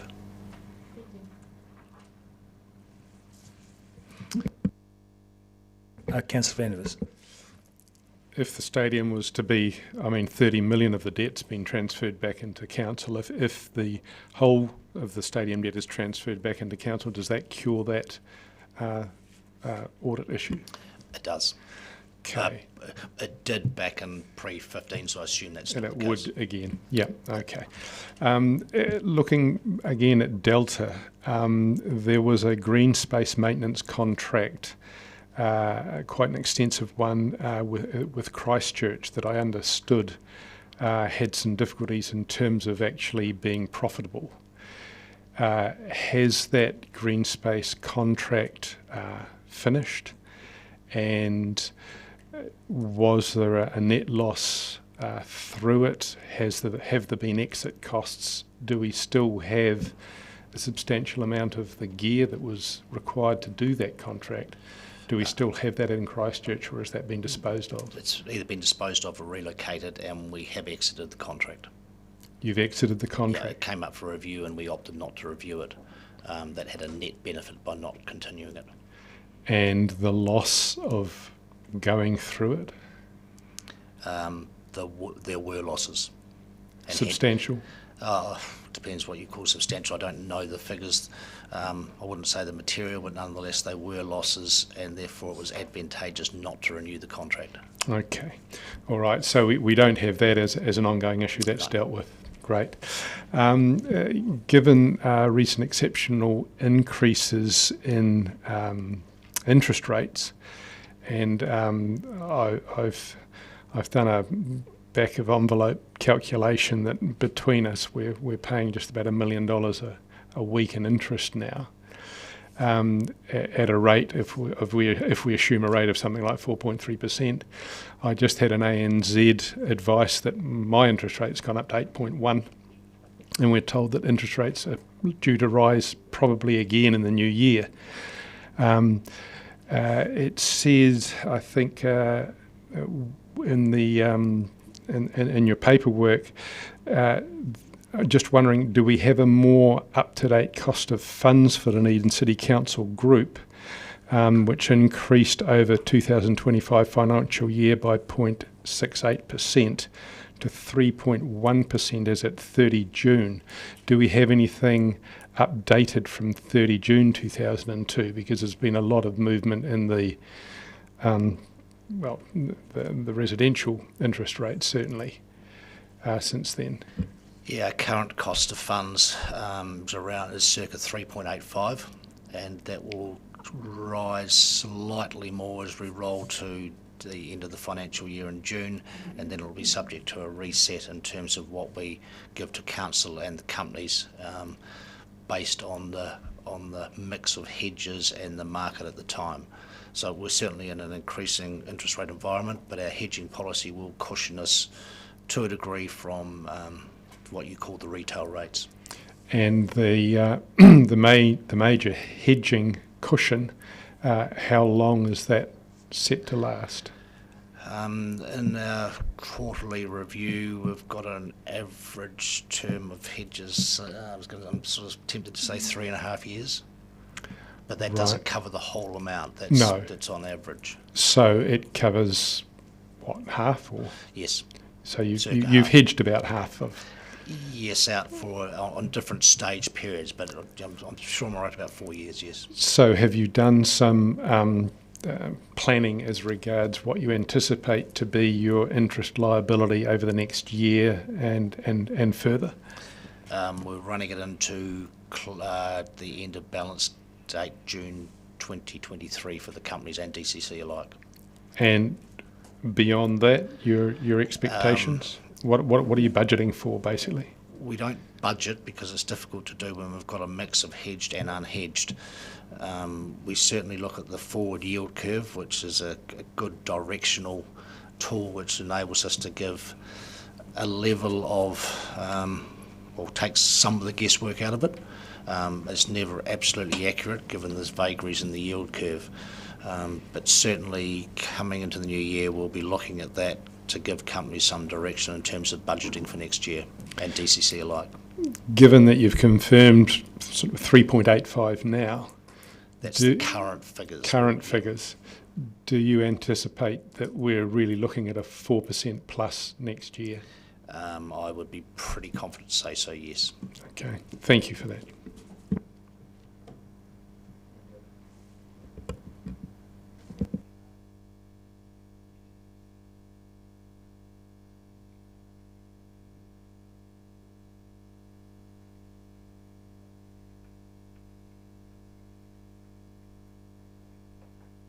Would you like to speak to it? Thank you.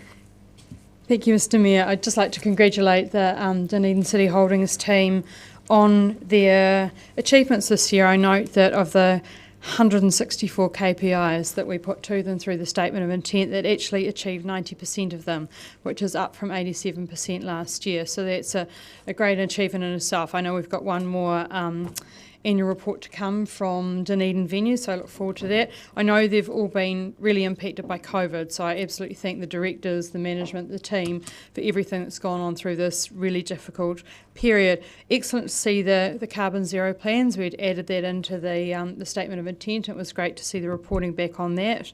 I also was glad to see that diversity was being addressed. Last year we had the report on the figures of the diversity, and I did ask the question, what are you doing about it? So it's great to actually see that there is some action on that. I also note that the number of trainees at Delta has increased from 29 to 35, which is great. It's the next generation of workers. And also I asked that question about the stadium debt. Last year it was increased by $400,000, so it's great to see $1.6 million paid off there. I note from Councillor Vandeviss's questions about the different companies, and we're certainly from thinking about where we might like to invest in the future, is the differences between the companies that sit under the roof. There are some that are great producers of cash, I guess, and then there are some that are sitting in a place because we don't necessarily know what to do with them, and that do create those challenges. So it would be for us, I guess, to look at those as we go through the letter of expectation process and also the statement of intent. It's great to see that they're achieving 90%, so maybe they need some stretch goals. So I'll just put that out there. Very good. Who else? Who are my speakers? Anyone? Councillor Vandervis, then Councillor Gibb. Achieving 90% of KPIs is all very well, especially when you're charged with, is it 160 KPIs? Goodness gracious me. In terms of the KPI that I think really matters, it's the dividend. And we haven't seen one in so many years now, that all the good work done for diversity, all the good work done for trainees, and all the good work done for carbon accounting, and the good work done, to be fair, in looking after things that councillors had in the too hard basket, like Dunedin Rail, the stadium debt, and various other things that DCHL has taken on. To me, all of this is a very awkward mix, and the benefit that we really should have to the ratepayer is simply not there. I don't believe the ratepayer particularly cares whether our companies are diverse, have lots of trainees, or do their accounting for carbon absolutely perfectly. I think that the main reason we invested the money into our council companies was to get solid returns, solid dividends that would help us develop the city without increasing rates. And as I said, we haven't had that since 2015. For anyone that hasn't read the Deloitte recent report suggesting some structural changes that might help make our council companies more able and divest them of some of the liability issues that they've had thrust upon them. I warmly recommend that it be looked at, and I hope that next year we can look at redefining some of the SOIs and restructuring things so that we can actually get some real economic value from our companies without compromising the obvious other triple bottom line values that we do currently get from them. So, yeah, thank you very much for the report. I hope that we can in future be able to more clearly see whether dividends come with debt from individual companies, and hopefully see some real dividends back to council. Thank you. Thank you, Councillor Gary. Thank you. Councillor Vandervis said earlier in the meeting something about an optimist not being based in reality, grounded in reality, or words to that effect. Well, there's some very real things that we've seen through these reports that I want to highlight. And thank you, Councillor Barker, for highlighting the KPIs and meeting most of the KPIs. I want to talk about some specifics, and it's about being a responsible corporate citizen, because I expect our council-controlled organisations to be responsible corporate citizens. And in that regard, I just want to congratulate DCHL around the internship program, which I've watched during the time I've been on council, the increase in diversity, which is very real and appropriate and important, and it models a very important point for all of our companies. And also on the matter of the gender pay gap, thank you for those figures and that narrative around that very important issue as a responsible corporate citizen. Also, in the matter of climate change and towards our goal of carbon neutral, zero carbon, we have set a goal as a council. These are council-controlled organisations, and we have asked you to address those matters, and you have. And so I thank you for those figures and for the work done to date. We all have much more work to do, but we're on our way in that regard. Other matters I want to cover off are community initiatives, because I think they're important in terms of the companies engaging with the community. And the only comment I'd make about that, there's some very worthwhile, in fact, I believe they're all worthwhile interactions with the community. I did see one that was out of area, which was a little bit odd, but and I forgot to ask that in questions. But they should all be local, and maybe a little bit of coordination between companies if they're perhaps giving money to the same organisation may be helpful, a little bit more targeted. But excellent to see those there. I want to highlight in terms of Aurora, certainly the absence of dividends is problematic, but also there is the presence of great investment. And I want to highlight in terms of Aurora, one particular project for which they won several awards, and that was on page 138 of the reports, and it was around the completion of the Harbour Crossing project. Never in my wildest dreams did I think that those towers would be removed from the landscape in an area of great beauty, in an area of shipping, in an area where there is wildlife. And it honestly moves me hugely to have watched that project happen in the way it did, the engagement with the community, and I acknowledge and congratulate Aurora for the way they went about that. So too on page 143, customer experience. Aurora has done a great deal of work. It hasn't been easy with the difficulties of engaging and consulting with COVID as a background, but their relationship building has been a focus, and they've certainly been very willing to receive feedback and incorporate it into their best practice or their better practice, and I congratulate them for that. In these times of strong, very strong headwinds, financial headwinds, I consider that DCHL and the companies have conducted matters in a safe and we're in safe and professional hands. I thank them for exercising their expertise, and we all need to work together to get a positive outcome for our city and our ratepayers into the future. Thank you. Thank you. So would you like to write a reply? No. Thank you. So I'll put the motion to note the reports. All those in favour say aye.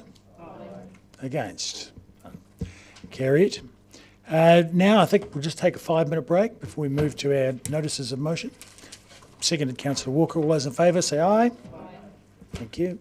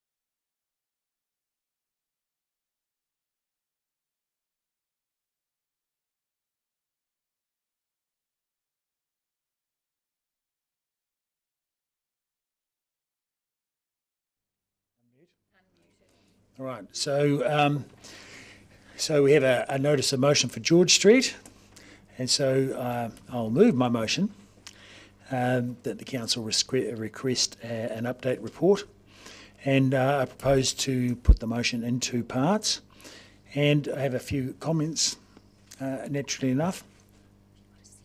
Oh yes, have I got a seconder? Yep, Councillor Ackland, thank you.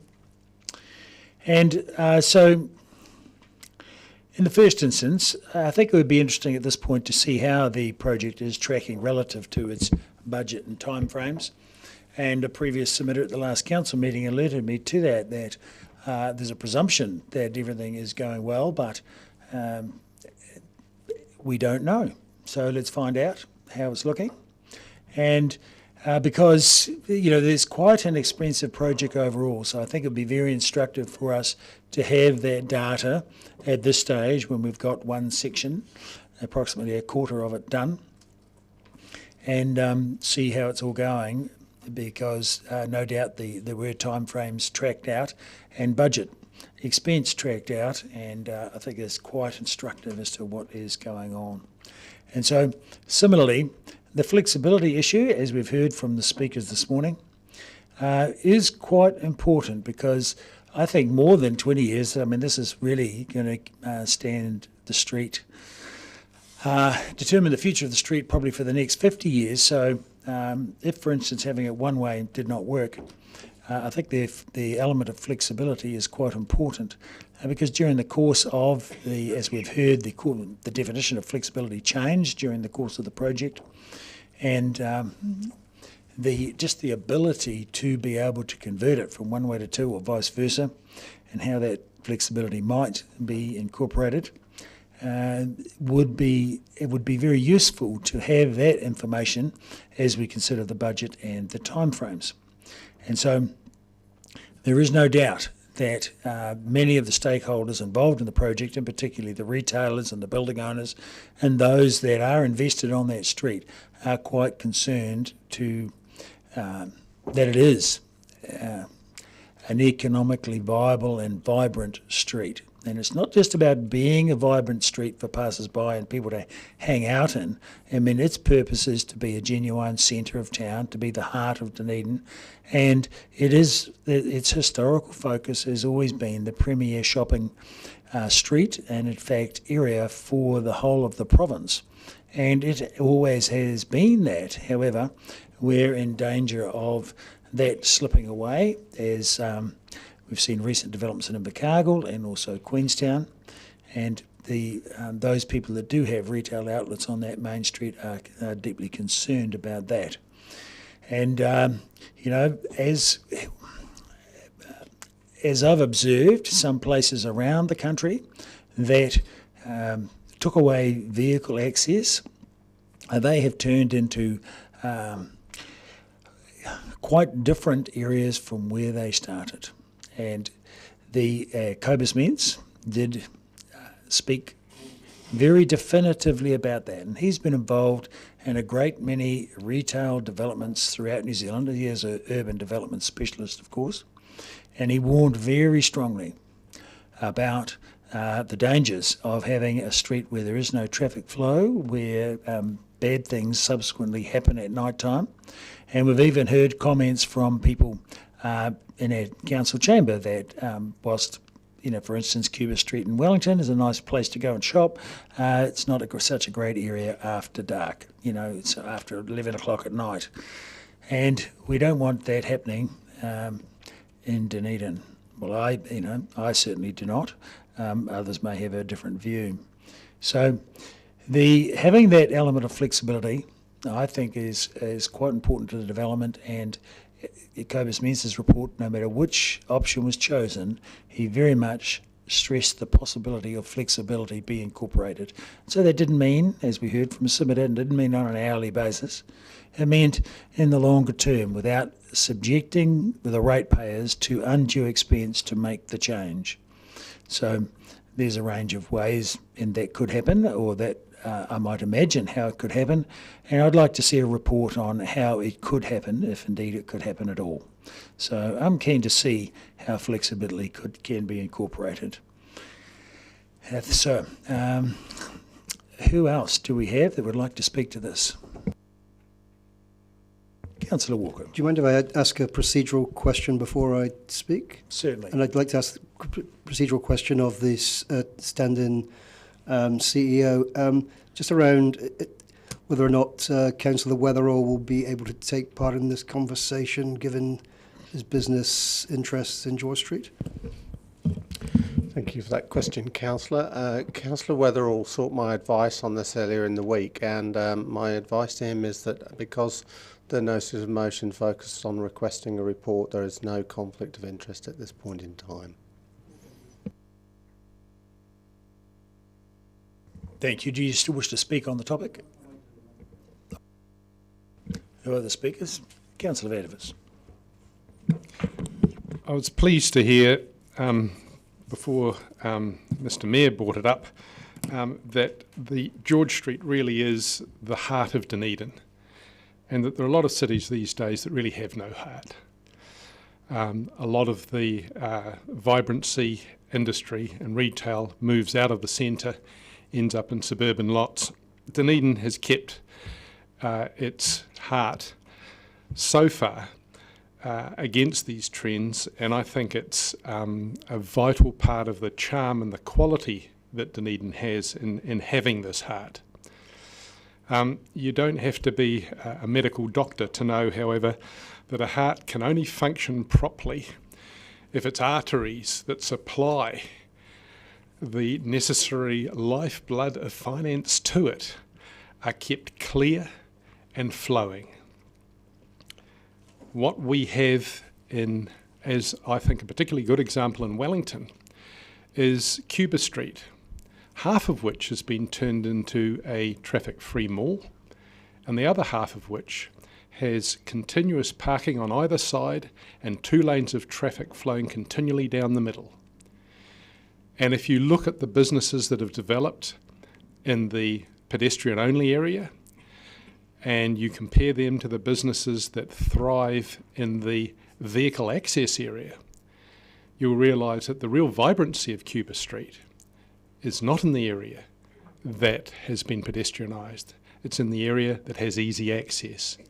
It's in the area that doesn't suffer the arterial sclerosis that we have in the northern end of Cuba Street, where we have a few massage parlours, some chain stores, and nothing much else really interesting happening. In terms of arterial sclerosis here in Dunedin, a 10-kilometre one-way is fair asking for a stent to have it expanded, or at least have the possibility of it being extended to two-way. And in terms of future planning, I think it's very important that we consider that whatever we do from here on in, we need to make sure that we don't create arterial blockage, that we don't adversely restrict the car parking potential. In fact, we need to increase car parking potential, I believe, for the heart of Dunedin to thrive. This, I think, very mild notice of motion from the Mayor merely asks that we actually look at how far we've come, what's been done, and what flexibility might be incorporated into the remainder of the project. We've only really got the one farmers block that's one way currently. The continuous paving could quite easily accommodate two-way traffic. But if we're going to put the big concrete tank tracks in as we have in the farmers block, then that means that the potential for two-way, the potential for the albatross to come down the Santa Parade, the potential for a whole lot of other things, I think is going to be compromised in the future.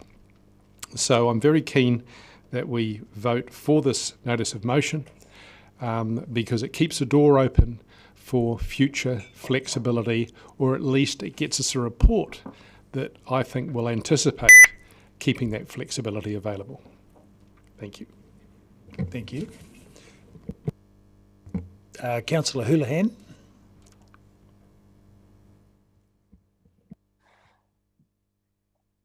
Thank you. Very good analogies there, Councillor Vandervis. I'll stay with that and say that it makes sense then to make sure our arteries are clear that we have an angiogram. So it makes sense that we check and see in a review what is actually happening and if our arteries are clear. And the only way to do that is by doing an angiogram. Or, of course, a review.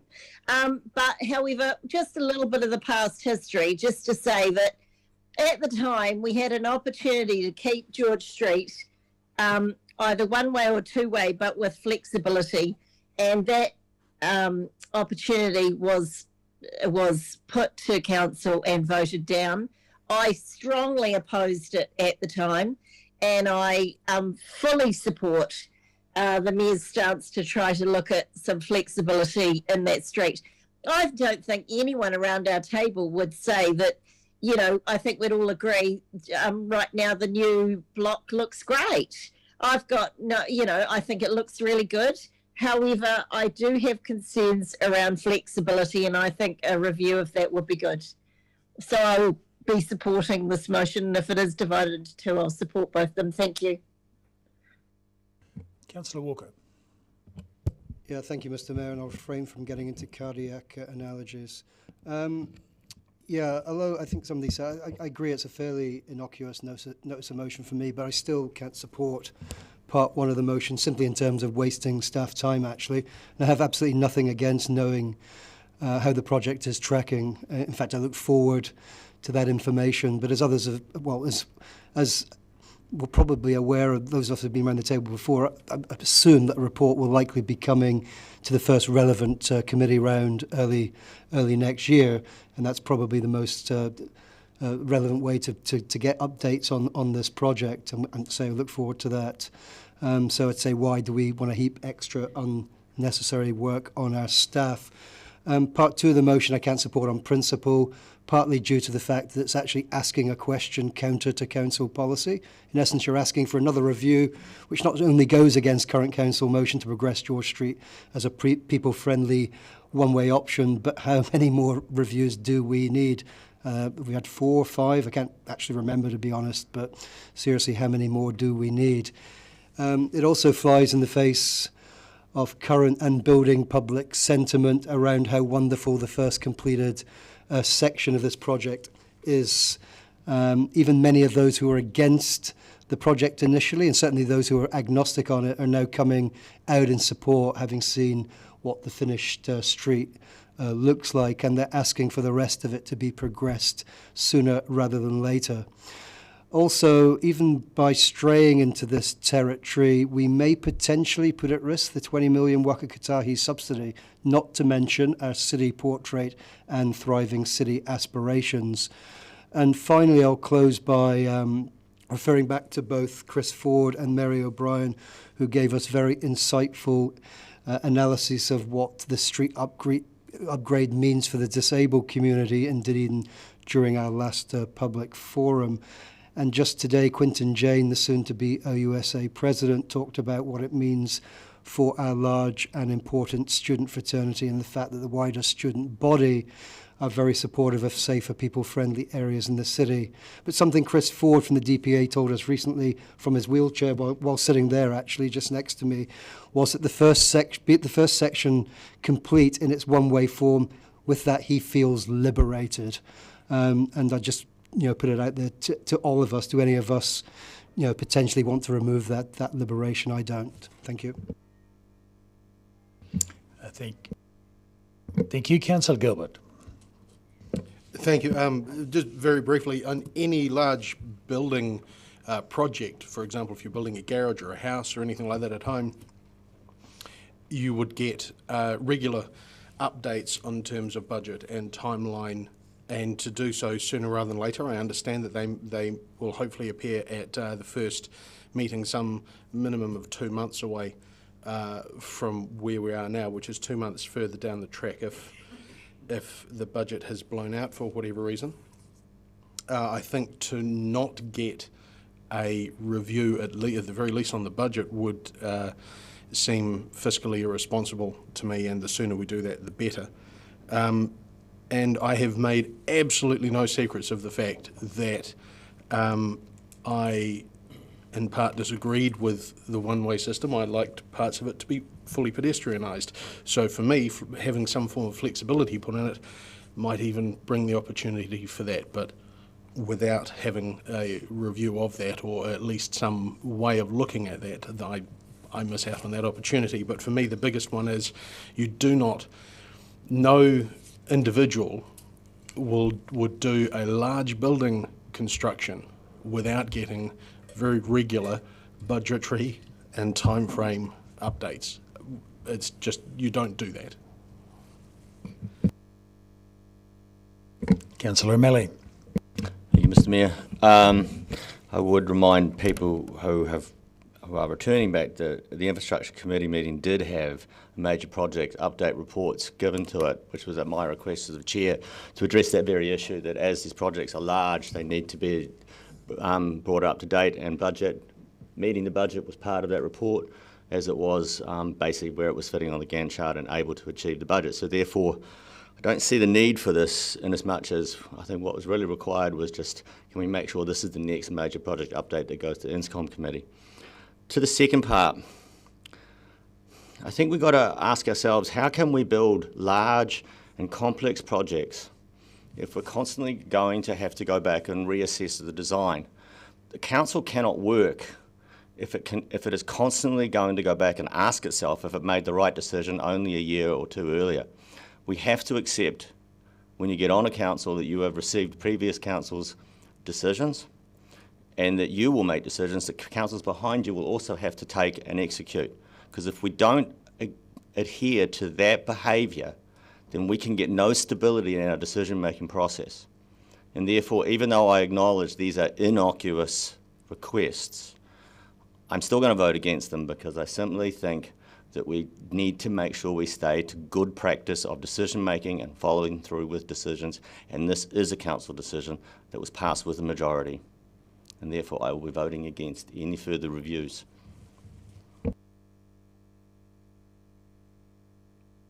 Councillor Gary. Thank you. I couldn't agree more, Councillor O'Malley. It's time we got in behind this, whether we agreed or not in the first instance, whether we agree or not now. It was a council decision and we need to get on with it. To the first part of the notice of motion, it's what I am expecting at the next ISCOM meeting. It's a redundant, it's certainly, Councillor Gilbert, absolutely pivotal that we get the information, but it is an expectation of mine and others around the table. I would expect that this is part of normal process and we will receive that at the first ISCOM meeting. It's this awkward interim period after the election and then with Christmas that kind of interrupts some of that. Secondly, I asked myself when I read the second part of the notice of motion, to what end? And I would echo Councillor Gilbert's comments. I thought, wonderful, we're going to pedestrianise it, because that is what I'm hearing from the community. The cars look entirely out of place, and we should be moving those along. However, I do think this is a considerable waste of time and going down this track, and we need to put a line in the sand. Mr. Clare talked in public forum about being financially delinquent. Well, I would suggest being financially delinquent or irresponsible would be to pursue this and revisit and revisit. I am confident in the decision we've made. I mentioned to you before, I attended a lecture by a visiting urban geographer of many, many years' experience. The title of his Ron Lister memorial speech was Equitable Spaces. And as an urban geographer myself, one of the lectures I remember vividly was around crime prevention and urban design. We know that if we went to two-way, we would have to have curbing and channeling, And that would be it for accessibility. We know that. We heard that from the disability community last meeting, and you were all here. So why we're thinking about this, I just don't understand. I find it really disrespectful to our disability community. We know that if we went that way, we'd lose parking. And it would break the mana whenua design. We know that. We've been told that categorically. Shared spaces are quite different to what we started with. So comparing it with what we had before is I think, really misleading. And we are following best practice here. In fact, if we were following it by the letter, we wouldn't have cars parked in the street and we wouldn't have cars going through. What we've got is a compromise. People love what is there. Even those who were against it have spoken very positively about it. We need to trust the best practice. We need to trust the expert knowledge, and we need to get on with it and put this behind us and stop going over and over our decisions. So I will be voting against it. Councillor Fisa.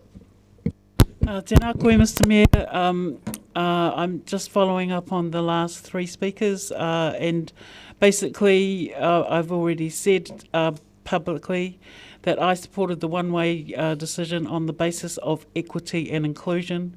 And of course that's the disability community, the students and all the people that came to submit on that at the time of that vote. And as outlining why they wanted a one-way design.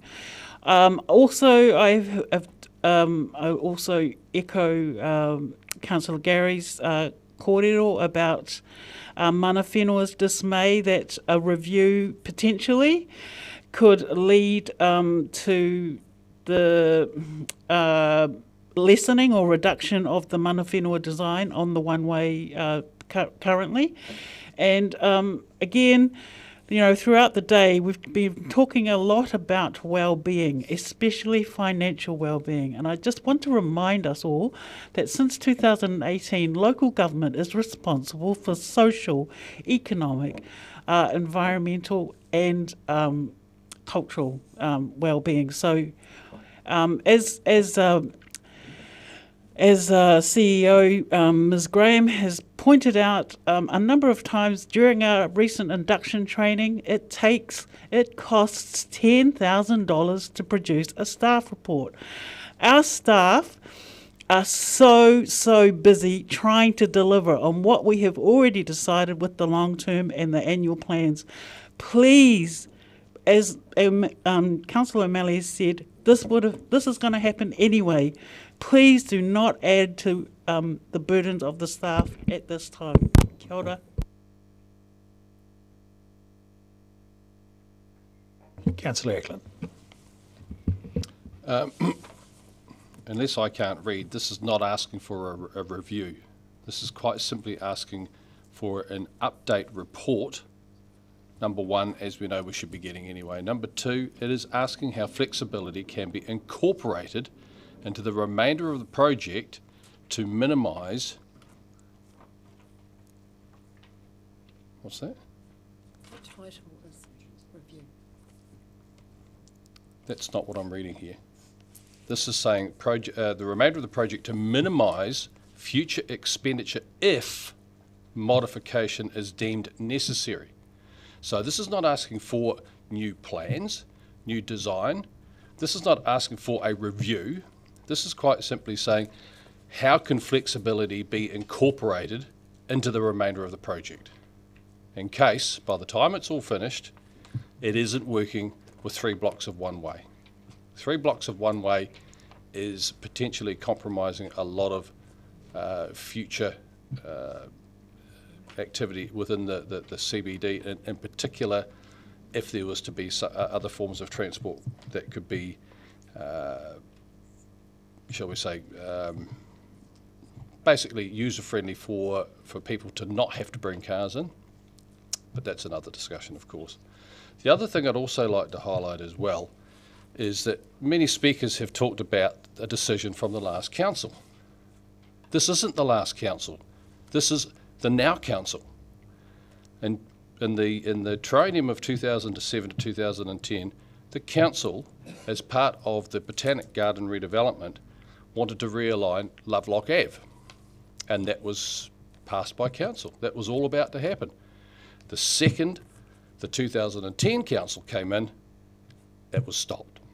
So things can be stopped by the now council, no matter what the before council has done, unless it's a situation like the stadium, whereby the 2010 council would have stopped the stadium if it hadn't have been so far advanced in terms of its build.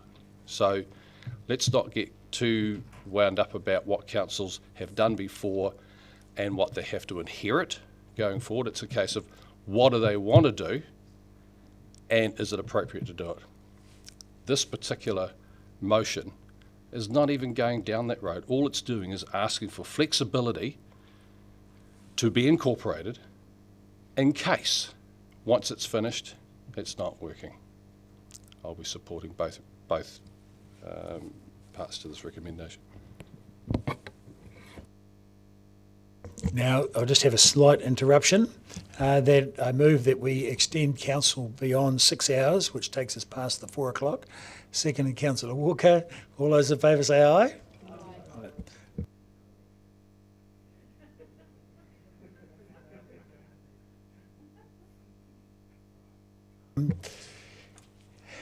Deputy Mayor Barker. Thank you, Mr. Mayor. I'm able to support one, how the project is tracking relative to its budget and timeframes. I'd be expecting that to come to ISCOM as flagged earlier. I cannot support number 2.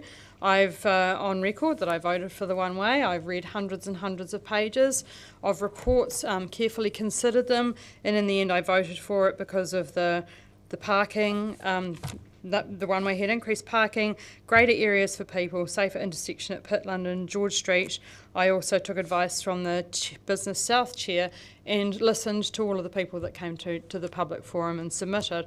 I also listened to a lot of young people who often tell me that Dunedin's boring and we need to make it a much more exciting and people-centric city. I cannot see any reason to change the design, to look at that. We've set a design, we've set a course of action. I take note of Councillor Gilbert raising pedestrianisation, and I think the design now is flexible enough and easy enough to go to pedestrianisation. I think that what we're talking about is if it went to two-way, there would be a lot more expense. I think that's all that I have to say about that. We have debated and talked for many years about this, and I'm not moving from where I was. Councillor Benson-Pope. Thank you, Mr. Mayor. I'm delighted about some of the comments I'm hearing today, and I'd like to apologise for not being able to share the meeting with you, because it's been an interesting meeting in terms of the wider context that you've talked about, and in particular the issue around making our city as attractive to people who live here and people who want to come here. I'd make an observation around that, that I wonder if the absence of overseas students as a result of COVID might not answer a lot of our questions about population change. But in the wider context, you've talked about code, you've talked about film. We're all seeing the construction boom that's happening in the city, not just the hospital and the university, but also the increased residential intensification that's a result of really good planning rules. And the city's on a roll, no doubt about that. And after all, it seems to me that it's one of our key functions as a local authority to provide really good quality public spaces and amenity for all our residents and visitors. And there's no more important public space than the commons that is our main street. And that's important for the city, townships, suburbs and the campus, and that's why we've got so much money invested in that area. I'd like to just check on Cuba Street, by the way.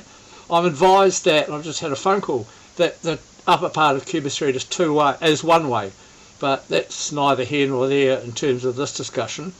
But I would remind people, as Councillor Barker has just done, that one of the major advantages of the two-way configuration, the one-way configuration, is the increased on-street parking that yields. So if you like parking, then it's the one way for you, as well as the extra pedestrian places. Point of order.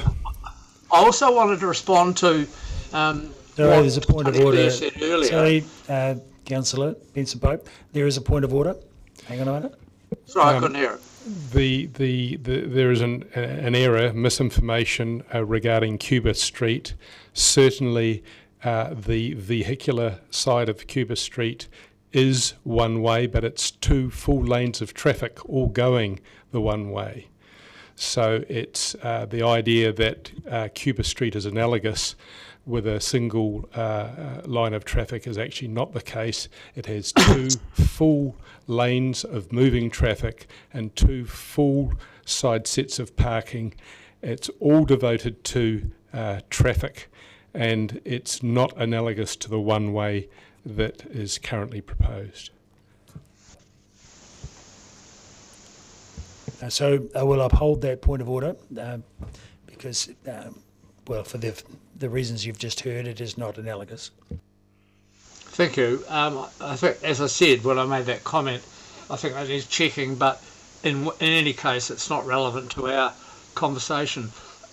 What I wanted to say, though, in respect to the submission in the public forum was that no doubt we want to have a strong CBD, and I'd like to remind elected colleagues and also retail owners that one of the reasons we have what we have right now is because this authority has a history of strong planning rules that have largely stopped, or certainly limited in a major way, the retail breakout that has damaged other central cities.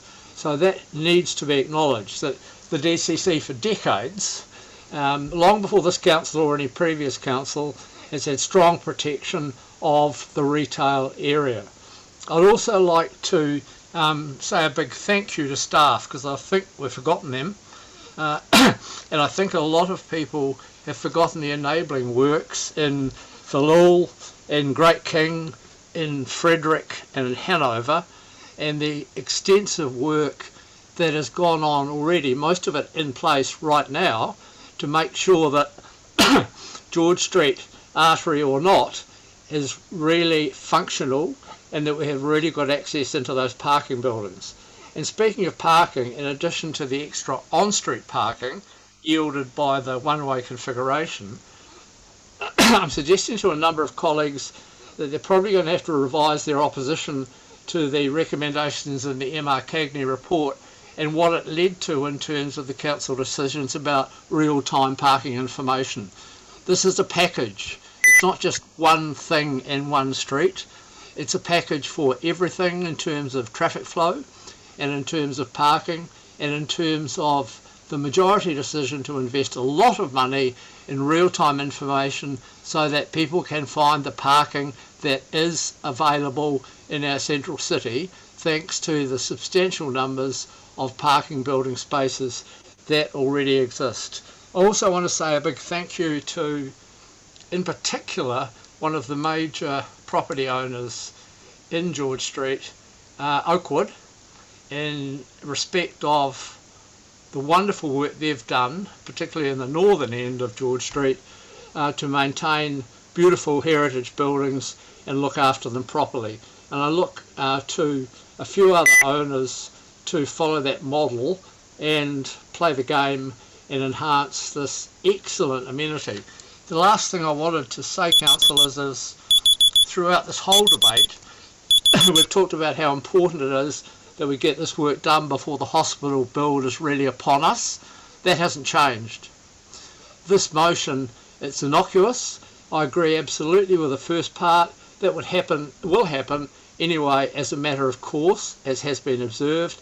As far as the second goes, well, if you want more flexibility, Councillor Gilbert or anyone else, that can be provided for more pedestrianisation by the flick of a switch and some more bollards popping up.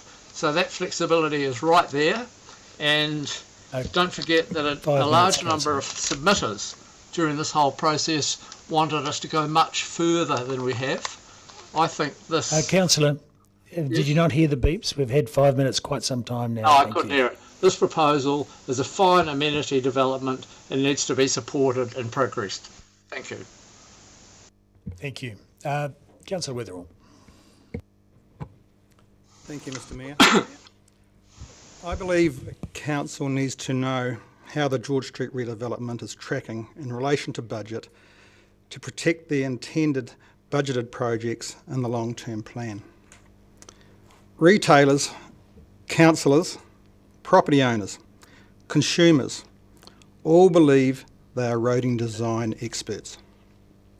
Unfortunately, design incorporating flexibility recommended by the independent expert consultant, Cobus Mentz, was not adopted by the previous council. In the last 2+ years, Dunedin's population has diminished by around 2,500 residents, yet traffic congestion has increased to levels never experienced before, basically gridlocking our city during peak times. A hospital rebuild, along with the possible redesign of St Andrew Street, is also going to further impact greatly on how Dunedin's traffic flows in the future.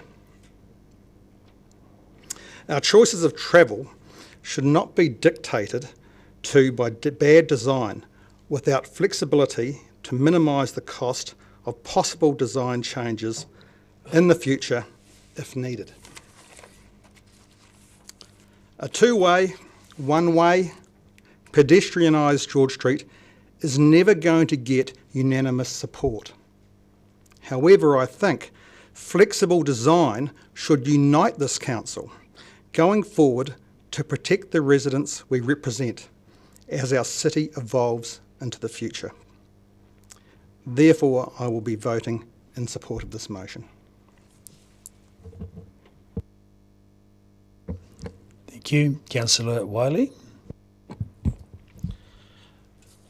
I think, listening to some councillors around the table, that either that or I'm reading it wrongly, that this is just a simple report that we're asking for, an update report. It's not as I've heard, putting money at risk. It's not halting work. There's no decision on redesign.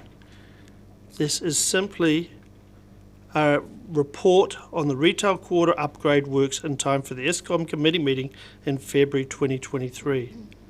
1, how the project is tracking relative to its budget and timelines. We've heard that would most likely have come to ESCOM anyway. Pretty straightforward. How flexibility can be incorporated into the remainder of the project to minimise future expense if modification is deemed necessary. Well, that's pretty straightforward as well. It's asking what flexibility potentially could be done. It's not saying it will be done. It's not saying we're going to fund it and do it. It's, is there ability for flexibility to into the remainder of the project? It's relatively simple as I see it. We are just simply asking for information. Again, no money at risk, no halt to work, no decision on redesign. I thank the Mayor for bringing this motion to the table. And again, it's one of those ones we knew that was coming. It's no surprise. So I look forward to seeing this motion passing, and I look forward to seeing the information in February.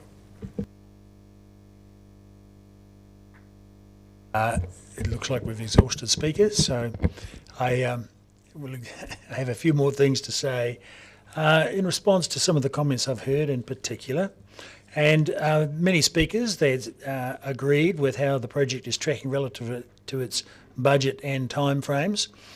Perhaps would be coming to ESCOM in February 23, but this motion just simply ensures that it does, and so that as we arrive at the new year, we are better informed. So that's very straightforward, and it should have no objection on that basis.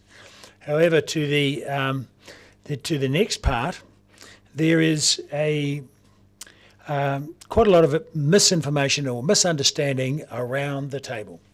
So for a few simple things, Councillor Gary said, well, two-way doesn't need curb and channel, and neither does one-way, neither does two-way. So you don't need curb and channel to have a two-lane road, to have a two-way road either.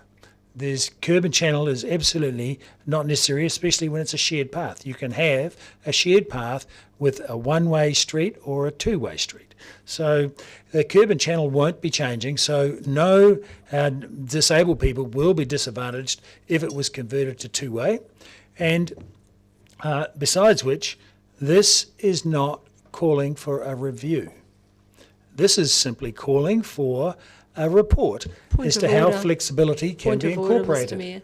Point of order, Mr. Mayor. Point of order, yes. I'm very confused because you're saying it's not a review, and yet the heading is Notice of Motion George Street Review. Notice of Motion George Street Review.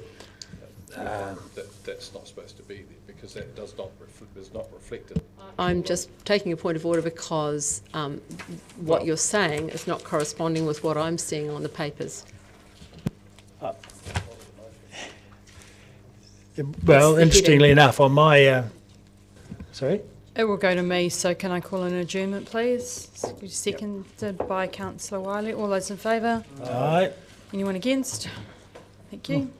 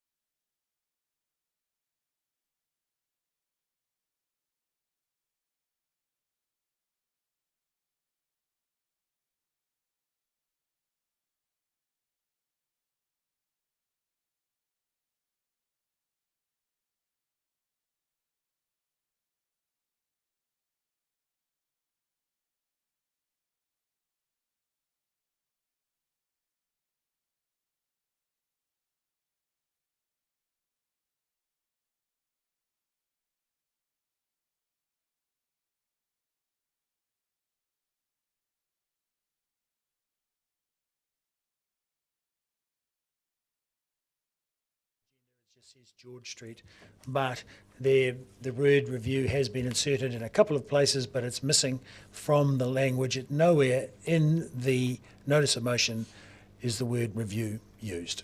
So it's merely an update report. So as I was saying, there are quite a lot of misunderstandings, and that is one, and obviously there's good reason for that because the review was used in some of the preliminary, but not all. But of course the heading and the footer on the page 250 is George Street, no word of review. So look, that's good spotting, but it is not what this notice of motion is about. This notice of motion is very simply about an update report calling for a discussion on how flexibility can be incorporated into the remainder in order to minimise future expense if modification is deemed necessary. So there's no predetermination of what the outcome of the future might hold. It's just what are the possibilities that flexibility can be incorporated. It is really straightforward. And the very large amount of misunderstanding that's going on here is completely unnecessary. So similarly, Councillor Gary's point, two-way or one-way street, no curb and channeling is required. We have to go to Timaru, and their street is two-way and has no curb and channeling. Now, for the next thing, to repeat, it's not a review. Councillor Fiso is presupposing that it is a review, and there'd be a suggestion that, having an update report on whether flexibility can be incorporated is going to lessen the design. It will do no such thing. It won't have any effect on the design. It's just a matter of whether flexibility can be incorporated into the remainder of the project. There's no suggestion that there'll be any change to the design, and no suggestion of any issues with the excellent mana whenua input to the project that we have had. And furthermore, Councillor Benson Pope made the suggestion that population change has come from a lack of overseas students, but I get 10 anyway. But in fact, this was well reported in the Infometrics report that we had over a year ago, that it comes from a loss of jobs and families leaving the city. So that is absolutely clear. That is where our population drop has come from. And the graph that Infometrics supplied, which was all about jobs, exactly mirrors the graph that we received today talking about population. So the two go hand in hand, which is a bit of a fairly direct correlation. And another point was that $10,000 for a report is a large amount of money, and in the context of a $60 million project, it is a minuscule amount. And I don't know that at $10,000, well, it might be there's going to be a report, and part of this was probably going to be reported to ISCOM anyway, namely how it's tracking. So it is part of what we'd expect. So there's absolutely no problem in making sure that it is there in February 23. But having a report on flexibility would probably cost way less than $10,000, in my opinion. Furthermore, we have the discussion from some various people, some anecdotal evidence. Councillor Gary thinks that what she's hearing from the community is that people love it and they want it to carry on. And Councillor O'Malley suggested why ask the question. And why, the answer is really simple. In between 6 months ago and now, we had a significant development in the town that was an election. And the community spoke very clearly on what they wanted, and as people know, it was certainly part of my campaign and has been part of my, position throughout my time in council, was to have George Street a two-way, and at the very least have flexibility incorporated into it. And if you want to know what the community is saying, you just have to look at the election results. No nonsense about talking one person at a time to whoever they might be. The community spoke categorically in the ratio of 2 to 1, in the ratio of 20,000 to 10,000, what their preference is. And so I think listening to the community is something that we need to take heed of and listen to what they want. They want to keep the flexibility of George Street, and a great many of them want to have it two-way. Now, there has been no referendum, there's been no conclusive surveys taken on whether they would prefer it one or two-way, but the flexibility to be able to change needs to be investigated, and all I'm calling for with this motion is to have a report on how it can be incorporated into the remainder of the project to minimise future expense. And that was a specific line of detail that Cobus Mintz raised, whether he was talking about a one-way George Street or a two-way George Street, keeping the flexibility to minimise future expense for future generations if the project may be desirable to change or deem necessary at some stage in the future. So that's all I'm asking for. How can flexibility can be incorporated? So, having said that, we'll now I'll put the motion by division. In separate parts. Yes, and in two parts.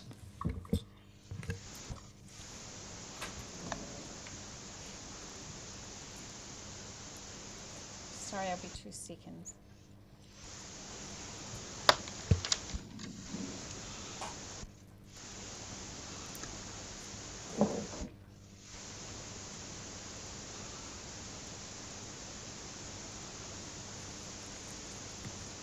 My apologies if that wasn't up.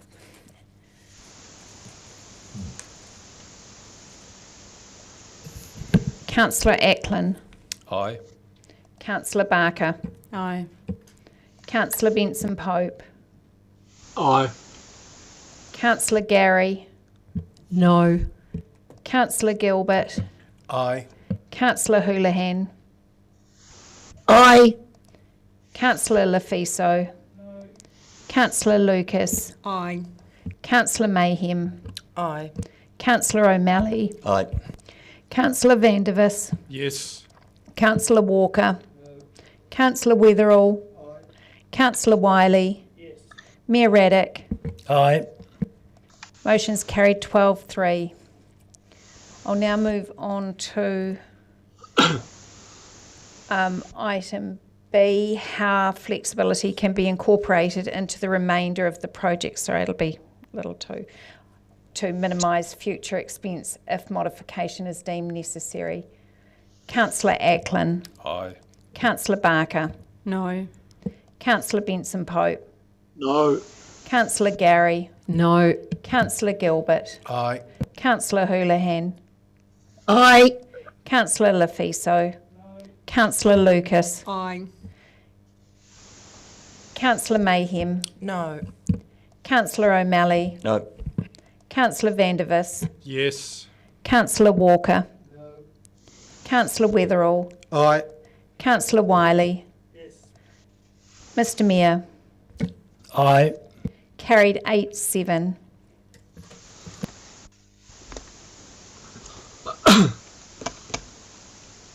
Thank you. We'll now move on to the notice of motion for public transport fares. Councillor Walker, will you state your motion? Yep, you've all read the motion and it's seconded by Councillor O'Malley. So let's talk about it. So first off, forgive me as well, there's nothing like putting a notice of motion at the very end of a very long day, although we've still got lots to go, I believe, in non-public. Thank you firstly to Councillor O'Malley, the seconder of this notice of motion, and hopefully all of those who will support it.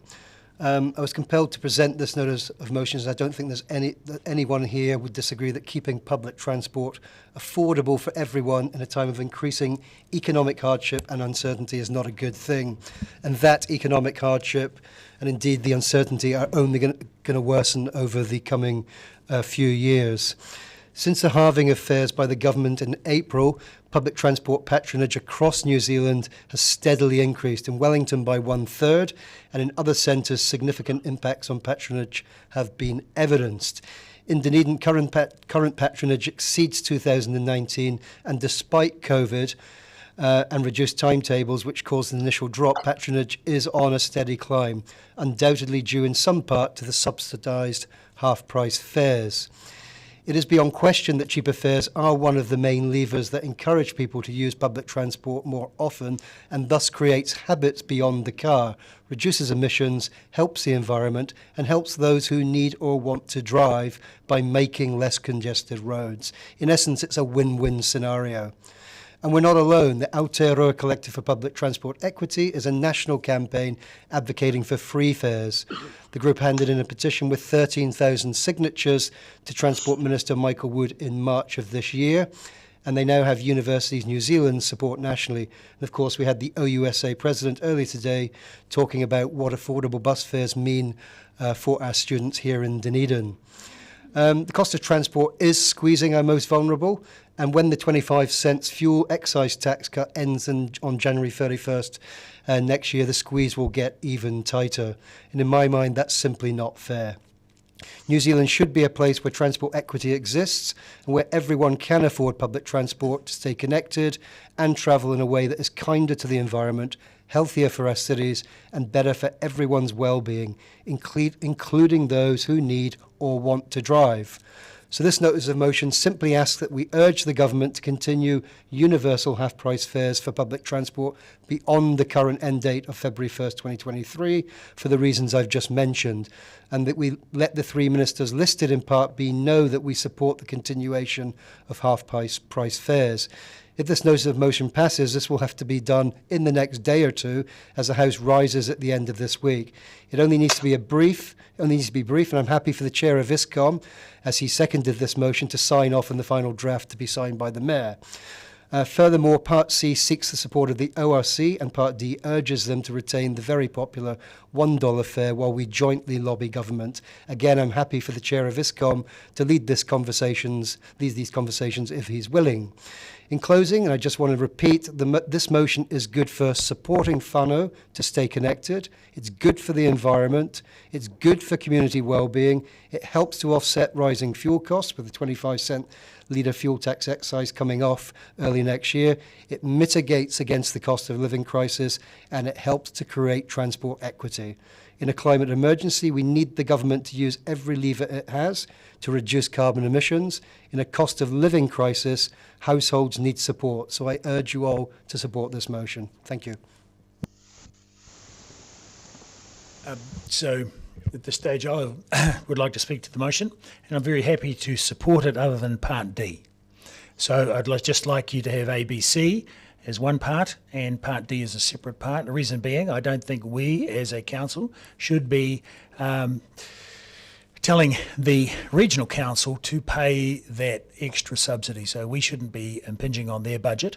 However, I'm very happy to seek their support with us lobbying the government as per Part B.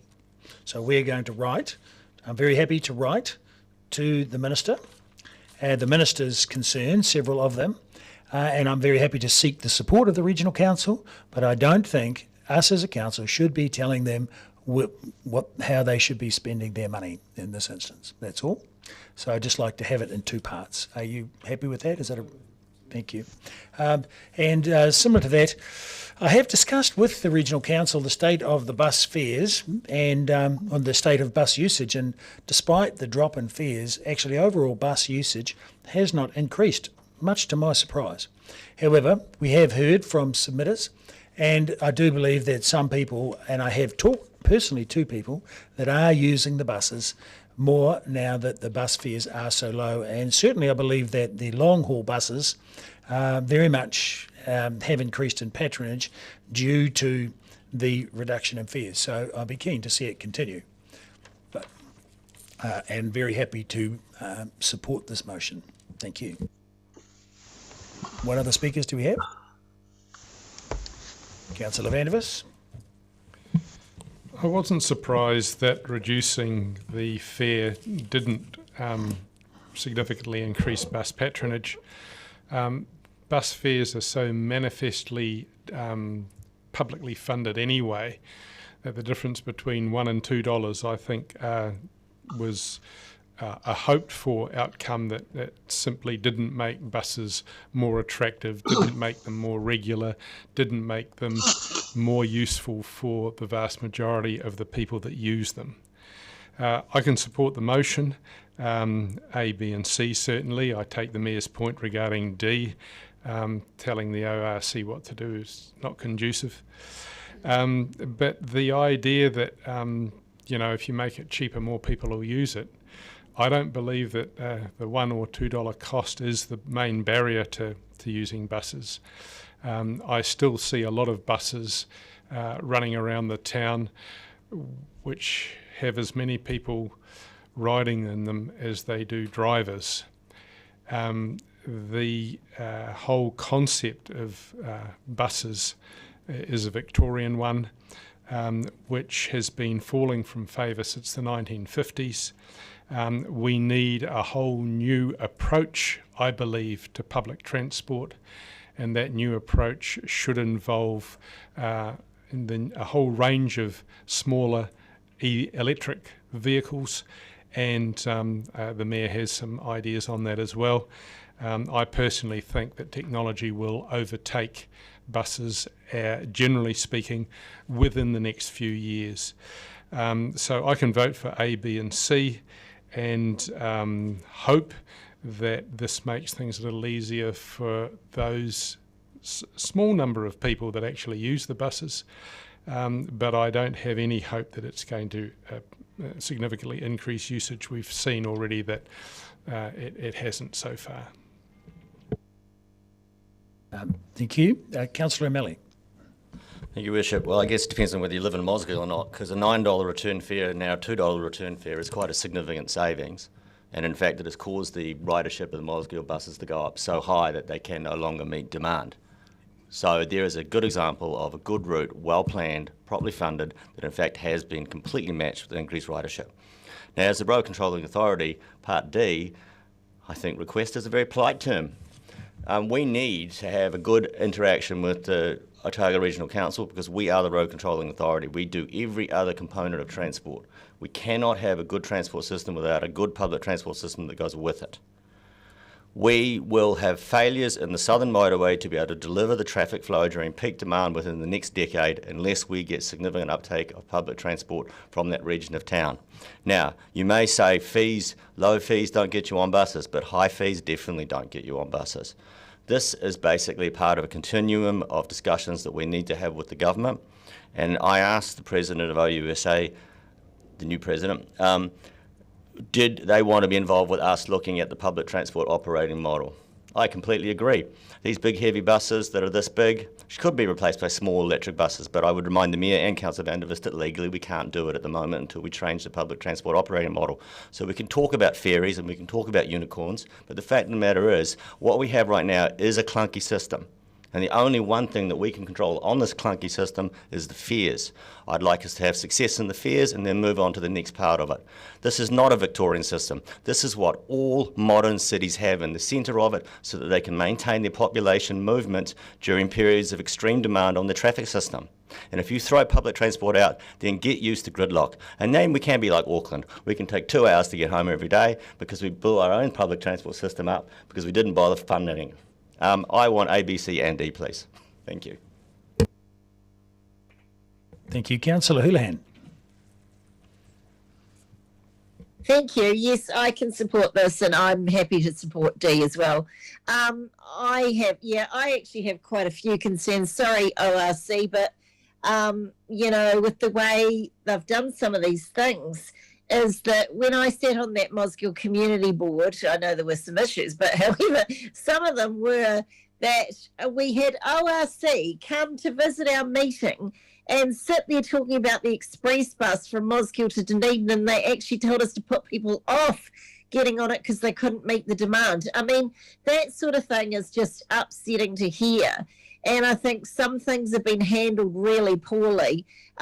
Another example is, I think, the marketing of the buses. Where is the marketing? Where is the marketing saying get on the bus? I hardly ever see any marketing for, you know, like I've been saying before, and people were thinking it was a bit silly, but we're trying to make surely buses more sexy, or get with the buses, you know, have a good slogan, have something that is appealing and keep repeating it, but we're not hearing or seeing that.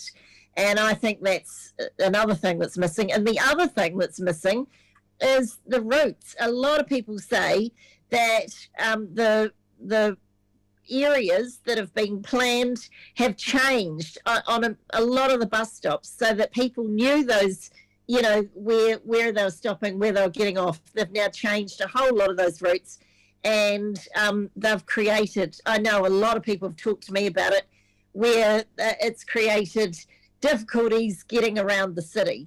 So, I mean, we don't do those things, ORC do, and I really think ORC need to look seriously at those matters, because no matter how much a bus fare is, if the times that the buses go is not frequent enough, or takes them in a completely different direction, like the one that along, that the people in, what was that road, Highgate Road, from the rest home there, that used to catch a bus that took them a few minutes to get into town, to get into the Octagon. It went down Stewart Street. That route got changed.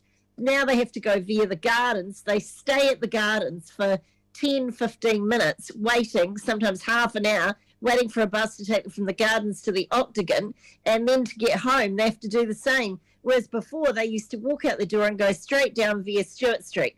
Things like that cause people and their well-being a really negative impact. and it doesn't help us trying to get people on buses.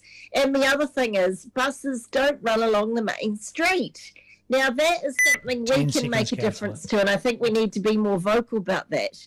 And, of course, the flexibility of George Street does make a difference to that too. But people in South Dunedin really miss out. People in Green Island and Mosgiel would like to bus to South Dunedin. It's really difficult for them to get a bus to there. Did you hear the People beeps, from Councillor? South Dunedin don't want to miss all the bus stops that don't even take them through town anymore. Thank you. Thank you. Sorry, I've probably talked too long. Thank you. Councillor Gary. Thank you. I have no trouble supporting this. In fact, I thank the mover and the seconder for bringing it to us. I have no trouble in supporting D because it says requests. It doesn't direct, it says requests, and it's a perfectly reasonable request.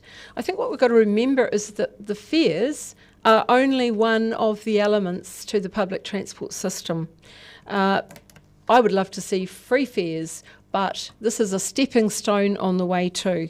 And the other elements to an efficient public transport system is a reliable service, a timetable that works for various areas in the city.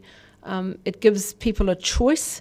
And I was delighted to hear, I think it was today, an announcement around immigration. Bus drivers are now included in the easing up of immigration rules, which is great. So that should help to alleviate the shortage in drivers that's affected the timetable. And we did hear that OUSA promotes public transport, so that is happening in that particular sector. There's no issue for me. We need to support this. Of course, there are improvements that are needed in public transport.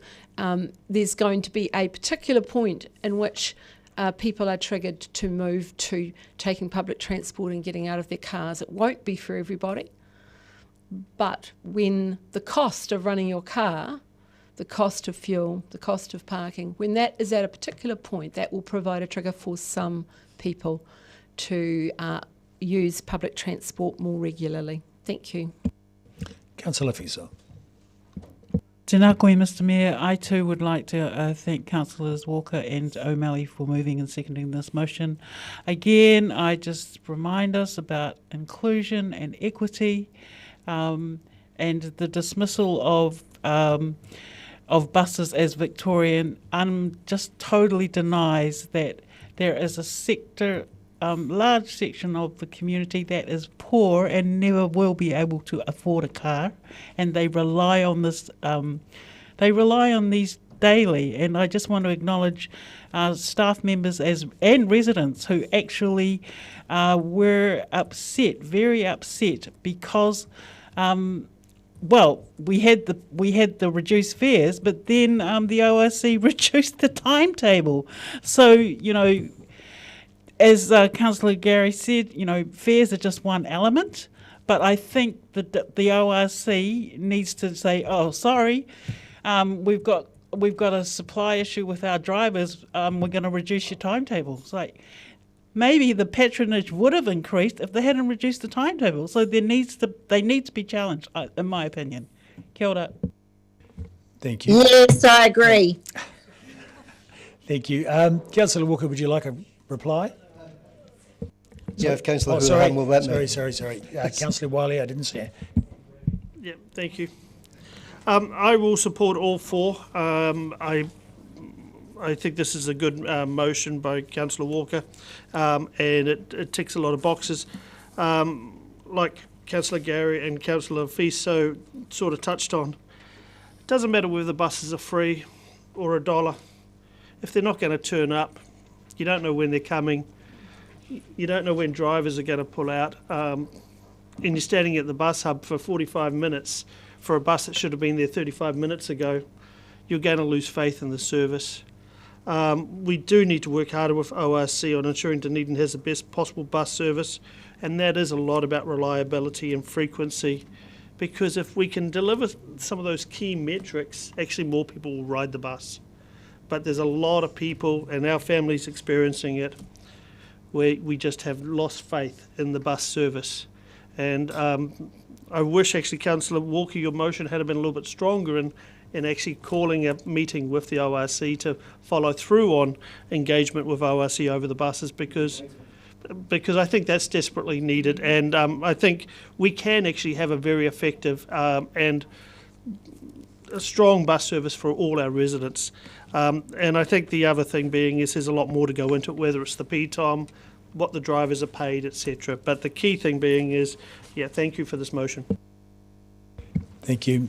Councillor Walker, your right to reply. Yeah, thank you. I'll try to respond to everyone very briefly as the time moves on. So Mayor Adich, first off, I think a few people have mentioned, I think we might now agree, we're not compelling the ORC to do anything actually.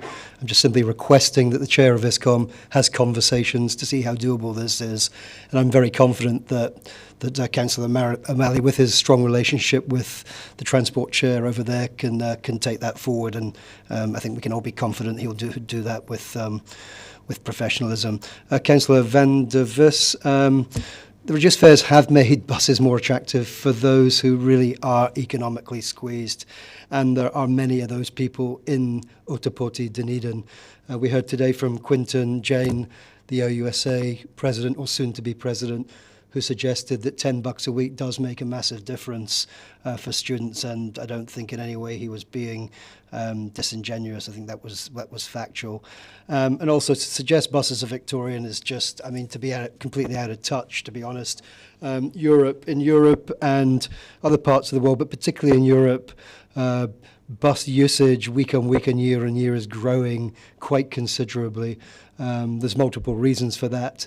Congested cities, government regulations, climate ambitions, etc. But it is growing, and whether we like it or not, it's going to grow here. And I think that's a good thing in terms of bringing around transport choice. And as I'll always say, it's a good thing for those people who need or want to drive. So it makes the roads easier. Councillor O'Malley, thank you for your support, and thank you for reminding me, actually, Mosgiel is a really good example of where the patronage is growing to quite an extent that it's worrying, as is Port Chalmers and Wakawaiti, actually, in those areas where previously I think it was about $6.50 to travel from Port Chalmers, and that $1 fare made a massive difference, actually, when that was introduced, even when it became $2. And Councillor Houlihan, I'm all for sexy buses, and joking apart, it's something I've raised often, that we're still not very proud in New Zealand of the concept of getting on a bus, not in the way that many of you here will have travelled to Europe, but when you get on a bus, you're getting on a bus with the homeless and you're getting on a bus with millionaires. It's not something that's seen as down at heel or something you don't do. It's just something you do. And I think we could make a lot of effort here, both locally but from a central government perspective, to highlight the sexiness of buses. Councillor Gary, you're right. This is a stepping stone to much more work that needs to be done down the line, particularly with things like bus driver wages, frequency, and reliability. No argument there. And Councillor Lefiso, thank you again, as ever, for reminding all of us that inclusion, equity is absolutely a factor. And don't ever stop reminding us of that, and I know you won't. And finally, Councillor Wiley, again, as others have mentioned, I agree, price is not the only thing. Reliability and frequency is important, and all international data does show that. So I thank you all in advance for supporting this, and as the Mayor has requested, happy to take 1, 2 and 3 and then 4 separately. Thank you. Fantastic. I'll put the motion then, parts A to C. All those in favour say aye. Aye. Against? No one. Carried. And so part D. All those in favour say aye. Aye. Against? Aye. So we have 3. Can we record those 3, please? That's all I've got. Myself, Councillor Houlihan and Councillor van der Vis. I'm happy to support D. Okay, so it's only myself and Councillor van der Vis? Carried. Well done. So now I move that we exclude the public, but we allow Michael Garbett from Anderson Lloyd to attend. Seconded Councillor Walker. All those in favour say aye. Carried. Aye.